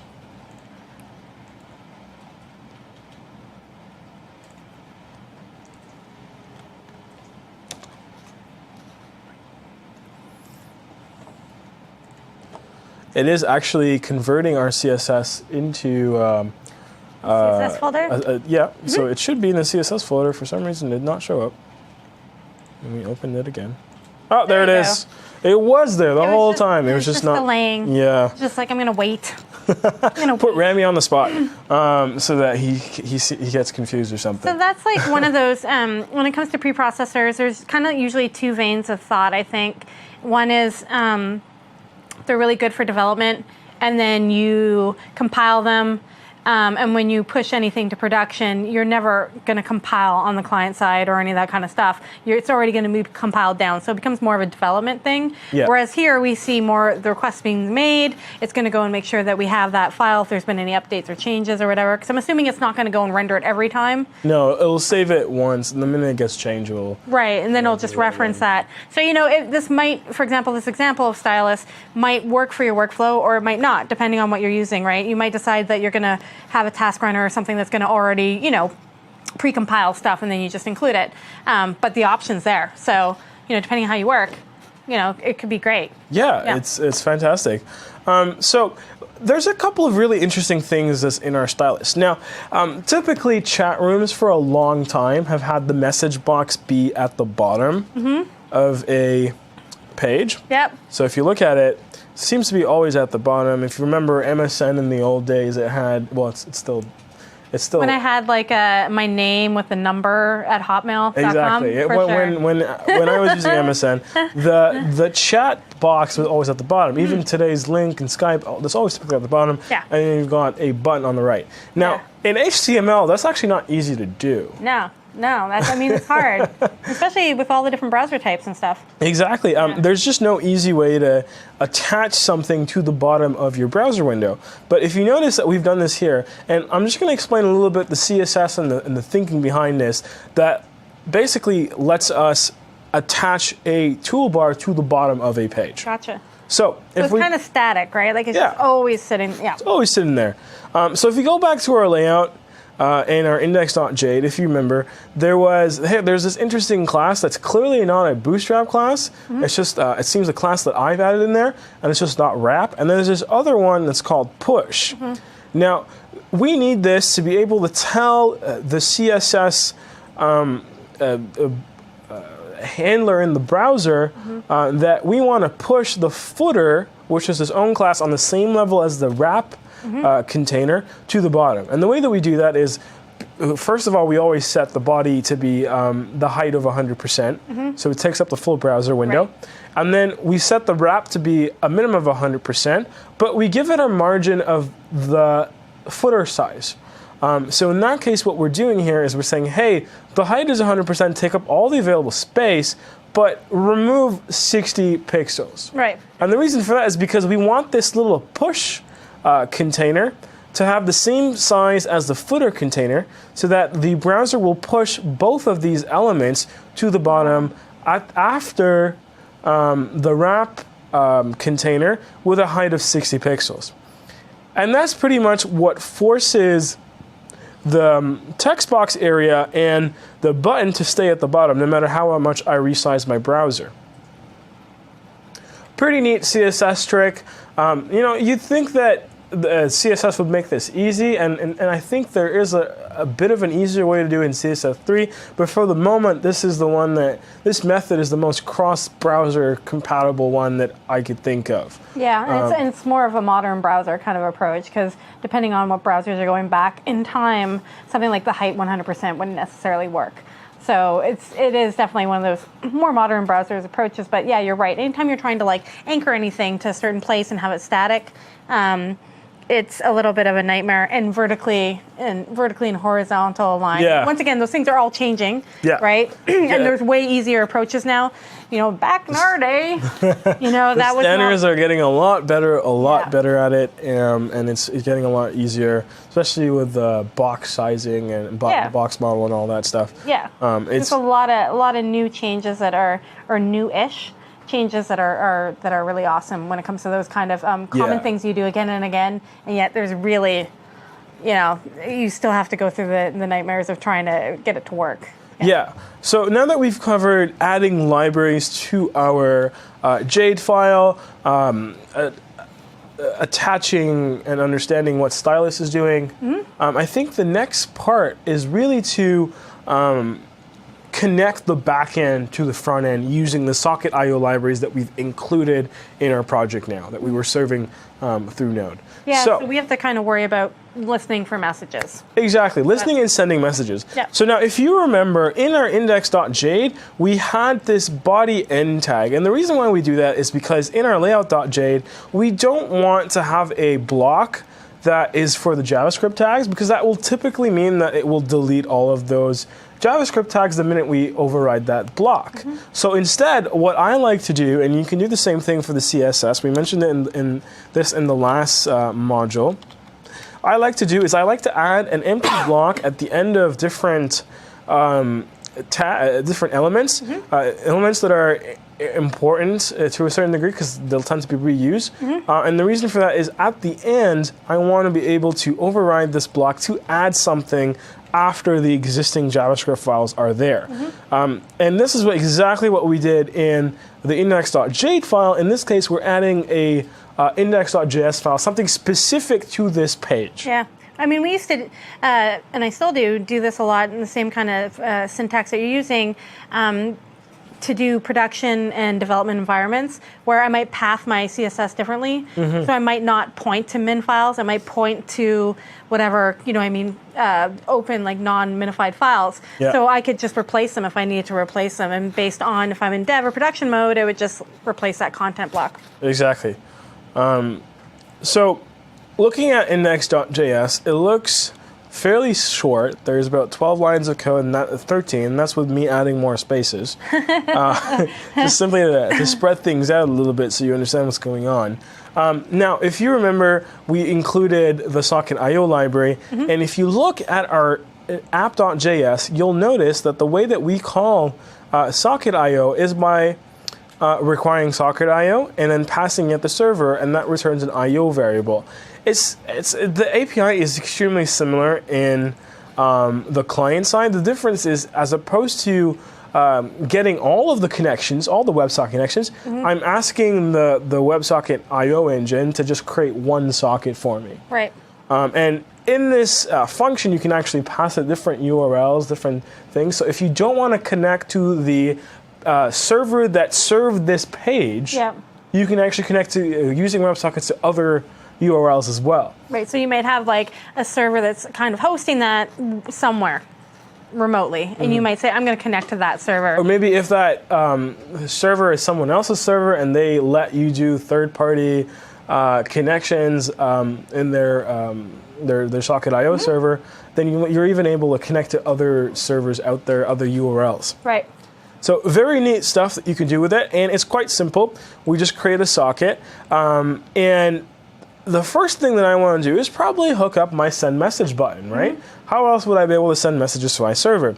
So I'm going to use jQuery to select the send message button. Now I gave it a specific ID, so in this case you actually don't really need jQuery. You can just use the DOM API to get this element by ID, but I like to just use jQuery, especially it just makes things a lot easier. Because you like it. And I like it. It's awesome. You're right. You're right. It's awesome. Awesome. See, I'm not the only one that says awesome, right? So here I am. So if I remember, I'm going to open up my index.jade. I'm just going to put it right next to it. I'm going to make this smaller so that you guys can see. But here I am. Here's my send messages button. It's this button right here. It's the one that's on the second column. So anytime that this button is clicked, I want to execute this function. Again, we're using callback-based programming. And in this case, I want to take the value of the message box. And it's this message box right here, the input tag. Right. So I'm going to get the value of this message box, and I'm going to store it in this variable called message. Now, to get this message to the server, the minute that I connect using the socket, all I need to do is call emit with the channel that I'm on, so the chat channel, with the message that I want to send. It's got to be the same name that we've been using on the server side, on the client side.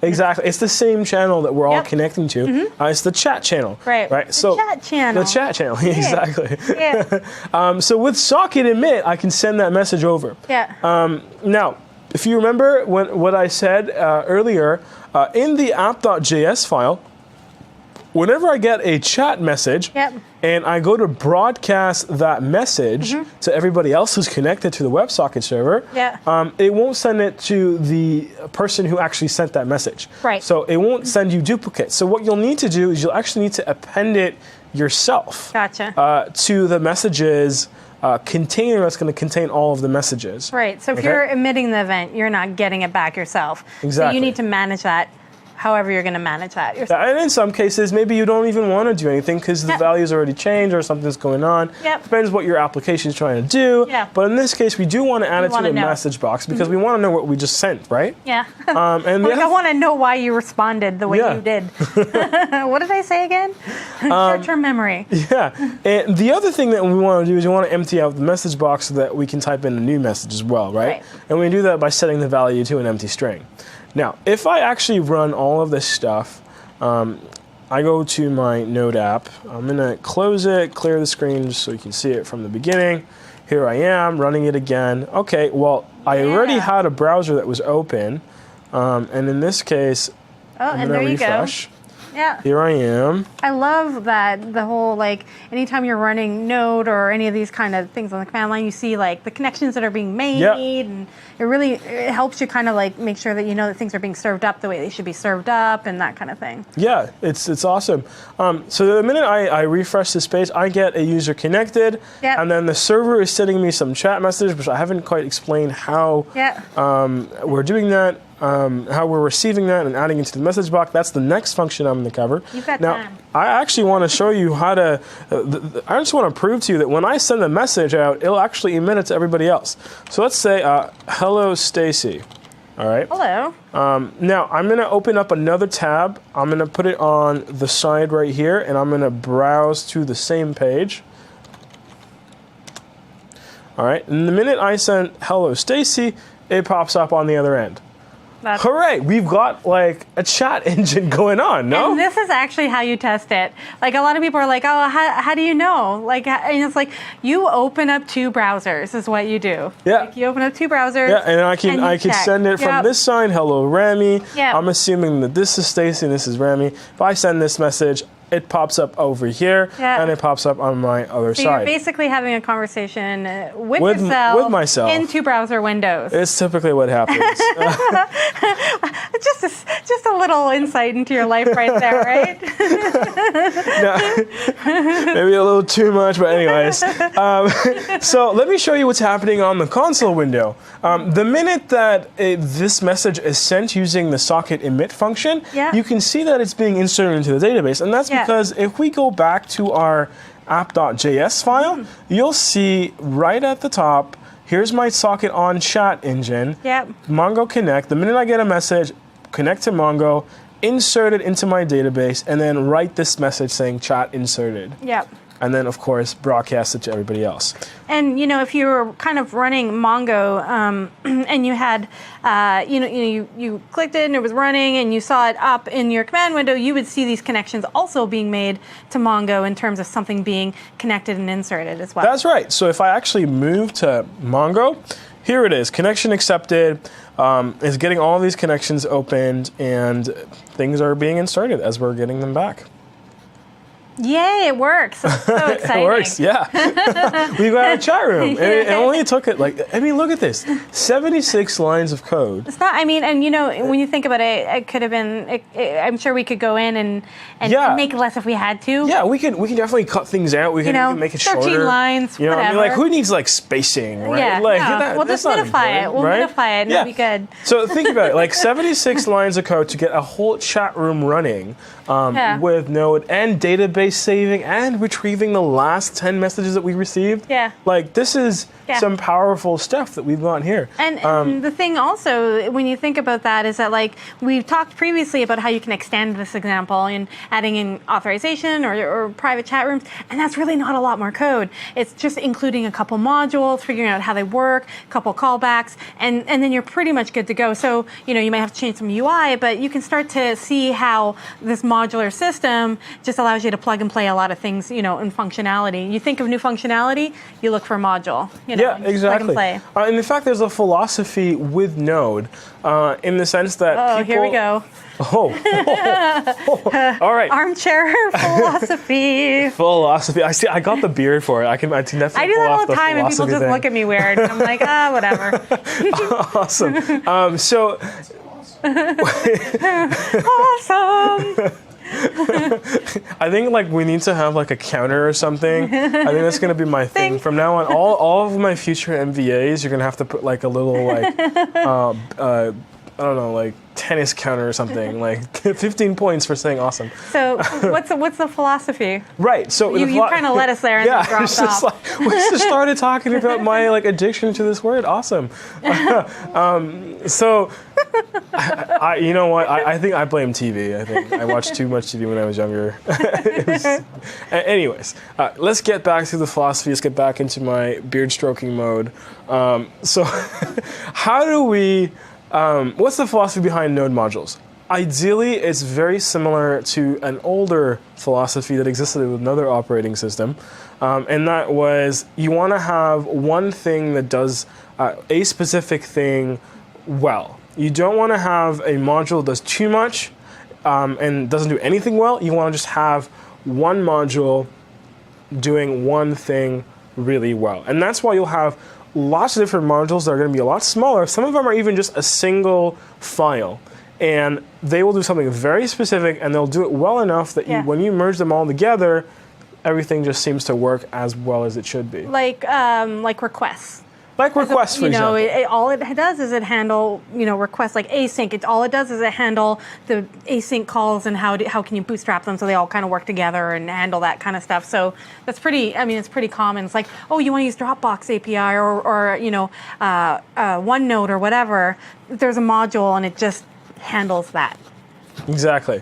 And that's the really cool part behind the module system that we've got, and NPM lets you do that really simply. It's so easy to create a module in Node. Mm-hmm. Any folder that has a package.json, so if we're taking a look, say some of the simpler stuff, this could be a module. If I gave my package.json, this is the name of my module. If I actually push this to npm, I could do npm install _03_file.io, and it will find it and it will install it, and it's that simple. I think you should do that because that's how I'm going to look for it. _03 file, whatever. Yeah, I think I probably would like to choose something a little smarter as a naming convention, but this is for our demos. It just makes things a lot easier. One last thing I wanted to show you with connecting the front end to the back end. We glossed over it, but to be honest, it's just 2 lines of code. That's how simple it is. It's how do you actually append the messages that you receive from a socket to the browser. Yeah. Now, do you remember the socket.on function? It's the same one that we're going to use here. So we're going to say, hey, this socket, anytime I get something on the chat channel, take this message, using jQuery, select this messages box, and append a paragraph tag with this text. Right. That's how simple it is, and that's what actually enables our browser to add in anything that we receive from the socket. The minute I press a send button, I'm manually adding it on my browser, but the other browser on the other end is doing it through this call right here. Right. So it's that simple in terms of just saying this is when this happens to this channel. So if you were listening to multiple channels, you could have another function, whatever it may be. Yeah, I could add another socket.on function, maybe say admin, and then say, hey, my function is going to take a command, and with this, and you see Visual Studio likes to do nice styling for me. Thank you very much, Visual Studio. I can do something else. You're welcome. I can do something. That's what Visual Studio sounds like. You're welcome. I can say alert, admin command. Yeah. Woohoo! That's how simple it is. So, the ability, again, to extend that interface and potentially do other things with it if you needed to. Exactly. Yeah. You can do a private channel. So this could be the ID that we're using. So var current chat room ID equals some number in our MongoDB database. Yep. Lots of numbers.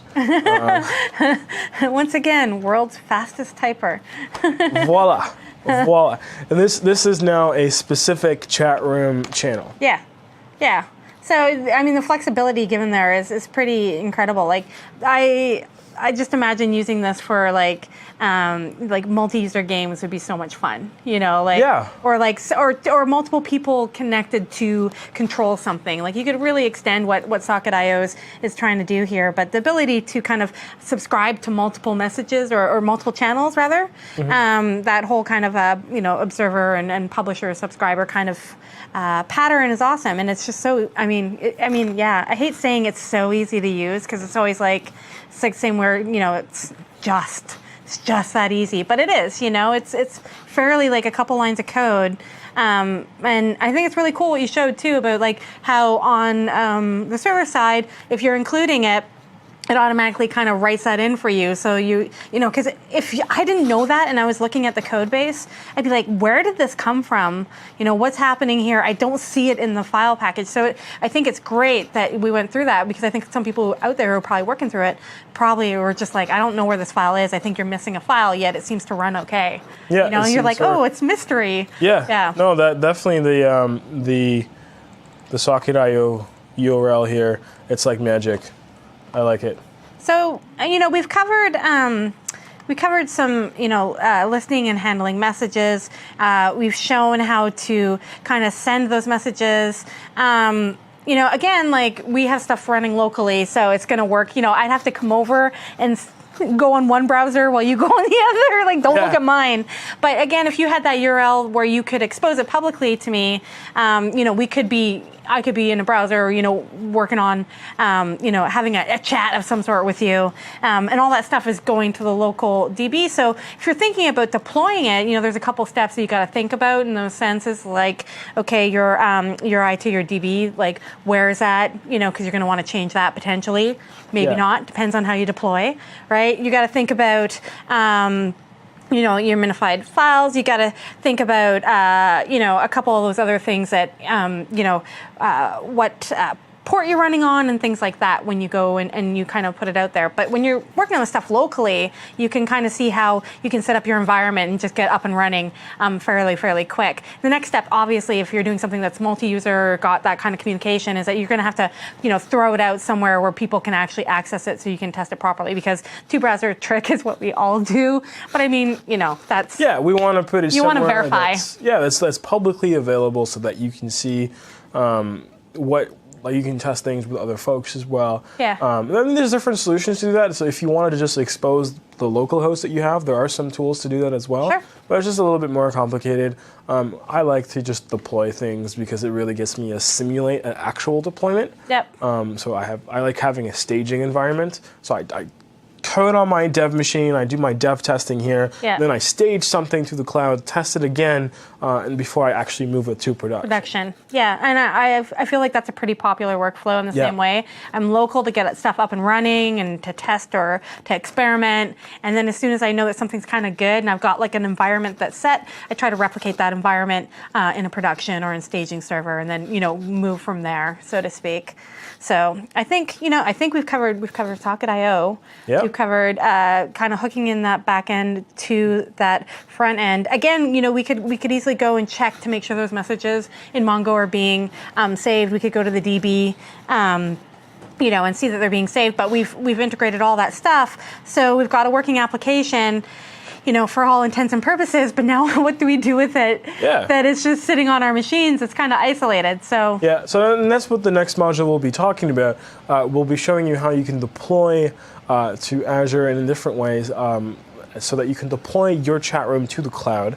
Now, if you don't share the chat room URL, you might even be able to keep it a private chat room. Yeah. You gotta obfuscate it though a little bit. You gotta make sure the URL has like some complex number scheme or something. Yeah. You share that URL with your friends, then you've got a private chat room. But for the most part, if someone discovers that one, we haven't added authentication, we haven't added private rooms. That's up to you guys to do that. But we will show you how to get it up on the cloud. And there's other things like just that, like once again, that database URI that you need. I mean, we set stuff in a path variable. So like when you deploy it, how do you do that? Like how do you set environment variables and things like that? And also, it's one of those things when you're working with source control, depending on how you're working, if you're working, especially with something like GitHub, you don't want those values in your project, especially if it's an open repository. I don't want to see like what, depending on But what the you don't value want to is. show those private keys, right? Like, Right. sometimes, like the Mongo URI, you can put in the password and the username that you need to connect on. Yeah. Now, you don't want to have that in your source control at all, actually. Yeah. And that's the Yeah. reason why we use the environment variable, is because we don't want to share that private, sensitive information that have anyone be able to connect to our database. Right, and so that's like one of those things where you go to source control of GitHub and stuff like that, and you'll see in the README, you need to replace this and you need to replace this. You can find it here, here, here.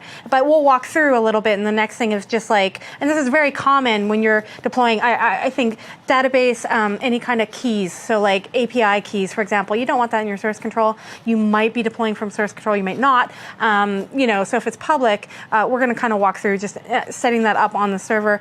Give you a little preview of Azure and just like all the things that are available to you when you're debugging and deploying, because we know a little bit how to debug a little bit locally. We've seen a couple things that we've done. We'll go through a little bit more detail. But when you put that up into the cloud, how do you start debugging? And so we're going to focus on that kind of stuff in the next module. So we're going to take a 10-minute break, and we'll be back and we'll handle debugging, deploying. I said debugging, like we have a pug around here. Yeah, exactly. You hear that? He's right down there. We're going to debug and then deploy and talk, a little bit about that and the tools that are available for you to do those kind of things very, very easily from Visual Studio. So 10-minute break. Hope you stick around, and we'll see you shortly.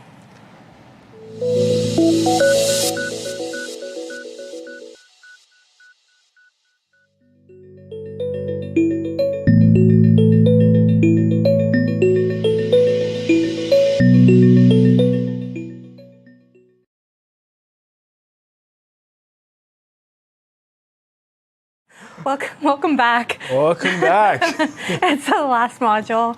I feel like it should be like that. Thank you so much for staying with us while we go through the very basics of deploying a Node application or creating a Node application. Using Mongo, using Jade, Express, all those great things. And now we're towards the very end, the last module of the day. I'm going to start just like doing that with my words where they all kind of run together. Last module of the day. And we're going to start talking a little bit more about Azure, how it works, how you can deploy stuff, how you can take any of these kind of things that you're working on, whether it be Node or variety of other open source projects, and get them up on Azure, how you can debug them. Yeah. Which is a big thing, right? Because sometimes your environment's not exactly the same, and you don't, you kind of put it out there and you hope it's going to work, and then you're just like, I don't know what's going on here, so you need to be able to debug, and it's really important.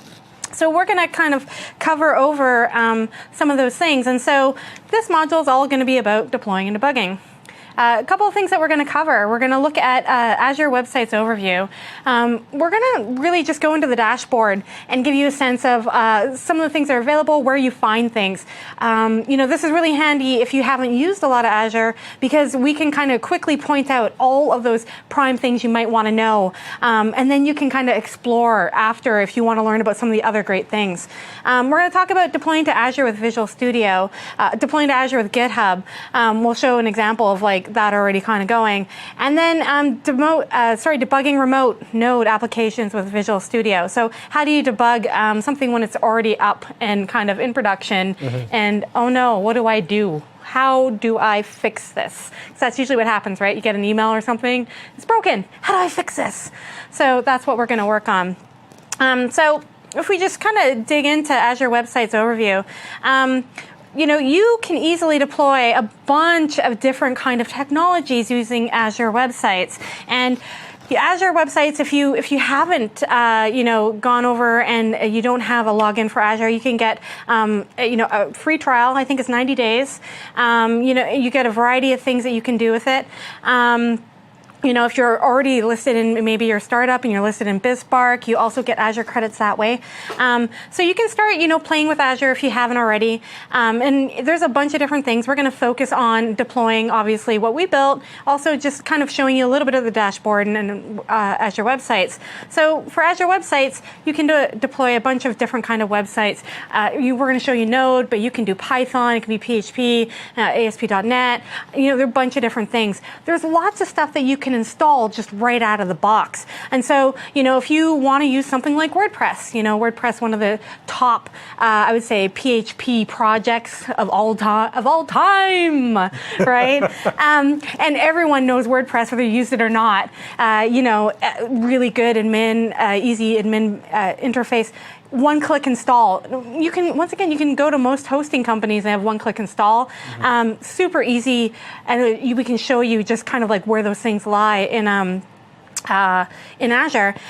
Also, you can do kind of pre-configured stacks. So if you're a person who's like, yeah, I'm going to do Mongo and Express with Angular and Node, I'm going to put all that popular good stuff together, you can go and, again, kind of pre-configure that, and all this stuff's available and just like basic Azure websites. Now, there are a few limitations when you're using Azure websites, and depending on what you need to do, you need to consider that. But the limitations are so, for the average project, not something that's going to really affect you. One of the things that I came across when I was working with Node is I wanted to configure something on a certain port. I was doing something called Space Brew, which is uses WebSockets based on Node, allows you to connect kind of different technologies together. And I was realizing, I need to configure a port, and I couldn't configure a port on website. So that was one thing that I couldn't do. Sometimes there's some modules for Node that are like native modules that need to be compiled. You can't do that. What's going to happen is when you deploy something using Azure websites and it's using Node, it's going to look at your package JSON, and it's going to basically npm install those things. So it doesn't have the ability to compile anything if anything needs to be compiled. So those are a couple of the limitations of Azure websites. In our case, they don't affect us at all. We don't have to worry about it. But just something to consider. If you need to configure ports, or you need to compile kind of native modules for Node or something along those lines, you probably want to look at doing something like a VM or that kind of thing, and setting up an instance that way. So if we look at Azure websites, there's a bunch of things that you can do. So you can configure a custom domain. Let's say you have a custom domain and you want to change the kind of default domain, and we'll show you that process. You can do that. You can FTP to it. Using Azure, you can run multiple websites.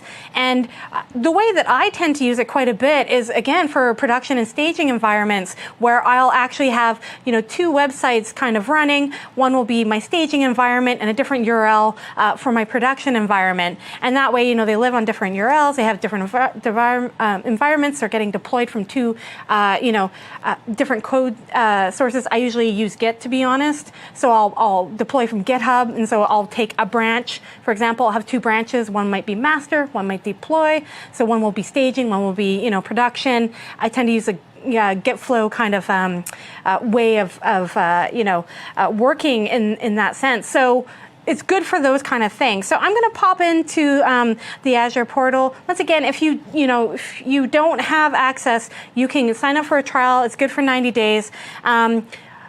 Once you get used to the interface and you walk in, you start to realize, wow, this is like, for me, this is, if I have to start setting up servers or deploying stuff, this is kind of how I want to work. So when I've got the portal already kind of. I'm logged in. I'm working in a different browser because I need to avoid the cookies. Otherwise, I can't log in as my own user. Long story short, we're looking at Azure, and what I've done is all these kind of items that are on the left. You'll see all these things that you can do, and there's so many options here depending on what you're doing. Now, only a couple of things here is really going to affect us, but to walk you through quickly, you've got websites, you've got, like I said, VMs, you've got virtual machines. So you could run Mongo in a VM if you wanted to. You could there's a bunch of different ways to set things up. You've got mobile services, something we talked about in the past. You need to create a REST API really quick. You could definitely just tap into mobile services. Doesn't matter if it's iOS or Android or any of those things. Cloud, you got got your databases, storage. You can just use it for storage. Just like upload your, treat it like you're going to upload all your pictures there, whatever you need to do. There's media services. There's Visual Studio Online, and that's something that we don't really have time to cover too much. But we have a new project called Monaco, where basically you could be, just in the browser, pulling what you need and deploying right from there. So definitely look up Monaco and Visual Studio Online for that as well, because that's another way that a lot of people really love to work with Node. It's got some special support for some of the things that we've been using, like Node, JavaScript, HTML5, CSS. It's fantastic. Yeah, Python too, fantastic. I believe. Yeah. There's a bunch of things, and it's a really nice way to work. It's got a command kind of line that you start working in, and you can basically install what you need to install. It's a great way to work. But we're going to focus kind of on websites and just kind of show you just quickly how you can create your own website, and we're going to work on deploying a website as well, right? So in terms of websites, you can create new websites quite easily. And so I just hit the new button at the bottom. Now, everything that you want to do in terms of creating, modifying, deleting, things that are relating to what you're looking at, it's usually just at the bottom. So this is the current portal. We have a new portal that's in preview. So you could also take a look at the new portal, but I'm going to work with the current one. And if you look over, you create a website. You can do quick create. You can do custom if you need certain options. You can do gallery. Now, I'm not going to necessarily do from gallery here, but I just kind of wanted to show you what's available to you. So if you are a person who has to set up servers, and I know previously I'm used to going in and basically configuring everything from scratch and doing all that kind of work. A lot of this stuff is almost prepackaged from gallery. So depending on what you want to do, there's some common things. If you're a PHP person, Cake PHP is a really common framework. Once again, click install. It gives you what you need and configures it how you need. You can do, there's an HTML empty site. There's Ghost. A bunch of different things. Even towards the bottom, you've got basic kind of things. There's WordPress if you want to do WordPress, right? You click it, and you basically tell it what database to use, and then a bunch of those kind of things, and you're good to go. It's very, very quick. So you can do it from gallery if you want. So for me, I'm just going to go and just to, kind of quick create a website. What you do is you specify a URL, and what's going to happen is that Azure's going to create this website for you, and it's going to give you this default URL. Now, let's go test Stacy. My first name, your last name, Rami. So, you've got, basically that's going to be the URL is whatever you put in here appended to the azurewebsites.net. And then you got your web hosting plan, which is, free. If you have a free trial, for example, I'm running on here, you're doing all this for free. So you can just basically host it. And you can create website. Now, I don't need to configure a database or anything particularly right here. I'm just kind of setting up a website. And so I see that it's listed here and that it's running. I can see how it's running. I can see the URL. I can click it. And it's like, oh, this website has been successfully created. So it means that I need to put something there at some point. But once we go in, there's a couple things that you need to know just about this that's going to help us when we're working, especially with deploying from something like Visual Studio. Mm-hmm. And so looking at the dashboard here, if you click up top, your dashboard kind of gives you your overall view, right? And so some of these things will go more into depth once we've deployed our Node application. But just to kind of point out a couple of these things is that, your dashboard kind of gives you, like all dashboards, your quick overview to your site. And so you can see on the right things that you might need at some point in time. You want to FTP to your, let's say that's how you like to work. You want to FTP some stuff. You can set up deployment credentials, for example. You can view any kind of connection strings. You can deploy from source control, which is something we'll kind of just click through later in the session. And so you start to see, where these things are. Now, if I didn't want this to be my URL, which as intuitive and rolls off the tongue as it does, I might want to create, I might want to go buy a domain and change that. And you can easily, go and do that, and you just got to set a couple of things in a DNS record, and you're kind of good to go. So, very quickly setting up a website, there's a whole bunch of other tabs that will go into detail about. Monitor is something that we'll probably take a look at once we've deployed something and explain a little bit about it a little more. But you start to see a good overview of what's happening with your site. You can see the versions that you're running. So this is really important, especially if you're working. How many times have I done this where I've deployed something that's PHP and it's the wrong version and I'm using some new feature? So you can, easily change those items that you might need. You can go through WebSockets, all the rest of it, and once again, domain names. And figure out those things. Maybe you need verbose logging to see what's going on with your site. You can turn it on. So you can start to see, some of these things that are available to you, scaling, configuring. There's a whole bunch of stuff. But just setting up a simple, basic website, we've kind of created something. We could push something up there a variety of different ways, however we want to do it. Yeah. So, going over. Basic, that's your basic website. And once again, you can work with just basic HTML. It can be Node. It can be Python. We don't care. We like them all. And being able to deploy them all, especially from Visual Studio, is one of those really lovely things. So I kind of did a basic view of the Azure dashboard. Should we go a little bit more into detail? Do you want to talk about any of those things in particular? Yes, there's one thing that I definitely do want to talk about, and if you can take us back to the configure tab. Sure. 1 second. All right. You ask, I deliver. Okay, configure. Yeah. There is a WebSockets tab. Yeah, so ideally you want to actually turn that on. Right. Otherwise your WebSockets will just not work. Right. And there's an interesting thing about the WebSockets backend for Microsoft Azure. If you're curious, you could just read more about that on the different blog posts that I posted in the GitHub repo. If you look at the README, there's a link to a bunch of blog posts. The last one will go into more detail about specifically some of the things that happen in the behind the scenes to make WebSockets work. Oh, nice. For Node versus other languages. Right. But ideally, you need to turn it on. Yep. And you need to add something to your web.config file. It's all covered in the blog post, a little bit too much detail for this MVA, but it is there, and for the most part, it is already set up for you, so you don't need to worry about it. The minute that you turn it on, you're good to go. And there's other, depending on what you're doing too.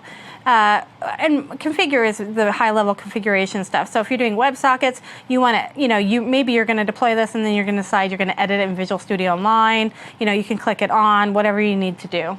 It's right there for you. And the nice thing is that you get SSL support for free with Azure websites, because normally you have to pay extra for that, or it's a little bit complicated to set up. With Azure websites, you get it for free. You just need to put up your certificate. And this is actually really useful for WebSockets in the case where you need secure connections between your browser and the website. Yeah. And it also becomes very useful when you want to certify that your WebSocket connection is coming from something that you served as well. Yeah. So if the minute that it's in a secure connection, it basically ensures that this WebSocket information is coming from something that I serve and not from some random other browser or something. And actually thinking of that too, in terms of the certs that you need and whatnot. I remember I was using PHP, and I was installing. I was using SendGrid for email, because we don't have email support necessarily right out of the box. So for PHP, I was just using SendGrid API, which is it's so easy to configure. Super straightforward. But one of the problems was I go to run it, and I had to check the logs, and I realized, one of the libraries I was using, it was looking for a cert. There had to be a cert somewhere, and it wasn't there. So all I had to do basically was go in, create that cert, provide it, and I was done. I didn't have to worry too much about it. Now, one last thing. So we've talked a lot about setting environment variables. Now, the configure tag is actually where you do that. So if you scroll down the configure tab, there's two places where you can set the connection strings to your MongoDB sites. The first one is using the connection strings at the bottom. So you can literally type for a name Mongo Lab URI, the one that we use in our code base, set the value of that. So if you want to do Mongo Lab underscore URI, that was the one that we used. You can set the value for that, and then you can put custom in the drop-down. Now, what this is going to do.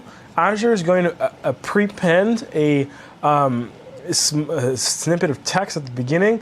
That's the custom string text that you see in the code base, and we need to prepend that into the code base because Azure will do that automatically. So if you accidentally put the whole thing in the connection string, you won't be able to connect to your MongoDB. Yeah, because you got to repeat what I actually fell into that trap about a week ago. I think everyone does though, because you're starting to. You're like, oh, why? Oh, okay, I get it. Yeah, it's like, why can't I connect to Mongo? What's going on? The other thing, you can also use app settings, although it's not really recommended for connection strings. Right.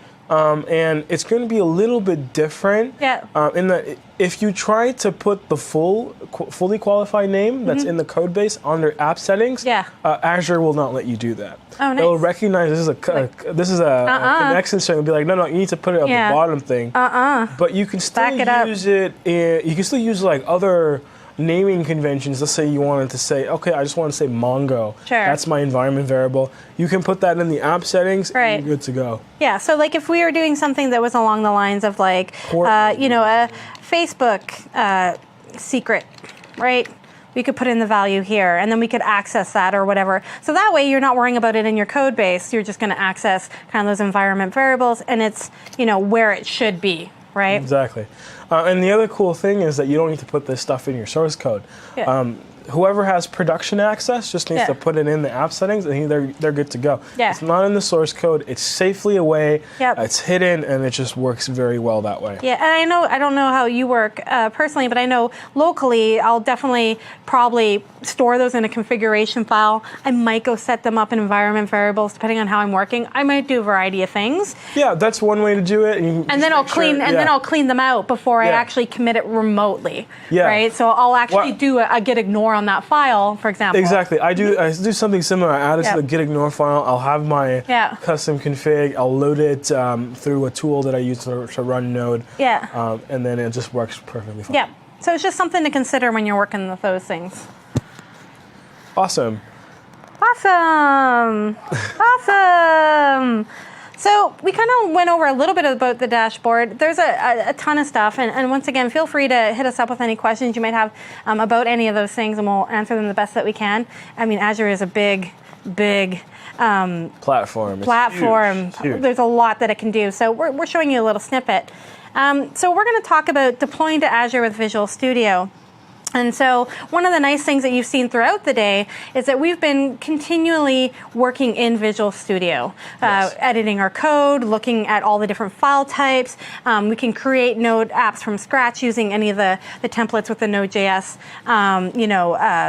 tool for Visual Studio, debugging it, all those kind of things. So when we're deploying, why step out of Visual Studio now? Why not just stay in Visual Studio? So we're going to talk a little bit about deploying to Azure with Visual Studio and how you do that and demo a little bit about how that works. Yeah, so let's just switch over to my screen. And I just want to show you something that's really, really cool. So we've been using the command prompt. We've been using the command prompt to execute our Node app, but you can actually run your Node app straight from within Visual Studio. And the way you do that, show me how. I will show you how. All you need to do is once you're in a project, you can set it as the startup project right here. And the minute you do that, you get wait, can you go back and do that again? I was watching, but then I was like, you right-click, find set as a startup project. Perfect. The minute you set that up and you're in this project, you'll notice right up here that you've got this interesting debug option where it basically says debug Internet Explorer. Now, it's not what it actually looks like, but What do you mean? Well, here's the thing, because like I don't know about you, but when I see this, I'm like, play Internet Explorer. That's what I see, right? Yeah, that's. I would assume it would launch that. Yeah. So actually, what's going to happen is it's going to launch Node and IE. Oh, gotcha. And what's so it's cool doing that whole work of opening the browser for you, so you don't have to like exactly. And what's really cool is like you can also set other browsers as well. So in case you wanted to, I think locally on this machine we've only got Firefox installed. But let's say you also wanted to use the Windows Phone emulator. Yeah. So you can also launch to Windows Phone, which is pretty cool.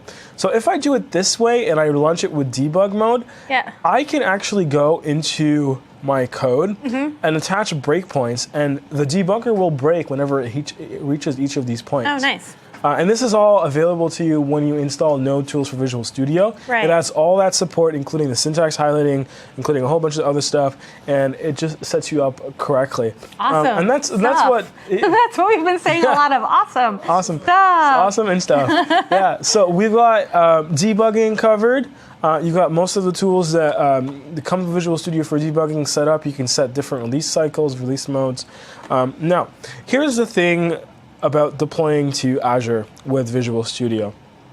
You need to take a quick look at web.config.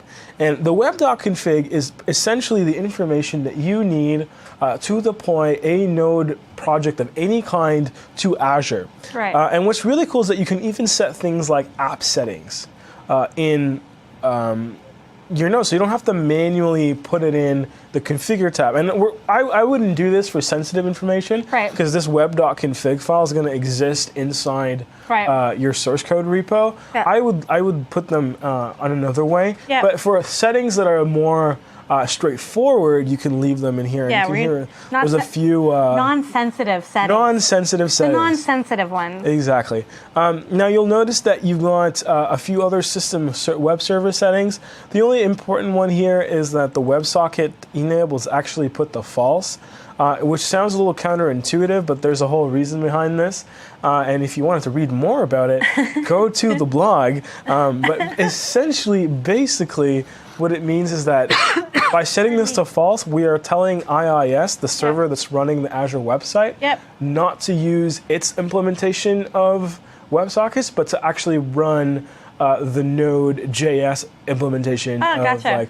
It's so something, this is configuring, something back in. This is more about, it's not about you, Node, as much as it is about the server that's going to handle all that stuff. Gotcha. Yeah. So now what's really cool about the rest of this file is it's very simple. You've got the IIS node here that says, hey, watch out for any of changes that happen to any .javascript file. So anytime I push an update to my website, if there's a change to a .js file, it will restart the website and it will just keep functioning. Oh, nice. So you don't need to manually do that. It'll just work the minute you push something. And that's why doing something like GitHub push tends to work very well, because the minute I just commit something like source control, any source code changes to a JavaScript file will restart my server. Yeah. So you don't need to worry about that. That's actually, that reminds me just about something that we never really talked about with just running Node locally, or at least running Node, is that, if you're doing something, especially if you're starting out and you have a major error and it crashes your server, or you update a file, the way that we're running Node right now, it's not going to update it automatically. It's not going to restart that server. You have to go in and redo that again. So if you're making changes, you need to go and change that again. Now you can get certain modules, obviously. Of course, there's a module for everything. There's a module for that. And so you can go and get modules that will do that for you. Like, I think Forever Monitor, or one of those that will basically... Forever will keep running Node, even if it crashes. It'll just rerun it again forever. Right. So it's just one of those. It's forever. Forever. But it's really handy when you start working with those things, because, it's not just about Node crashing, it's about those changes. Because you might change something and then it doesn't matter. It's not going to, address those changes. So you need to go and basically restart the server. Yeah, the last thing that I would say you should pay attention to in here, and that's only if you want to ever change it, in this line 27, you've got app.js, and this is the place where we're telling the IIS node module that this is the entry point to our app. Right, so if we named it something different, if you named it like server.js, you need to make sure that you change it here, otherwise the website won't know what to run. Right. Now that we've taken a look at this, there's one last thing I want to show you. and that is the web.debug.config file. And this is the debug version of this web config file. Right. And these two files are well, actually, you only need the web config file to deploy to Azure websites. Right. But if you ever wanted to use debugging tools, you actually can. And now, the neat thing about debugging and remote debugging on Azure websites, and I'll show you how to actually do that a little later, it actually uses WebSockets to debug. How meta. How meta, yeah. I heard you like WebSockets, so I'm going to put some WebSockets for your WebSockets. Yeah, like you debug your That's WebSockets awesome. using WebSockets. Yeah. It's pretty cool. Totally makes sense, though, when you think about it. It's amazing implementation for it. It is, and if you look at it, essentially what they do is they add a little handler that is basically a WebSocket proxy for Node.js Tools Debugger, and it just gets up and running. Now, well, we won't start remote debugging right away. I actually want to show you how to deploy first. So that debug config, is that something you create? Is that something that is... So it's created right away whenever you do a new project with a basic Node.js website. Gotcha. Let me show you what that is, because I don't think we mentioned it. Yeah, no. So if you want to start a new project in Visual Studio, we opened up previous projects, so we didn't start anything from scratch. But if you wanted to, you basically go File, New Project, as I did real quickly right there. And then you want to scroll down. I know, I'm sorry, I did a little too quick. Fast clicking, fast typing. typer. It's not good at all. Okay, so you want to go into Templates, and then JavaScript, and then Node.js. And in there, you've got a bunch of different options, and among them is a basic Azure Node.js web application, and even a basic Azure Node.js Express application. And of course, you can go online and find more templates, but these are the ones that you need to get started, and this will get it set up so that you can actually right-click on the project and be able to publish to Azure websites. And it will also include the web config files. Perfect. So you don't have to worry about doing those from scratch or anything. No, I mean, I wouldn't be able to remember it at all. I know, that's why no I can't. I know where to go change things, but if I had to do from scratch, anytime I've had to do any kind of those server things like that, I never remember. I always have to look it up. Yeah. So let me show you how to publish. Are you guys excited? Hopefully you are. I like the way you said it. Are you guys excited? I hope you are. I think it's toward the end of the day and my voice is slowly... it's slowly going. But you know... But I will try really hard. Show me how. Show me how. All right, enough talking, more showing. Yeah. All right, so yes. Let me do that again because I did it real quick. I can mime it for you too. If you I right-clicked on the project and I pressed publish. Right. This will pop up a really cool wizard.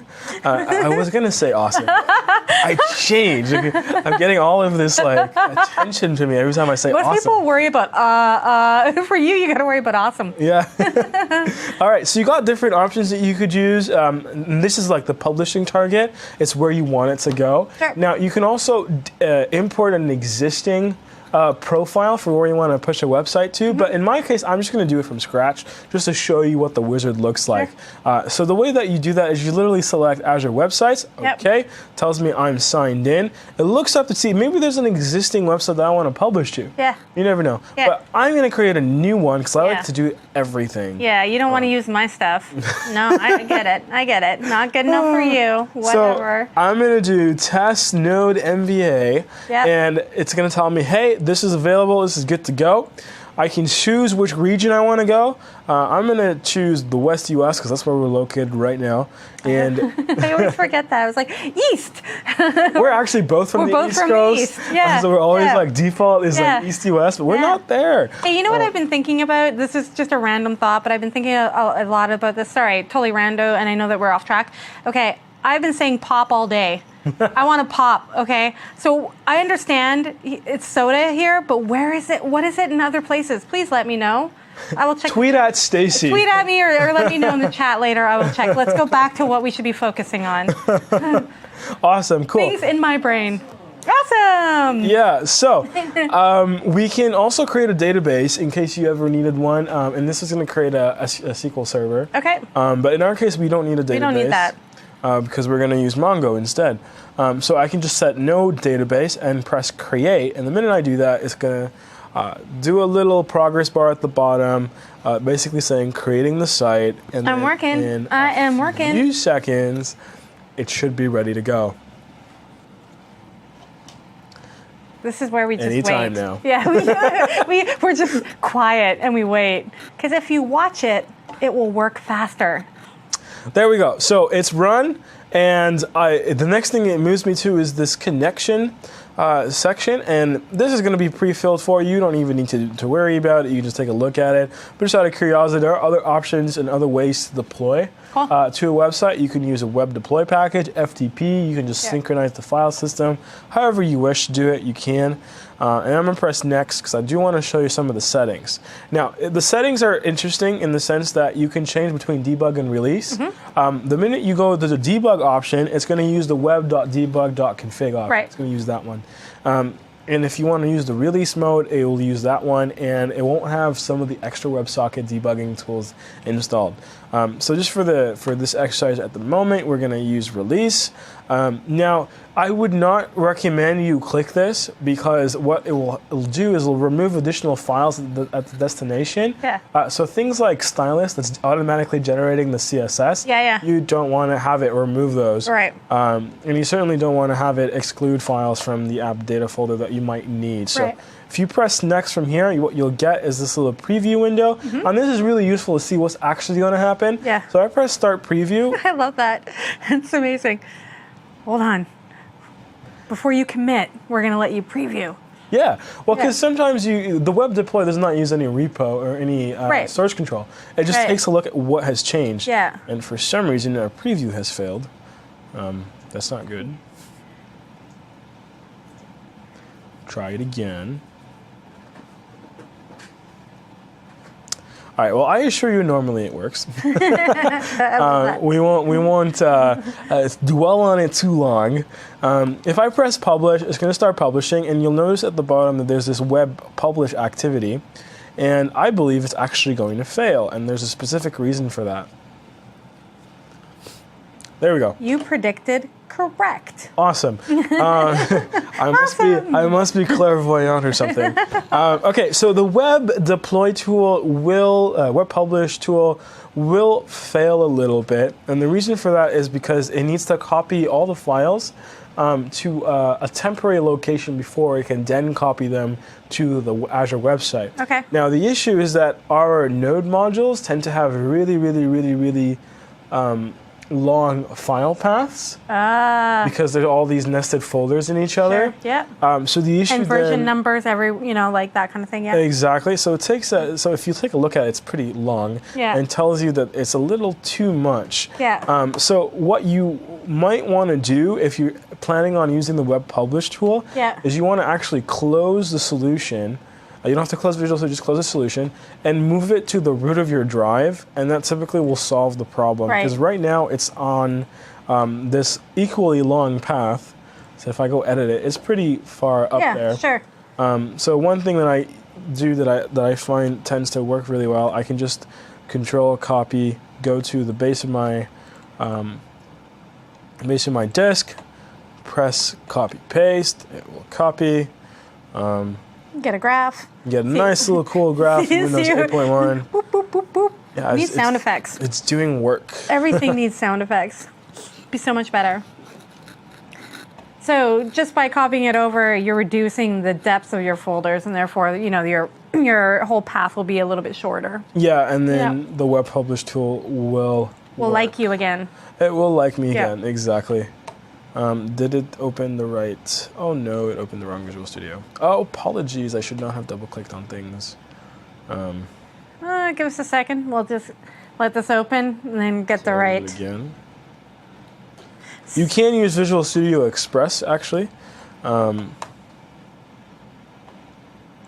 It will work. But you've got the other one configured with everything that you need. Exactly, and it's signed in. That's the key point. Yeah. It's actually signed in. So I won't be able to use a recent solution because it's changed location. I'm going to have to go open project solution, browse to the root of my disk, go all the way down, or not all the way down, and open it from here.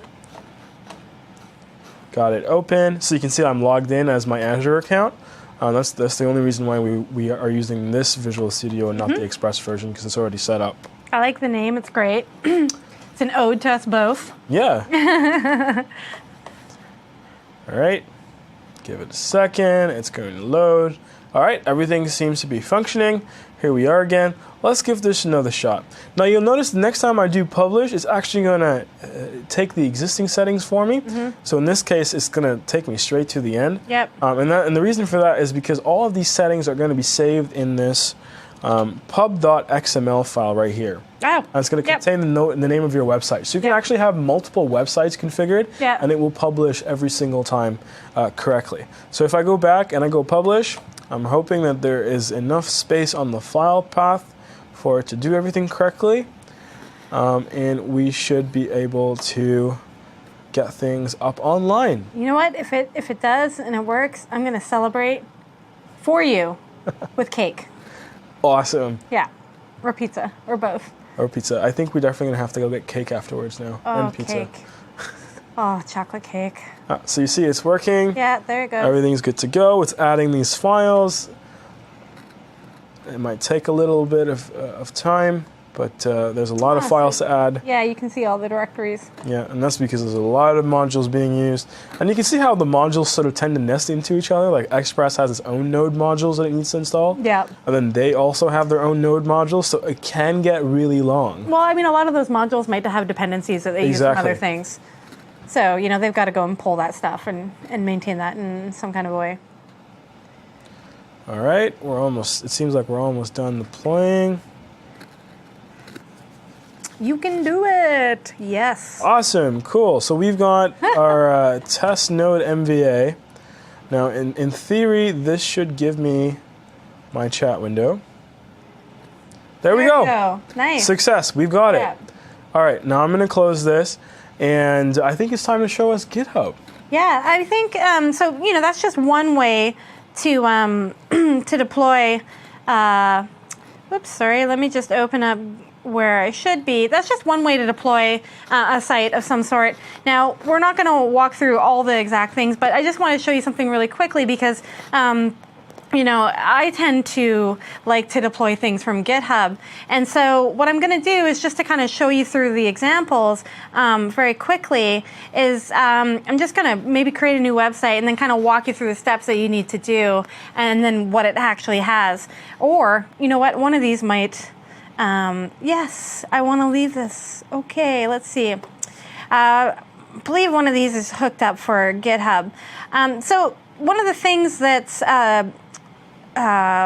dashboard, configure, linked resources. Okay, one more check. Nope, it's gonna be this one. Sorry, guys.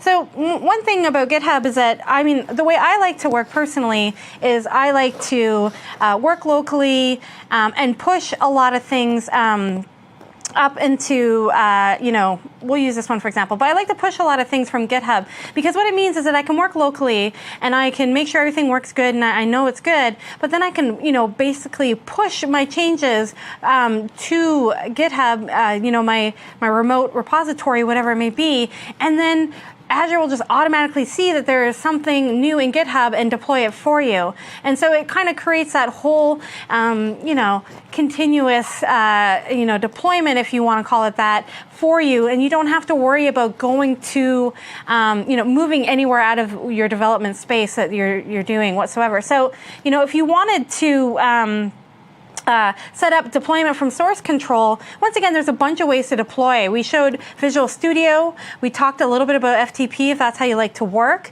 And you can also set up deployment from source control. Now, source control, very vague term, right? I'm talking about GitHub, but source control can be a variety of things. And here's what Azure sees as potential source controls that you might be using.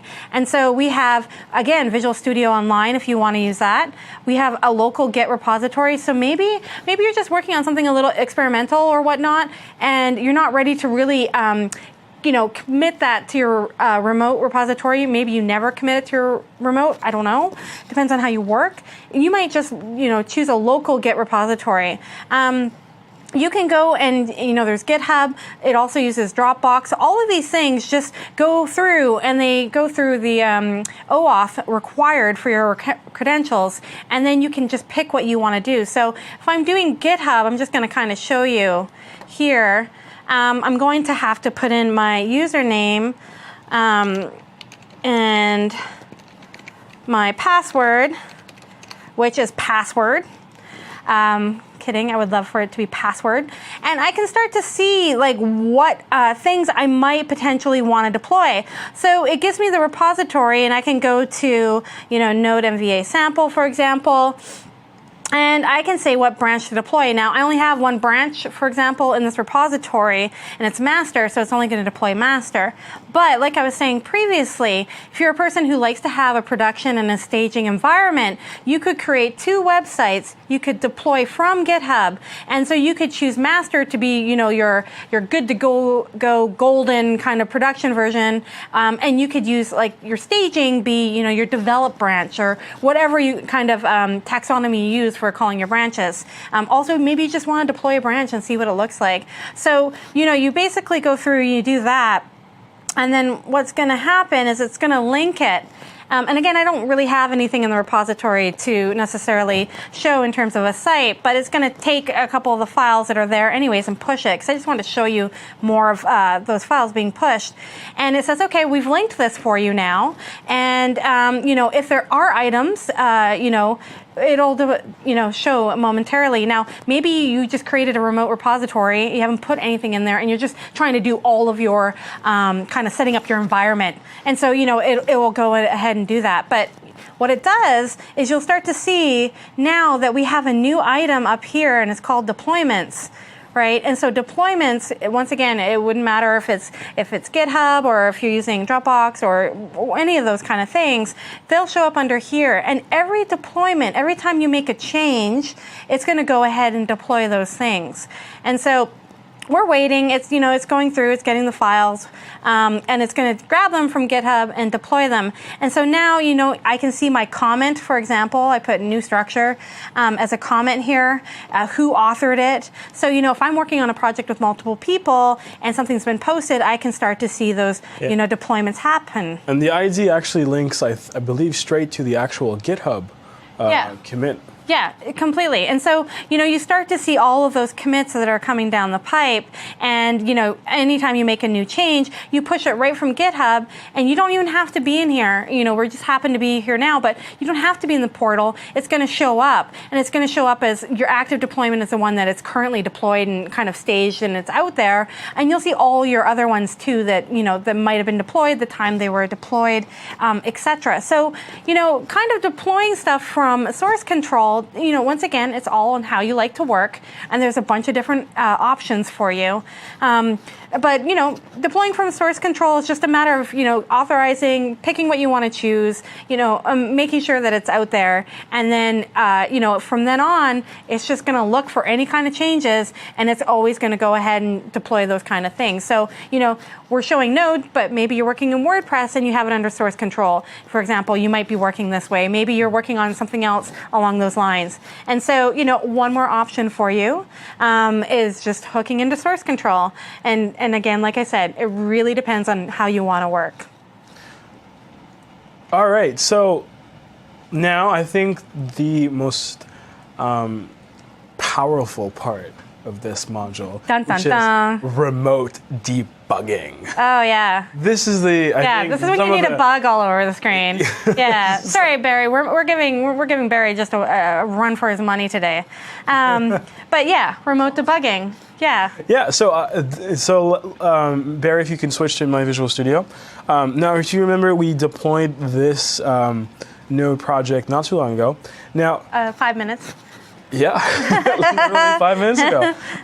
So here's something that's really cool, and there's this tab called Server Explorer. Now, if you don't see it on your Visual Studio window, what you need to do is just go press View and press Server Explorer, and it will pop up. And among the different options that you do get is Azure.